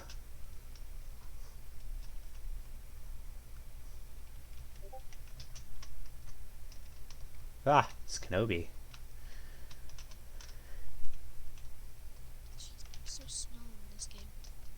forgetting that. Your hat's nice. Thanks. It's a sniffer hat. I love it. Wait a minute, I just realized I can add so much color into this city the second that 1.20 is here. Right. Why is there a pink hole trees? What? Put a hole in my house. That Not me. was maybe me. Come on. I didn't mean to. Hey, you were evading taxes. Exactly. This is your fault. You tried to evade the taxes. You got what's coming to you. Also, on account of how long we've been away from this server, it's still pretty good. Iron armor and shield is untouched. Neat. I have full netherite. Meow meow meow meow meow meow meow meow meow meow meow. Yesterday. Finger. Why did it hurt so bad? Taryn, what? What? Taryn, what did you say? I've played this world once. I'm aware. I've played it a solid 200 hours.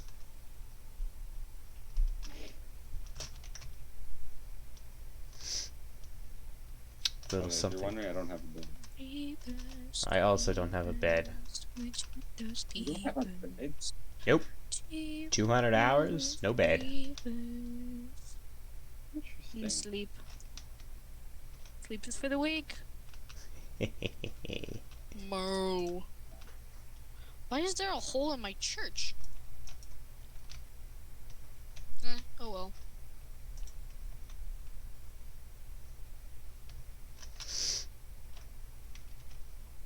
I guess I should probably get a bed. Okay. The freaking, what's it called? The sky's gonna attack you. Not again.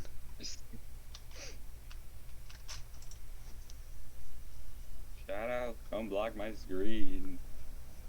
Kick the cat in the balls. She doesn't go to me. Then remove them. She's never gonna with me. Then give them to her and then remove them. Wow. I don't know. Tape a pair of balls. Yeah, tape, duct tape, and super glue.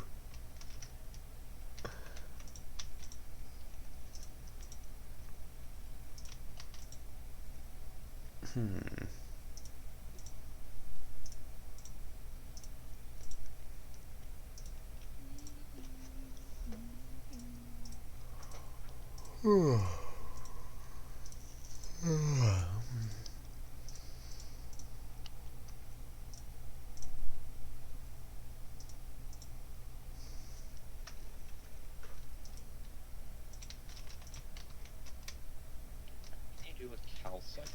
Absolutely nothing. I love calcite. You can Piss do off. a lot with it. Calcite Love is calcite. freaking cool. No, listen to the crafting menu. There's absolutely nothing you can do with calcite. Ah, Yeah, it's a decorative block. you can build with it. Yeah. You I was can- just seeing if I could turn it into like smooth calcite. It's already smooth though. That's the point. Also, I am thinking of extending this wall a solid 100 blocks this way. Alright. Except I'm not gonna do it, and I'm gonna procrastinate until a few minutes ago.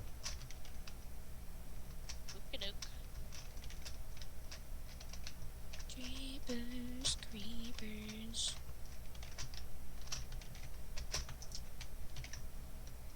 Okay, Aiden, go to the one side of my house. How's it look? Beautiful. I like it. Shut up, spider.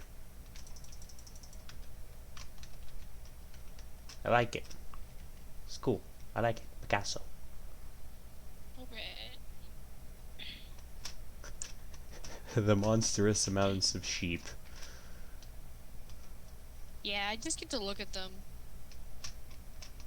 A bird's eye view of the entire town of sheep. It's gonna be dark up here.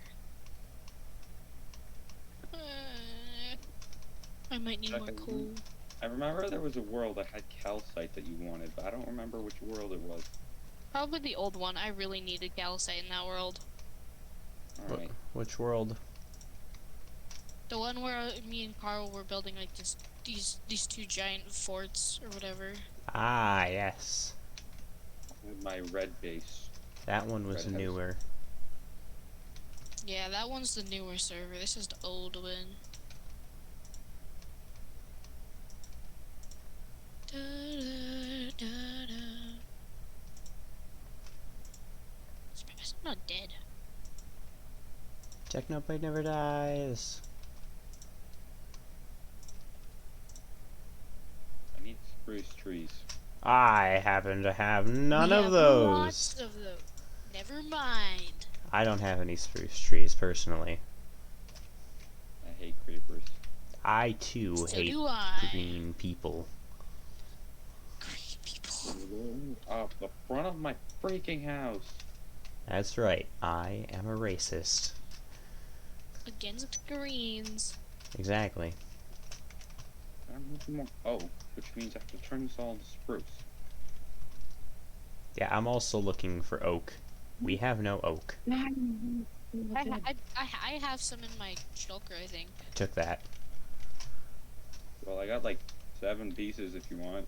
No, I need like 7 stacks of logs. Yikes. I also need spruce, so...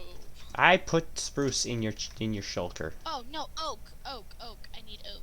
Oh, well, I'm finding oak first. I might just use dark oak, if anything. I gave you a lot of that. I think 2 or 3 stacks. Yeah, I'll use dark oak. Did I use birch? I did use birch. Good job, me. I used birch. Ah, yes, inclusive. And made it look good. Ah, why must everything happen to me, specifically? What happened? A creeper attacked me. I just got so sad. attacked by 2 creepers. Calm down. Ah, why must everything important happen to me? In front of my house. Every life-changing decision happening to me specifically. No one else could possibly understand my pain.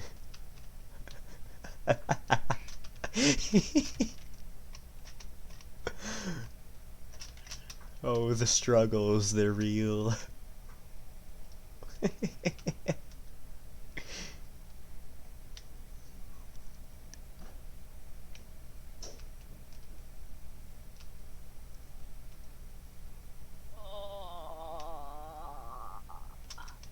I learned something about Java Edition.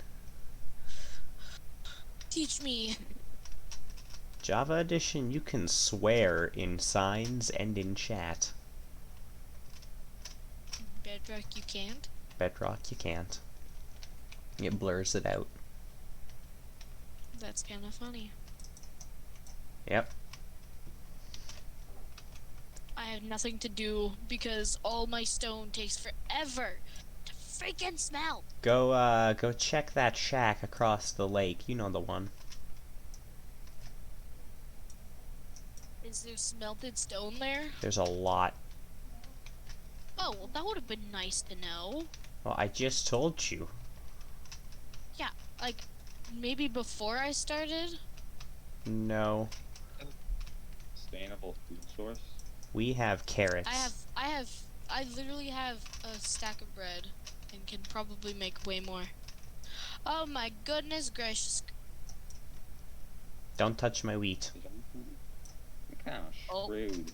Hey, I may have touched your wheat. Taryn, go to the storage shack. Go to my storage shack. I'm gonna pretend I know where that is. Hold on, give me a second, I'll show you. Oh no, not again, another creeper. Oh, half a heart of damage. Oh, Across the the lake, pain. Taryn, or do I need to pick you up? Where are you? Are you at your base? Yeah. Okay, I'm coming to pick you up.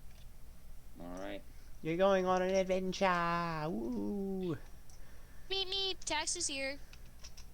Woo! Your Uber's here. All right, let's go. Gotta step on the gas tonight. Shine on our gas, Your gas, giant gas. Aiden, your house looks so cool. Oh, thank I you. have an egg. Good Holy job. shit, it does. Okay, I let's go. love this view. Go in the lake near Taryn's house. You know that place? Alright. And it's, then look at your house and it looks sick. it's not Hey, even Chuck, you want to done do yet. some gambling? What? You want to do some gambling? Do it. Okay. You choose either. If this egg spawns a chicken, you owe me 5. Or like, you choose which one. For example, if you say you choose the chicken, if it spawns a chicken, I give you 5 iron. If it doesn't, you give me 5 iron. I don't have 5 iron, so we can't do this. I can Oh. steal 5 iron. Who wants So to I do will this? make that bet. I'll make the bet on it spawns 4 chickens at once. A 1 in a 128 chance. I will So bet you'll 5 mutton. And I'll give you 5 iron if it does. Ah! Oh. Hey, a chicken. No, it's a chicken.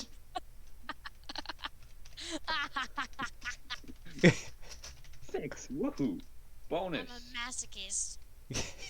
You just murdered my boy, my bambino. Gas, gas, gas. Gotta step on the gas tonight. Shine on our gas, gas, gas. Gonna step on them again. What are you doing, Taryn? This is an interesting spot for a carrot farm. It's not here yet. Oh, you wanted carrots, that's right. Oh yeah, that's right. Go to the storage forgot. shack. We got I don't know what that is. Okay, Taryn, follow me. I'm behind you. I got sidetracked by our gambling. As you can see, my gambling addiction is passed on to my daughter. Yeesh. It's I a, think it's in.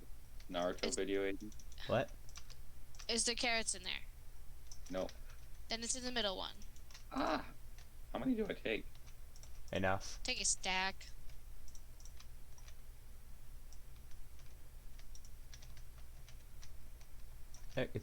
Naruto has gambling addictions now?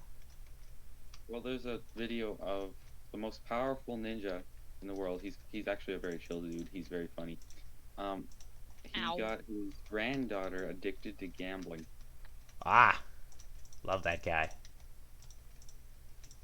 He's my hero. Have you seen that? Nope, never even heard of that guy. Alright, I'll try and send it to you if I see it. Love that guy already, name though. Alright, Aiden. How His does name it is- look? Give me a second. Ooh. Fucking giant house. Looks pretty nice. Joke's on you, I'm not even gonna live in this house. It's a aesthetic prop. It's a small cabin. I've built so many mini bases. This is my mini base. Okay, dark oak. Okay, where's the spruce trees? Probably somewhere near We us. don't have any. You don't think Carlin's gonna play anytime soon, right? He was literally playing yesterday. Well, I'm gonna steal from his farm, his spruce farm. Okay. Mike Elias is now playing Ark Survival. Ah, Steam notifications, my favorite. Okay, Oh, time to find an axe. Ow, I tripped. Did you say find an axe? Yes, find an axe. We have a lot of random stuff. Why? Since when was finding an axe odd? Because normally you'd craft it. Nope, no crafting here. Oh. No crafting here. No one wants to craft things. Just find stuff, because there's stuff everywhere. That would be my bad, sorry. It's fine. I like going on random adventures to find stuff. That's just like 16 hoes. That was me, my bad. Why do you need 16 hoes? He's a player, he's a rock star. I don't know what I'm doing anymore. My life's in shambles. I've never heard that song. Oh, wow. Then my joke doesn't hit at all. I've heard it. Hey, we got one person. Hey, next. Hey, you got 2. 2, 2, can we get 3? Can we get 3? 4, 4, what about 4? I got 500, 500, anyone got 600, 650, we got 650, anyone got 600, 600, 700, 700, we got 700, anyone 800, 800, we got 900, anyone 9,000, we got 1,000, well, they got 1,000, anyone going for 2,000, 2,000, we got 2,000, anyone for 250, 250, 250, anyone got 250, we got 250, anyone going for 300, 3,000, 3,000, we got 3,000, here we go. And, oh, you gotta do the soul thing, because that's like the best Sold to the bald man and the balding in the bikini in the front. Wait, The bald man in the balding. The bald man in the balding bikini. When did William get I don't know. When did he get in my auction? I want that man out!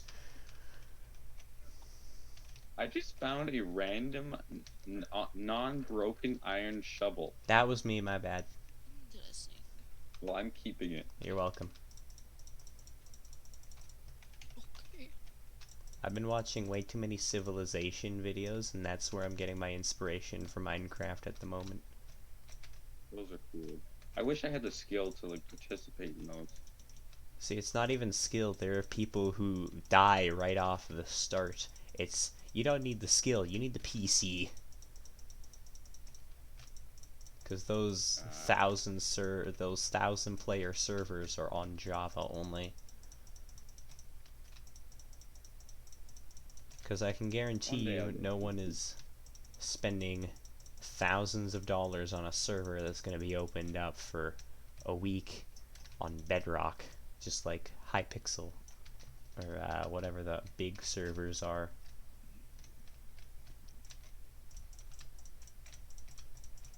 Okay, so if I have a cobblestone floor and a calcite and stripped spruce walls, what should the ceiling be? Bread. Bread? Bread. Make it wheat. Bread. Don't touch my wheat. Bread. Don't you dare. Don't even think about it.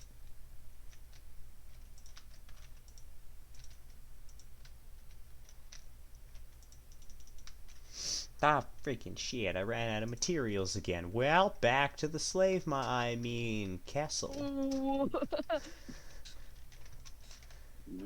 Tactical resources.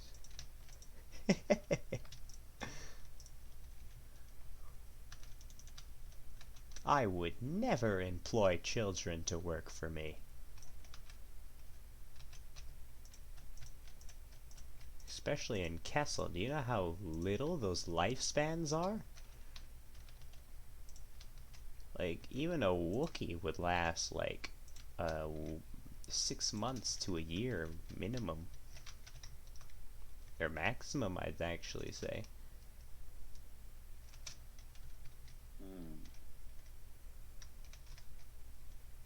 Should I be concerned or no?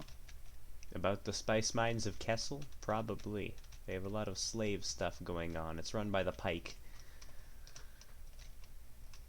I know a lot about Kessel, fish? apparently. No, the Pike Syndicate from Star Wars. Oh. They're fishmen. No, they're not! I'm just saying, there's a type of fish called a pike. Yes, So there is. got kind of confused there. No, but it's not... They're not fishmen, though. But, like, what if they are? They're not! But what if?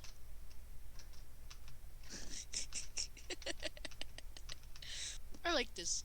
It's fun. I'm gonna stab the both of you when you're sleeping. I'm good with that.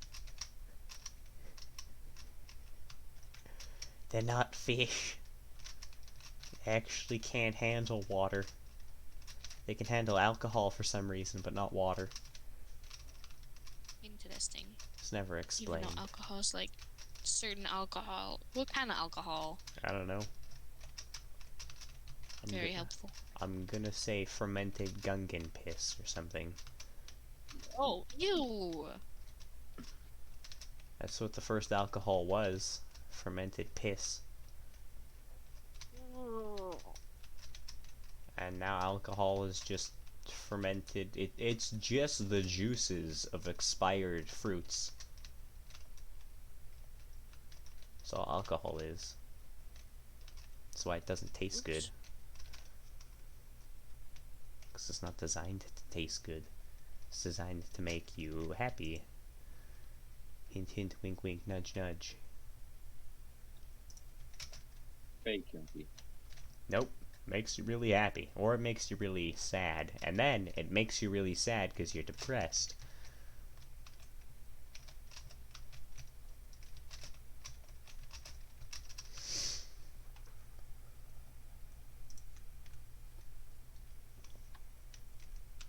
Why do pillagers keep showing up here? I told you to leave!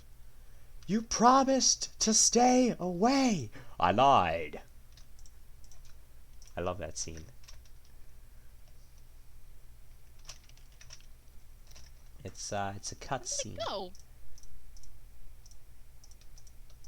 It's a cutscene What the heck? from, I think it's The Force Unleashed, the video game. They just disappeared. They've been doing that, and it's freaking me out. I went to go fight them, and then they fell through the freaking floor. It's freaking me out, man. In the walls. I've been in your head before. I know how you think. Yeah, but there's only one problem. I'm already gone. Oh no. He's in the walls. He's in the goddamn walls! Fortunate Son starts playing new new. New new. Someone should play that sound over the part in Demon Slayer where Inosuke is chasing the demon in the walls. He's in the walls! He's in the goddamn walls! I'm gonna make that an edit real quick. Wait, Aiden, have you gotten that far in Demon Slayer? Nope. You watch it actually at all? I finished the first season. Alright. That season's good. Have you seen the movie? Yep. I just don't remember anything of it.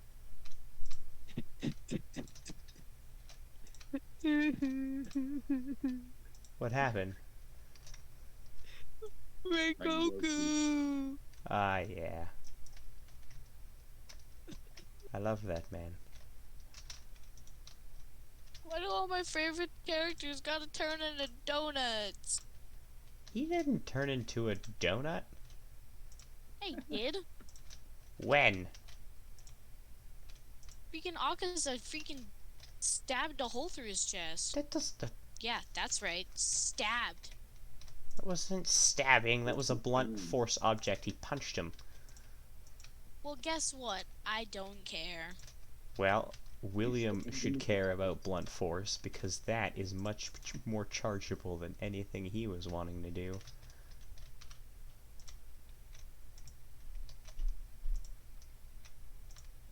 Oh, Taryn, is your sister in the same grade as William's sister? Yes. I think so. Okay. Maybe. They might be a year apart. Well, the more important part is that I have been given full permission to rip the arm. Well, this is probably taking out of context of what my mother said I'm allowed to do, but I'm taking it out of context where I'm going to rip the arm off of a specific person if they try anything. Okay. I'm confused now. There's a pedophile in our school. Ooh. Or Can I help? it's kind of more like a solo job. So, like, are they, is my, William's sister in danger? Well, this guy is a massive pervert, and he's the reason that everyone needs to have a thing signed by parents to say you're allowed to swim, because he didn't know how to swim. He's also the one that was held back in kindergarten. That kid's a pedo. Yeah.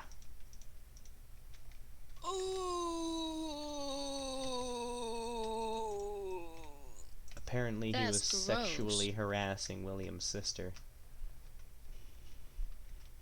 That's gross. And on account That's of how much nasty. William hates his sister, and he's even saying that about how he would fight this kid, I am fully on William's side on this. I will. And see, this is not abusing any power. This is just, or it's not, I wouldn't even consider this going overboard, but I will. If he lays a finger on any one of my friend's sisters, I will rip his arm clean off. I mean, I do the same. My sisters are very dear to me. It does not take that much force. You just gotta know how to twist. And there will be Right, now blood, I need and a then fuck he ton of will glass. die.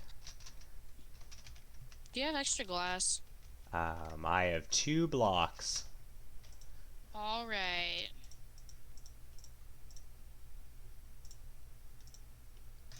Your shulker's full. Well, need to go empty this. BRB. My pickaxe.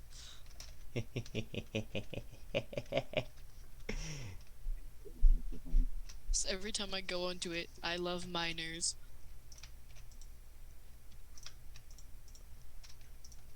Well, actually, I think what I would do on account of my mother probably doesn't want me getting arrested for murder would, I'd probably just, like, break his hands.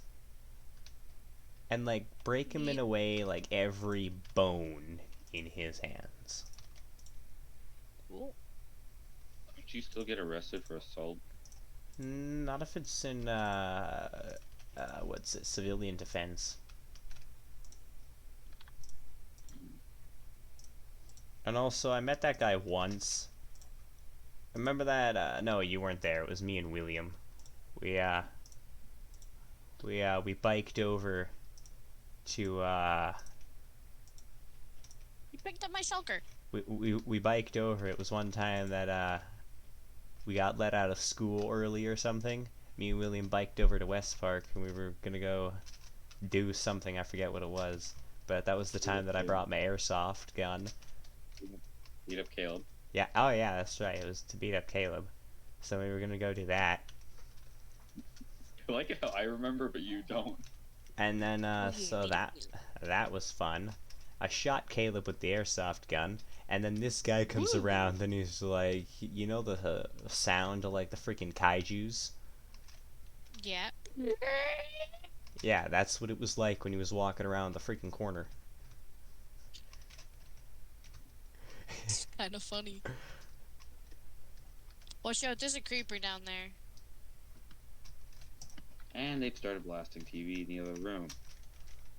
And then, so he came around and he's like, oh, I could knock you out with my baseball bat. And I grab the bat and I snap it in half. You did? It's a wooden baseball bat. He's like, oh, I can kill you with this. And I snap it. What does it need on this side, Aiden? A window. Window? A window. And flower boxes. From the window to the wall till sweat drop down my balls.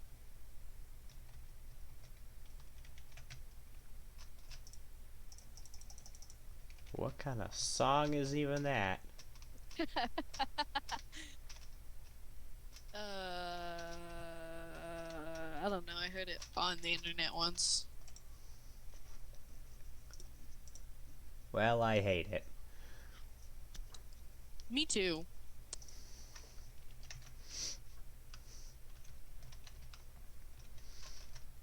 Alright, now I need glass panes. Woo!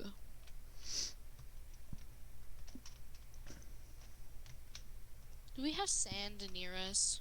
Nope. Where's the nearest sand? We haven't found a desert yet. That's a witch. So where am I gonna get sand? Oh wait, never mind, I know where.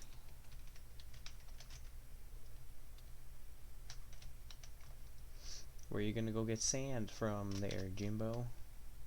Where the old raid farm is. Old raid farm? Or did we tear it down? We tore it down, never mind. It's gone. It no longer exists. We had an old raid farm? We had a raid farm, yes. We had a raid farm, not an old one.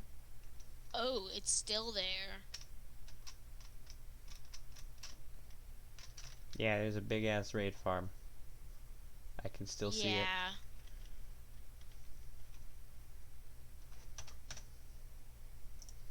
It's my cat? No, it's not. Is this my cat? No. Yes, it is. Never mind. Didn't know I had a cat. What? Please. Tell I me. am moving my mouse while Shadow is sitting on my mouse pad. Ooh. Playing a risky game, boy.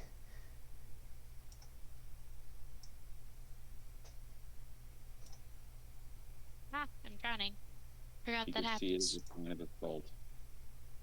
No, kitty cat.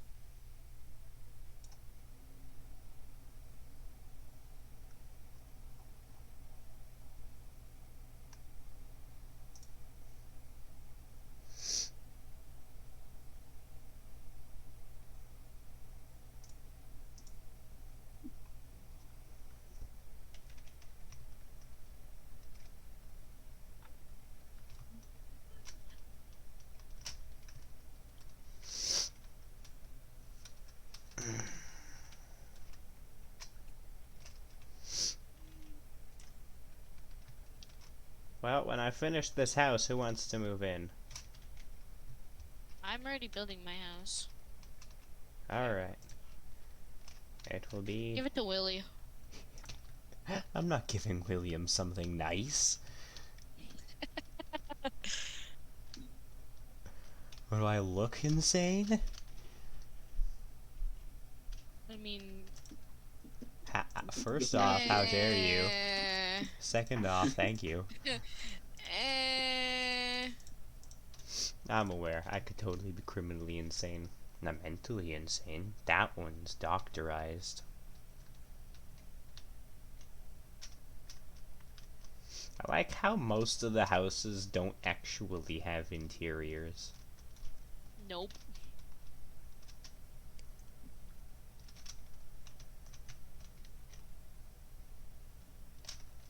You know, my house looks dope as shit from this angle. It looks dope as shit from here. It looks awesome from every angle, doesn't even matter. It's beautiful. It would look good if it was like with warped oak too. Ooh, a blue house. I wouldn't know which other wood to contrast it with, though. Crimson. That would be the... Or you... Never mind. Go on. No, I don't remember what I was going to say. That's why I said never mind. Ah. Alright.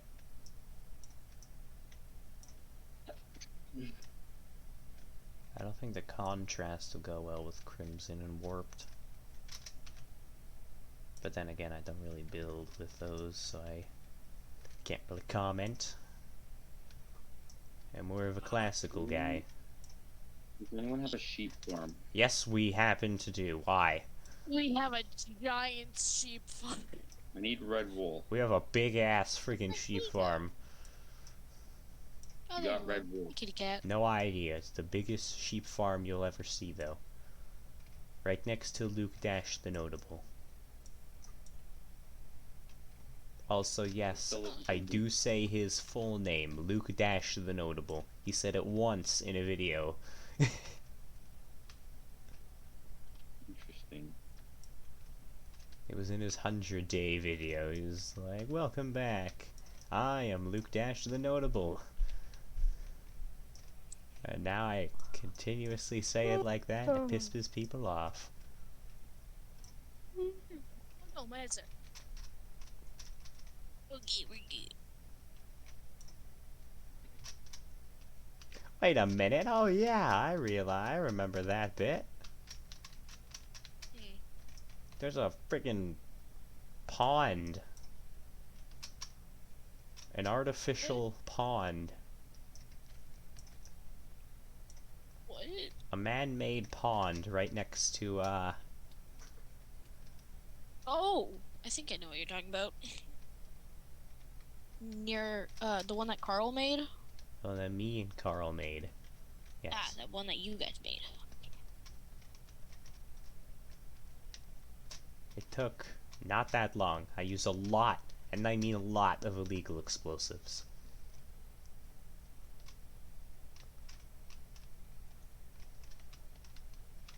Why she had to go?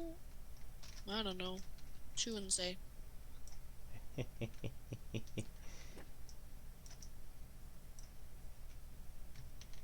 on, kitty. Let's bring you to my home.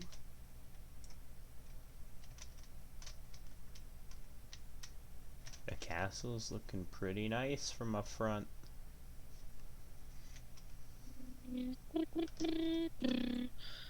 See, now that you just said castle, it would have been really cool to make that entire upper area a giant castle.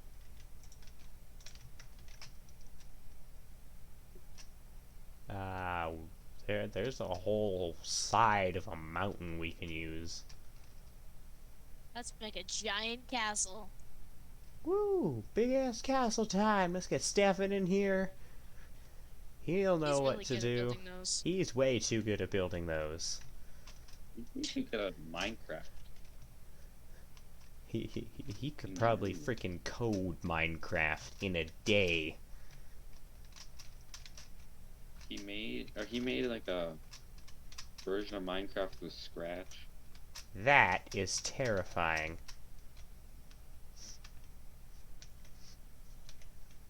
The most I can do in Scratch is make a terrible two-player game. I made a boat game. I made a game where you had to make the boat go places. I love those kind of games. They're my favorite. Alright. Boat go place game. Woo. Pat, what are you doing? I need you to get upstairs so that I can, I don't know, I just saw a be friends with you. tree. I need so much things. Okay, kitty cat, come on. I need a ladder. Tarantino, what did you say? Darren? I just saw a tree phase in, like it flashed white and was there. Ooh. That's kind of funny. Teleporting trees. They're back from the future. Speak for the trees. I'm the Lorax, and I speak for the trees, and for some fucking reason, they're speaking Vietnamese. No. What the shit was even that? There's a cat. I have a cat, and it said meow, so I meowed back. Ah. Isn't it funny? What? What? Someone put like 100 parrots under someone's house. I hate Aw, those. I that's hate parrots. That's so mean. freaking annoying. Exactly. Parrots are the worst thing.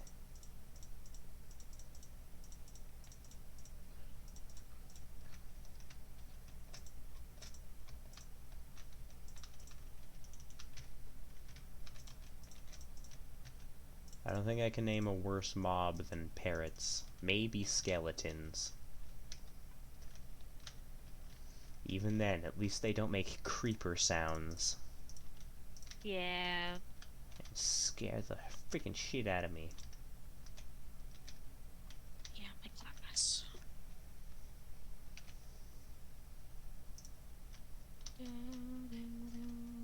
Hey, Darren. Oh, I almost died. What you doing? Grabbing wood. Kinda just looks like you're staring off into the distance. Oh, never mind. You got a crafting table. He has. You know, you can always use my stuff, right? Do you got wood? Wood? Yep. Yeah. I need wood. Take it. If you can find it, take it. Alright. What if I take Aiden's on accident? Aye. Back up from there, mate. It's my freaking wood. I actually don't own any Just wood. search my house. I'm sure you'll find something of interest. Glass block.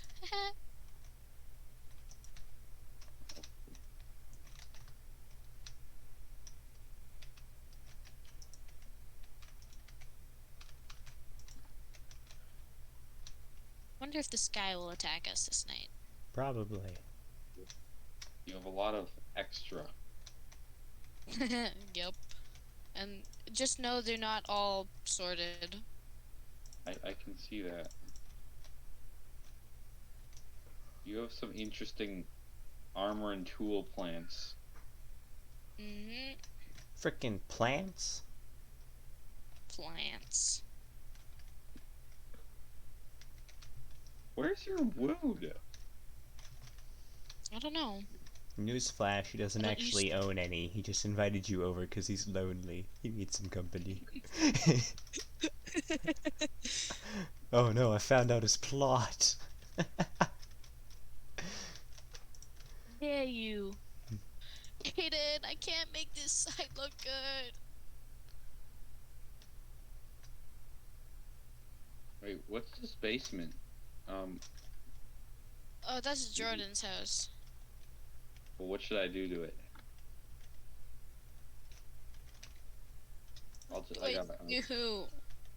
I'll just spell hi on the wall. Oh my goodness, silk touch? That's a luxury that most people don't have.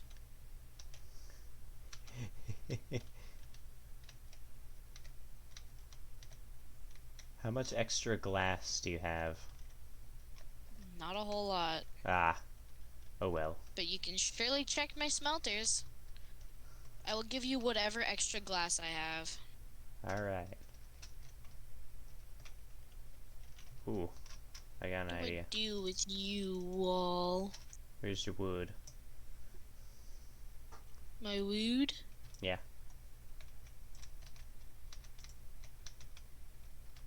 Ah. Oh, Carl, he's playing Tears of the Kingdom. Nice.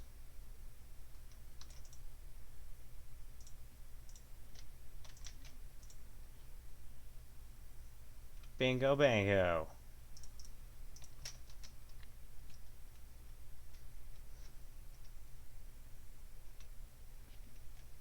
I don't really know. Your house is a really odd shape, so it's kind of hard to get it going. It works. It looks a bit weird at the top, though. Yeah. I need to add trapdoors everywhere. Ah, yes, windows. Alright, I spelled hi out of torches in your friend's basement. Okay. Well, actually, Often it's he his play. basement. He doesn't play. He doesn't. Yeah. Hey, check. We have no torches at all. I mean, no wood. Check my storage unit. I don't know where that is. I checked a bunch of chests in that room. My storage. It's where the carrots are. Oh, there. Yeah, I'll go check.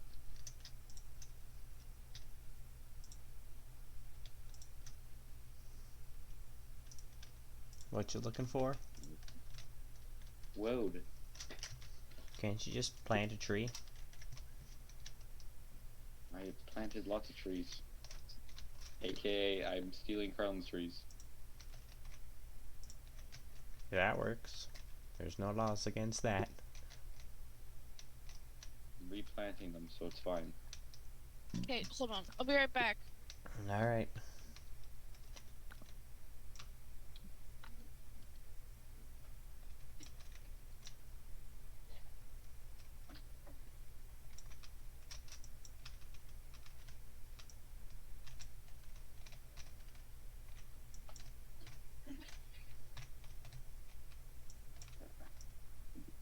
And I started a cult, I mean organization in Minecraft. A what? I started an organization in Minecraft. Interesting.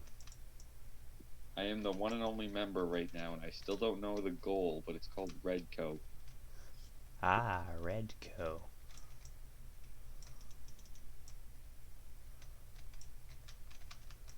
Yeah, no goal yet. Okay, check had no wood at all. I bet you there Or was a none of few the- pieces. None of the wood I needed. I'm back. Chuck, there was no wood. He also started a cult. What? Organization. A rival cult? Wait, you have one?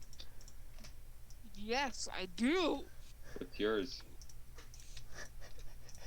Just don't look for any tunnels in the base.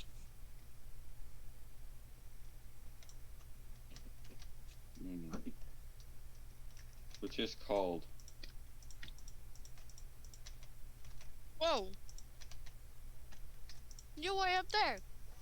I am the Sand Guardian, Guardian of the Sand. Poseidon quivers before him. Fuck off.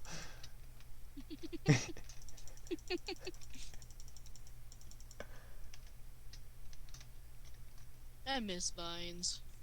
I also miss vines. Those were cool. How much dark oak do you have left? What are vines? They're probably in my shack. Vines are YouTube Shorts and TikTok before YouTube Shorts and TikTok were a thing, and also if it was only memes and if it was only good. Sounds great. Yep.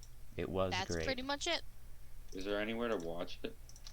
You can Yes, search just up search up Vine. vines. You can search up Vine compilations on YouTube. Where'd you watch them before? On Vine. It was an app. Is it still alive? Nope. Probably not. Took him down. There's your answer. I need myself a music disc. They were taken down due to some sort of controversy with YouTube. It was dumb. Yep. And now YouTube owns the world. Pretty much. Aiden, help. I don't know what I'm doing. Your expertise is much obliged. Much obliged. Look at it. My house is chocolate now. I don't know what I did. First off, I'm gonna say your house looks pretty tasty.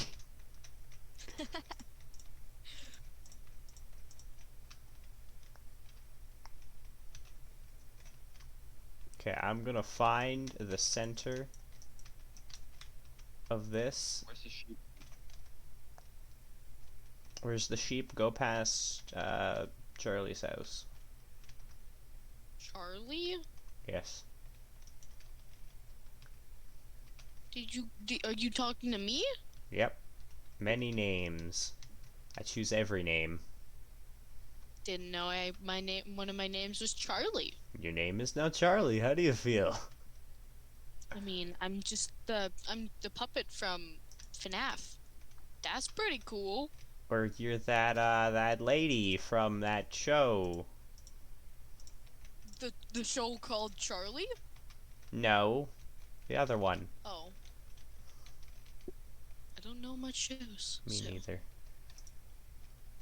What's it about? Has-Been Hotel. Oh! Ah, yes. I'm also Charlie Slimesicle. What the shit is Someone even said. that? Okay, well, never mind then. Yeah. Charlie, A lot of tea. the daughter of Lucifer. I'm good with being Charlie. Ah! A fallen. Wait, where did Wait go? It's in the disc thing.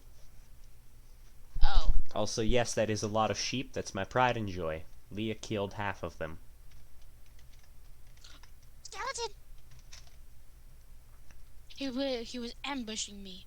He waited till I went outside my house, and then he shot me. Yeah, they do that. Really pulled an XXS Tentacion. His name's really hard to say.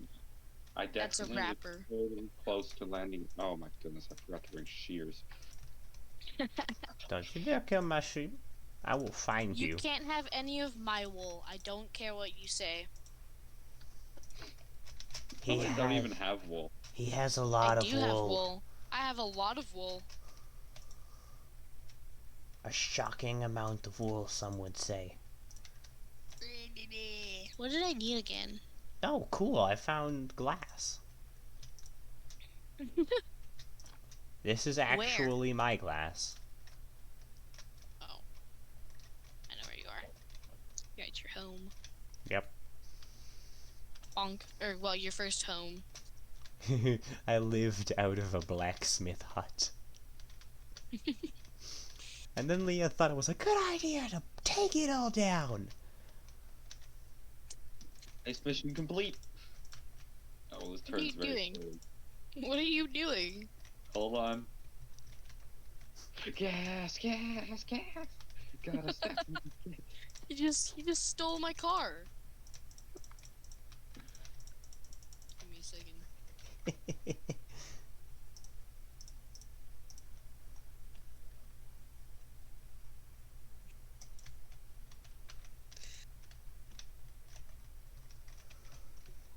Ah, this is a completely one color room. This reminds me of 2015. What? No, get back here! He gave me eggs! Where did the boat go? I'm not even kidding. He dropped eggs. Where do you think your boat is? Do you have it? Yeah, I'm driving it. Yeah, I know you're driving it, but the other one, Oh, I the broke one the you other one. stole. Yeah, I but then broke where did it it. go? I have it. Oh, darn it!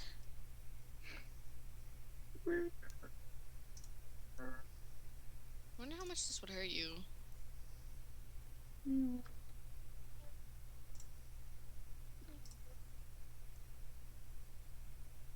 He's got a knife. That's my pointy stick.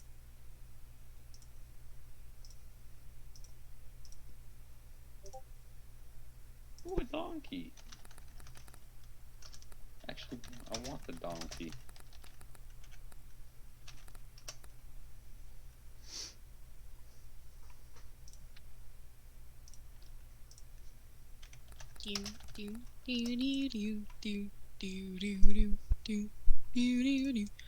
Who left? The gayest guy I know. What's his name? Saul Bowman. Interesting. When did he forget? I didn't know he was gay. No, he says that he's not gay, but he watches gay porn in class, which kinda leads me to suspect that he's gay.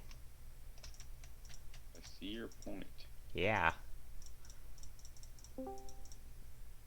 Hello? Yeah, he's like, oh no, I'm not gay. I'm just watching it because it's funny. I don't understand how that's funny. And it was the gayest form of gay stuff because it was SpongeBob and Patrick Oh! wanking each other off. Yeah. Ew! Ew! Yeah. And he's like, oh no guys, I'm Christian, I'm straight. It's just a joke. Yeah, right, fuckwad. He's gayer than me. Yeah. And he watches it in class. Just why? I don't know, 'cause he's bored? You don't do that when you're bored. You play cool math games when you're bored. Exactly. Well, he watches the gayest form of gay in class, in front of me, and then he tries to laugh it off. How does the teacher not kick him out? Because he always switches his stuff right when I call the teacher over. And I'm like, hey, teacher. Howard. Kick the asshole out. And he's like, oh, but he didn't do anything.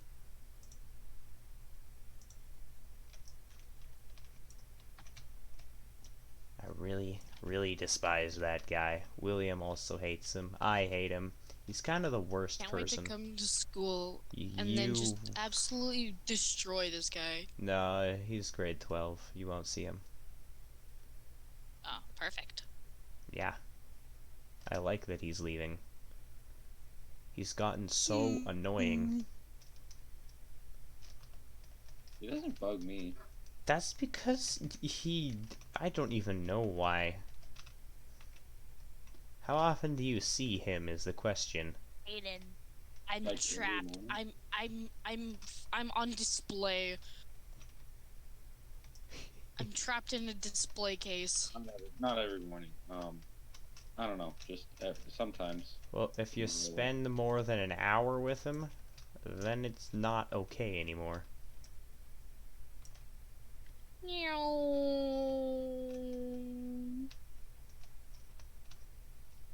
And he does it all in the name of boredom. Yeah. Aiden, come to my house. Beautiful. I'm in a display case. Little short child.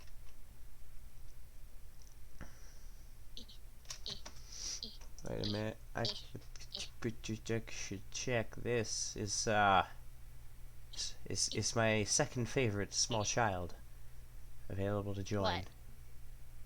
I said second favorite. Who's your second favorite? Not you.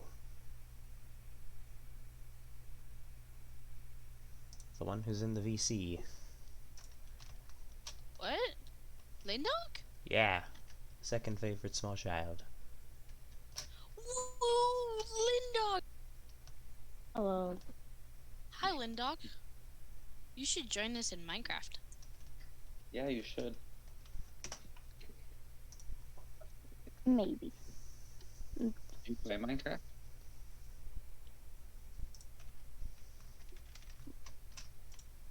Goes silent.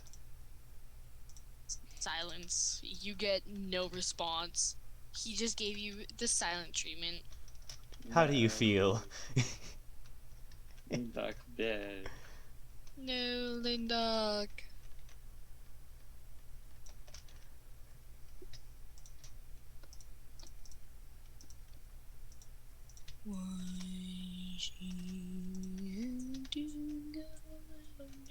Is William dead again?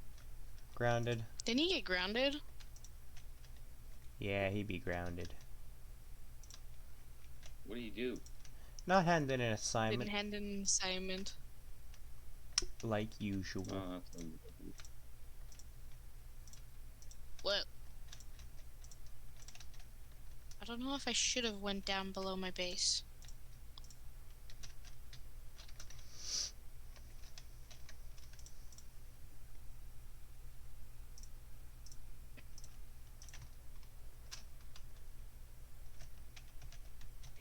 Oh, gas, gotta step in gas.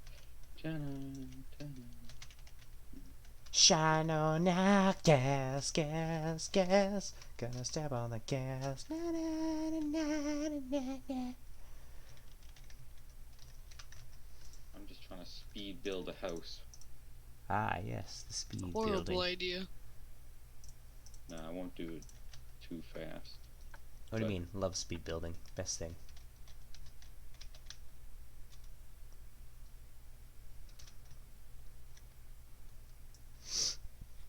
Oh, also, me and William got into an argument about what's the worst thing to step on in the middle of the night. Lego. See, No. we thought that, and then it was like an upturned plug. Oh, yeah. See, but then here's the I thing: can agree. Lego hides in the carpet. An upturned plug you can see and kick out of the way. Lego is just like, ooh, surprise attack. It's also black. So Yeah. You can't see it if it's dark. But here's the thing: I took the powerhouse of all of it, and it was like I took this exactly right from James May, if you guys know who that is. Don't know. Wheeze.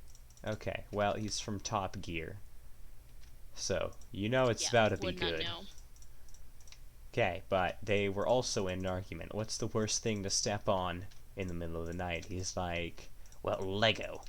Well, actually, it could be an upturned plug. No, it's Lego. Because Lego hides in the carpet. You can't see it. And it's like, no, you see, it does hide. But the upturned plug, that's really where they get you. Have you ever stepped on anything peculiar in the middle of the night? Well, actually, yes, I have. That's exactly what I was about to say, Richard. You have stepped in something worse. Were you going to say horse manure? Yes, I was going to say horse manure. What? Richard Hammond had horses in his house. So, horse shit was what he stepped on. Sorry, Taryn. I'm okay? Oh, sorry. Except it would be unbeknownst to him because he would just have a warm foot. Is there anything worse than stepping on an upturned plug in the middle of the night? Yes. What? A landmine. That is how I won the argument. What's worse than stepping on Lego? Well, obviously it's a cord. What's worse than a cord? A landmine. That's funny. I'm a comedical genius, some would say. Others would say, who are you? Why are you here? Get out of my house. Who let you in? These are the questions that we don't need to be asking ourselves.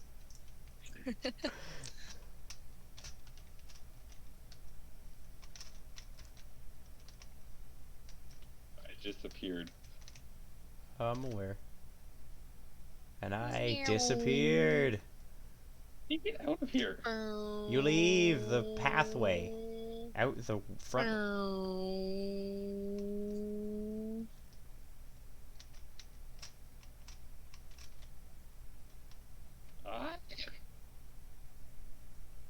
You just passed the exit.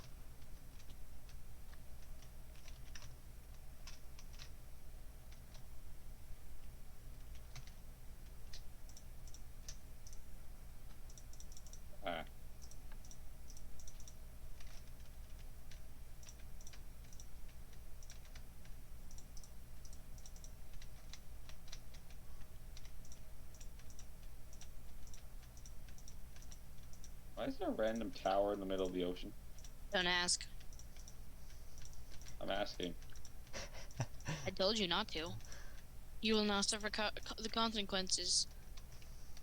Should I go see what it is? What part of don't ask did you not understand? I'm giving you time, Taryn. Be warned. These are your last moments before death. Use them wisely.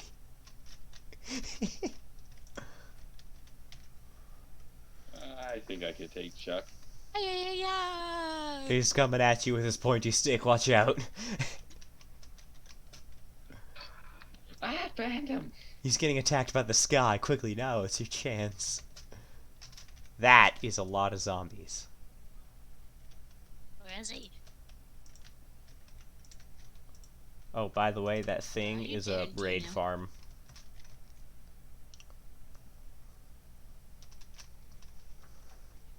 Where are you? Taryn. Where are you? Where?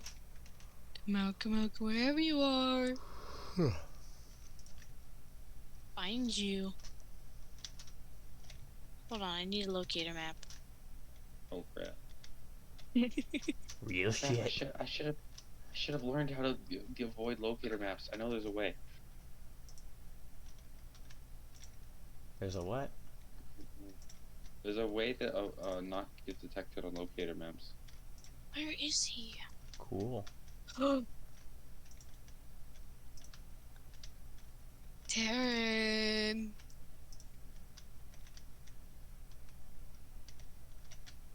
I'm at 2 hearts. Not for long. But I could actually die to this phantom. Or that.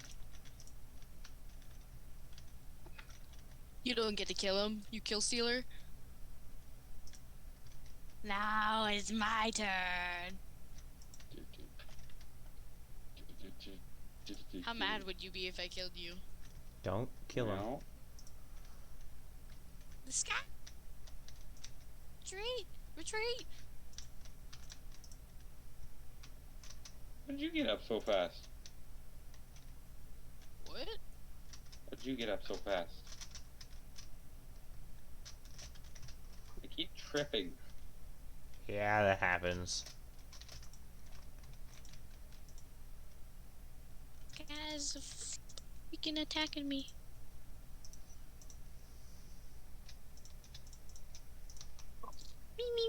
Me. Okay, I could go mining with explosives. Does that sound like a good idea? No. Will I probably do it? Yes. Do it. Also, Taryn, how dare you spoil the show for William? What show? You know the show. That's so.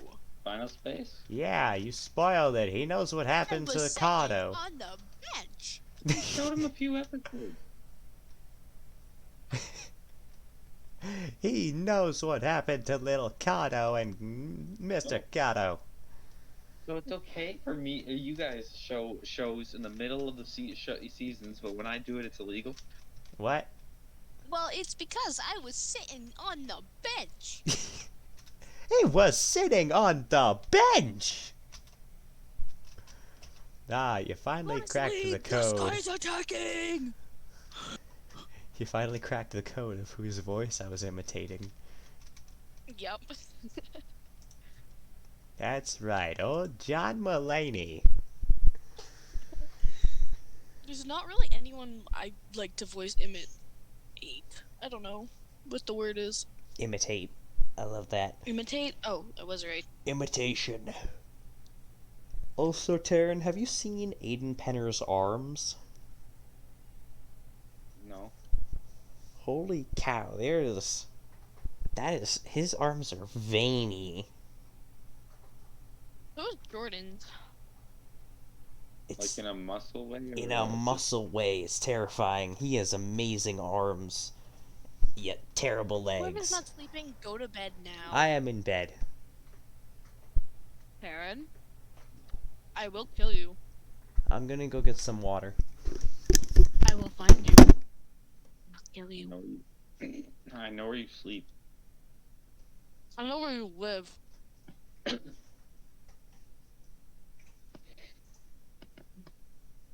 I live in 3 different locations. No, actually 4.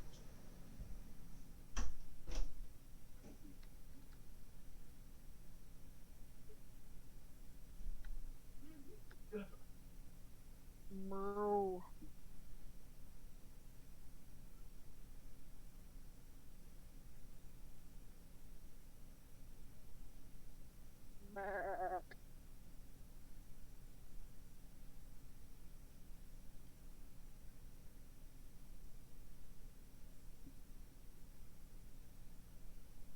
I was sitting on the bench.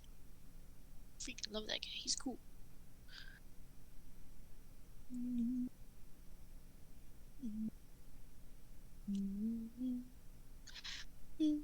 Is Lynn Dog still here? No. Yes, Lindok is. How is thine self, Lindok? I'm still dead. Ah, darn.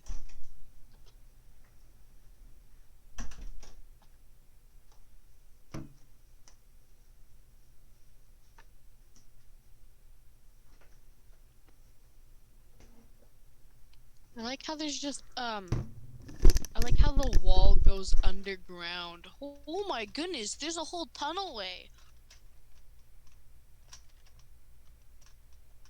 Is this another secret cult? Do do do do Because if not, do. if not, I'm stealing these tunnels. They're not tunnels. It's the wall. They're the walls, I know, but I could use them for secret cult entrances. And it's right under my house, too. Do you know how genius that is?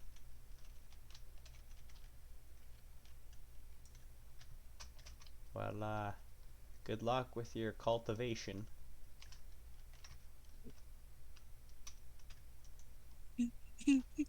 Cultivation. That's, I find that amusing. That's what gets you. Hey, I'm outside, into the world.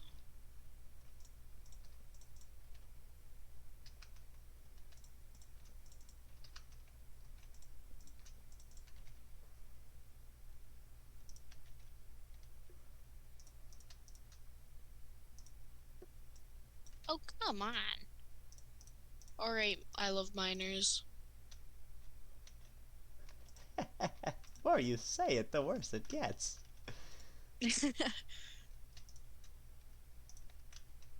I love that thing. That's ground level.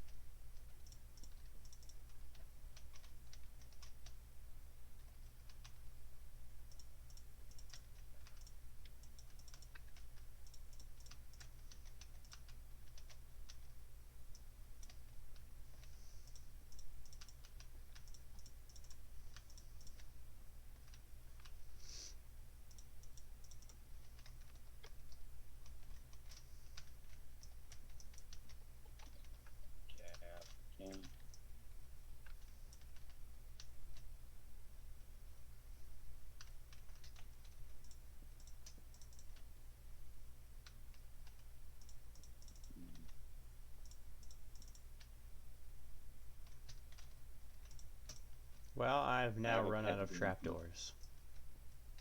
I have a pet donkey. Donkey! I saw it. I almost stabbed it when I went over. Someone killed my donkey. That would start a war. Rip Aiden's donkey. Someone murdered How long it. did it live for? It lived for a solid month or 2. Ah.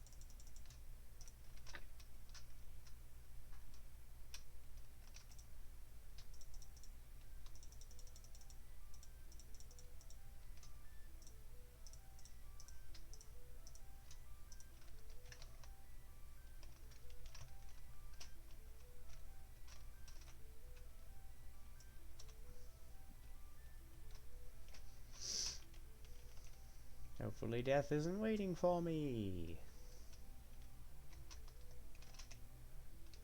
That is my cat. How did he get into the end? We will never know. Cats can teleport in space in real life. This is a known fact.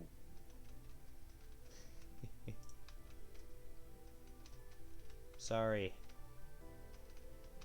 kitty, but you will stay here in the end for all eternity.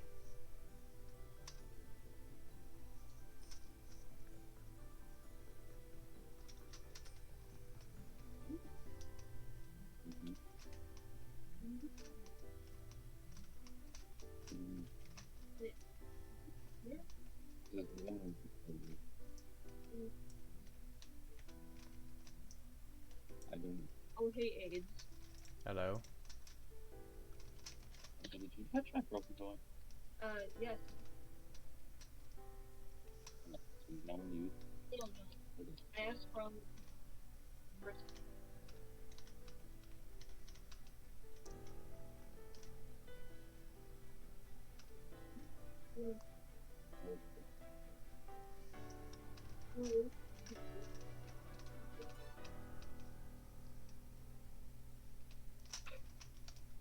Oh, yeah, that's right. It's a freaking circle. The Citadel. Alright, good night. It's beautiful. Massive circular tunnels. A huge farm. And, Alright,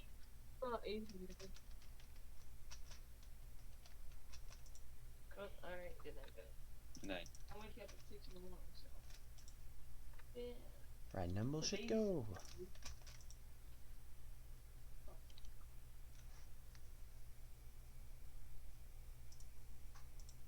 Huh, I thought I would have had stuff here. Maybe on them. Friendly who's having trouble loading into Minecraft. Ah.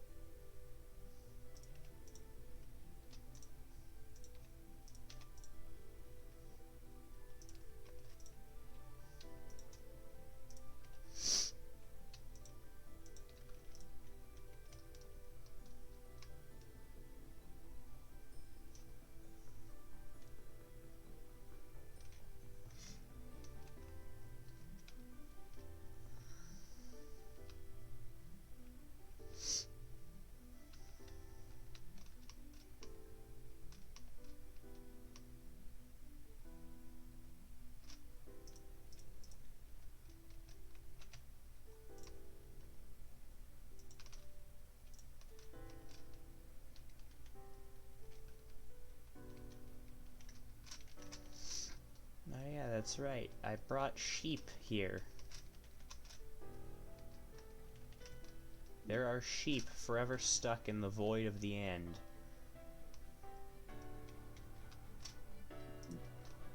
The endless void of nothingness.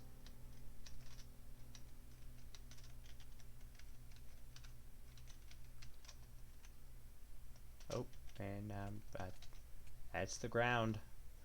Boom. And I'm back. What did you lose? Huh? I lost 7 arrows. Oh, where was your armor? In an ender chest. Oh, that's good. I'm dumb, not stupid.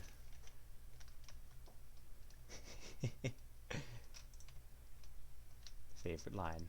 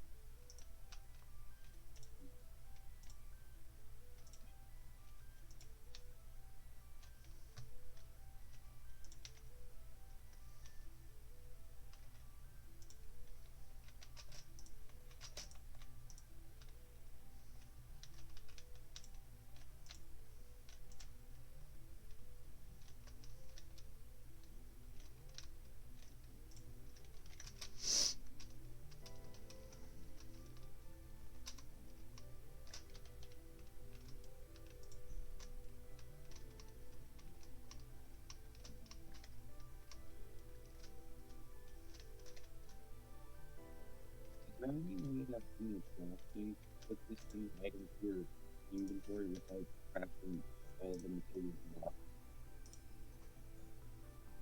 What? What'd you say? Is there any way to craft any crafting? Is there any way to send the item to your inventory quickly without using up all the materials? No idea. Alright, so shift craft just uses up all the materials. Yeah, I got no clue. Alright.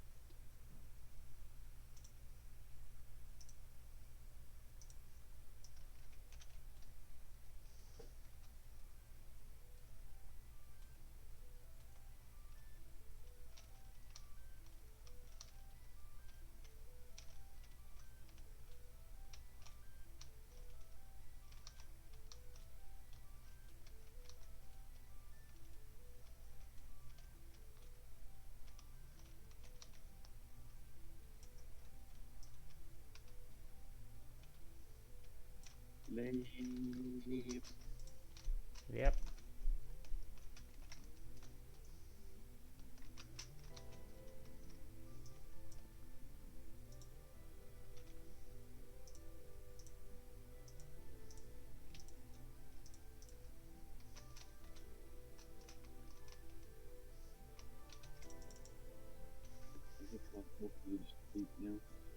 What?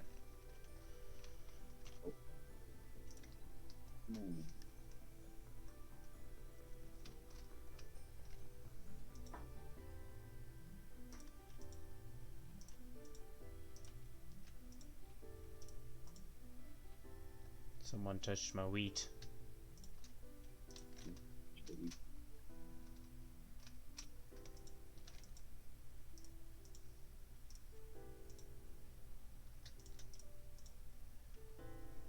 I required that wheat for building.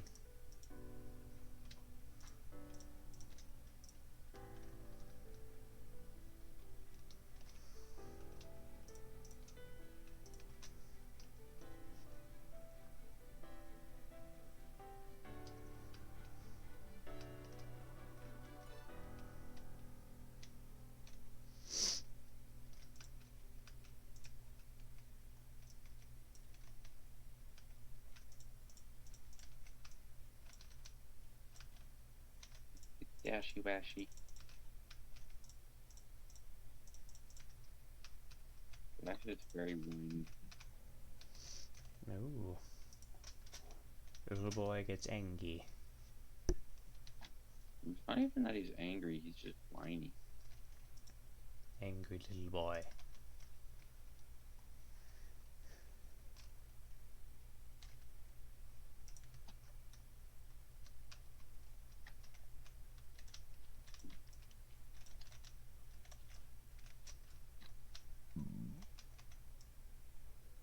So stuff can't grow unless you're close to it, right? Yeah. It must take trees to grow.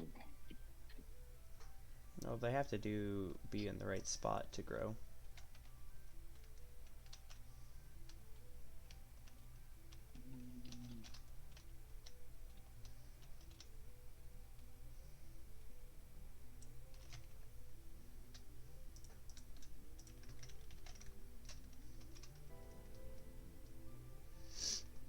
Plant underground and glass waste all night till they grow.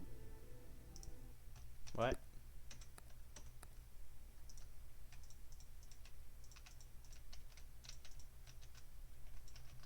What did you say? We have plants underground and we have glass waste all night till they grow. I don't think so.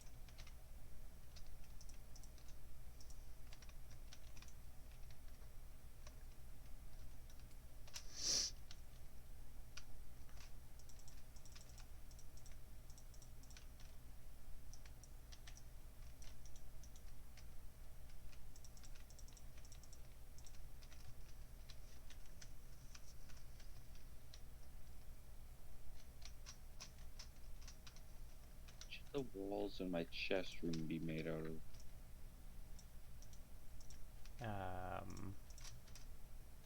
Probably something fancy. Yeah. Like solid emerald blocks. That sounds like a great idea. Very affordable too. Yep. Cheap, affordable. Oh yeah, all the things that any homeowner would require.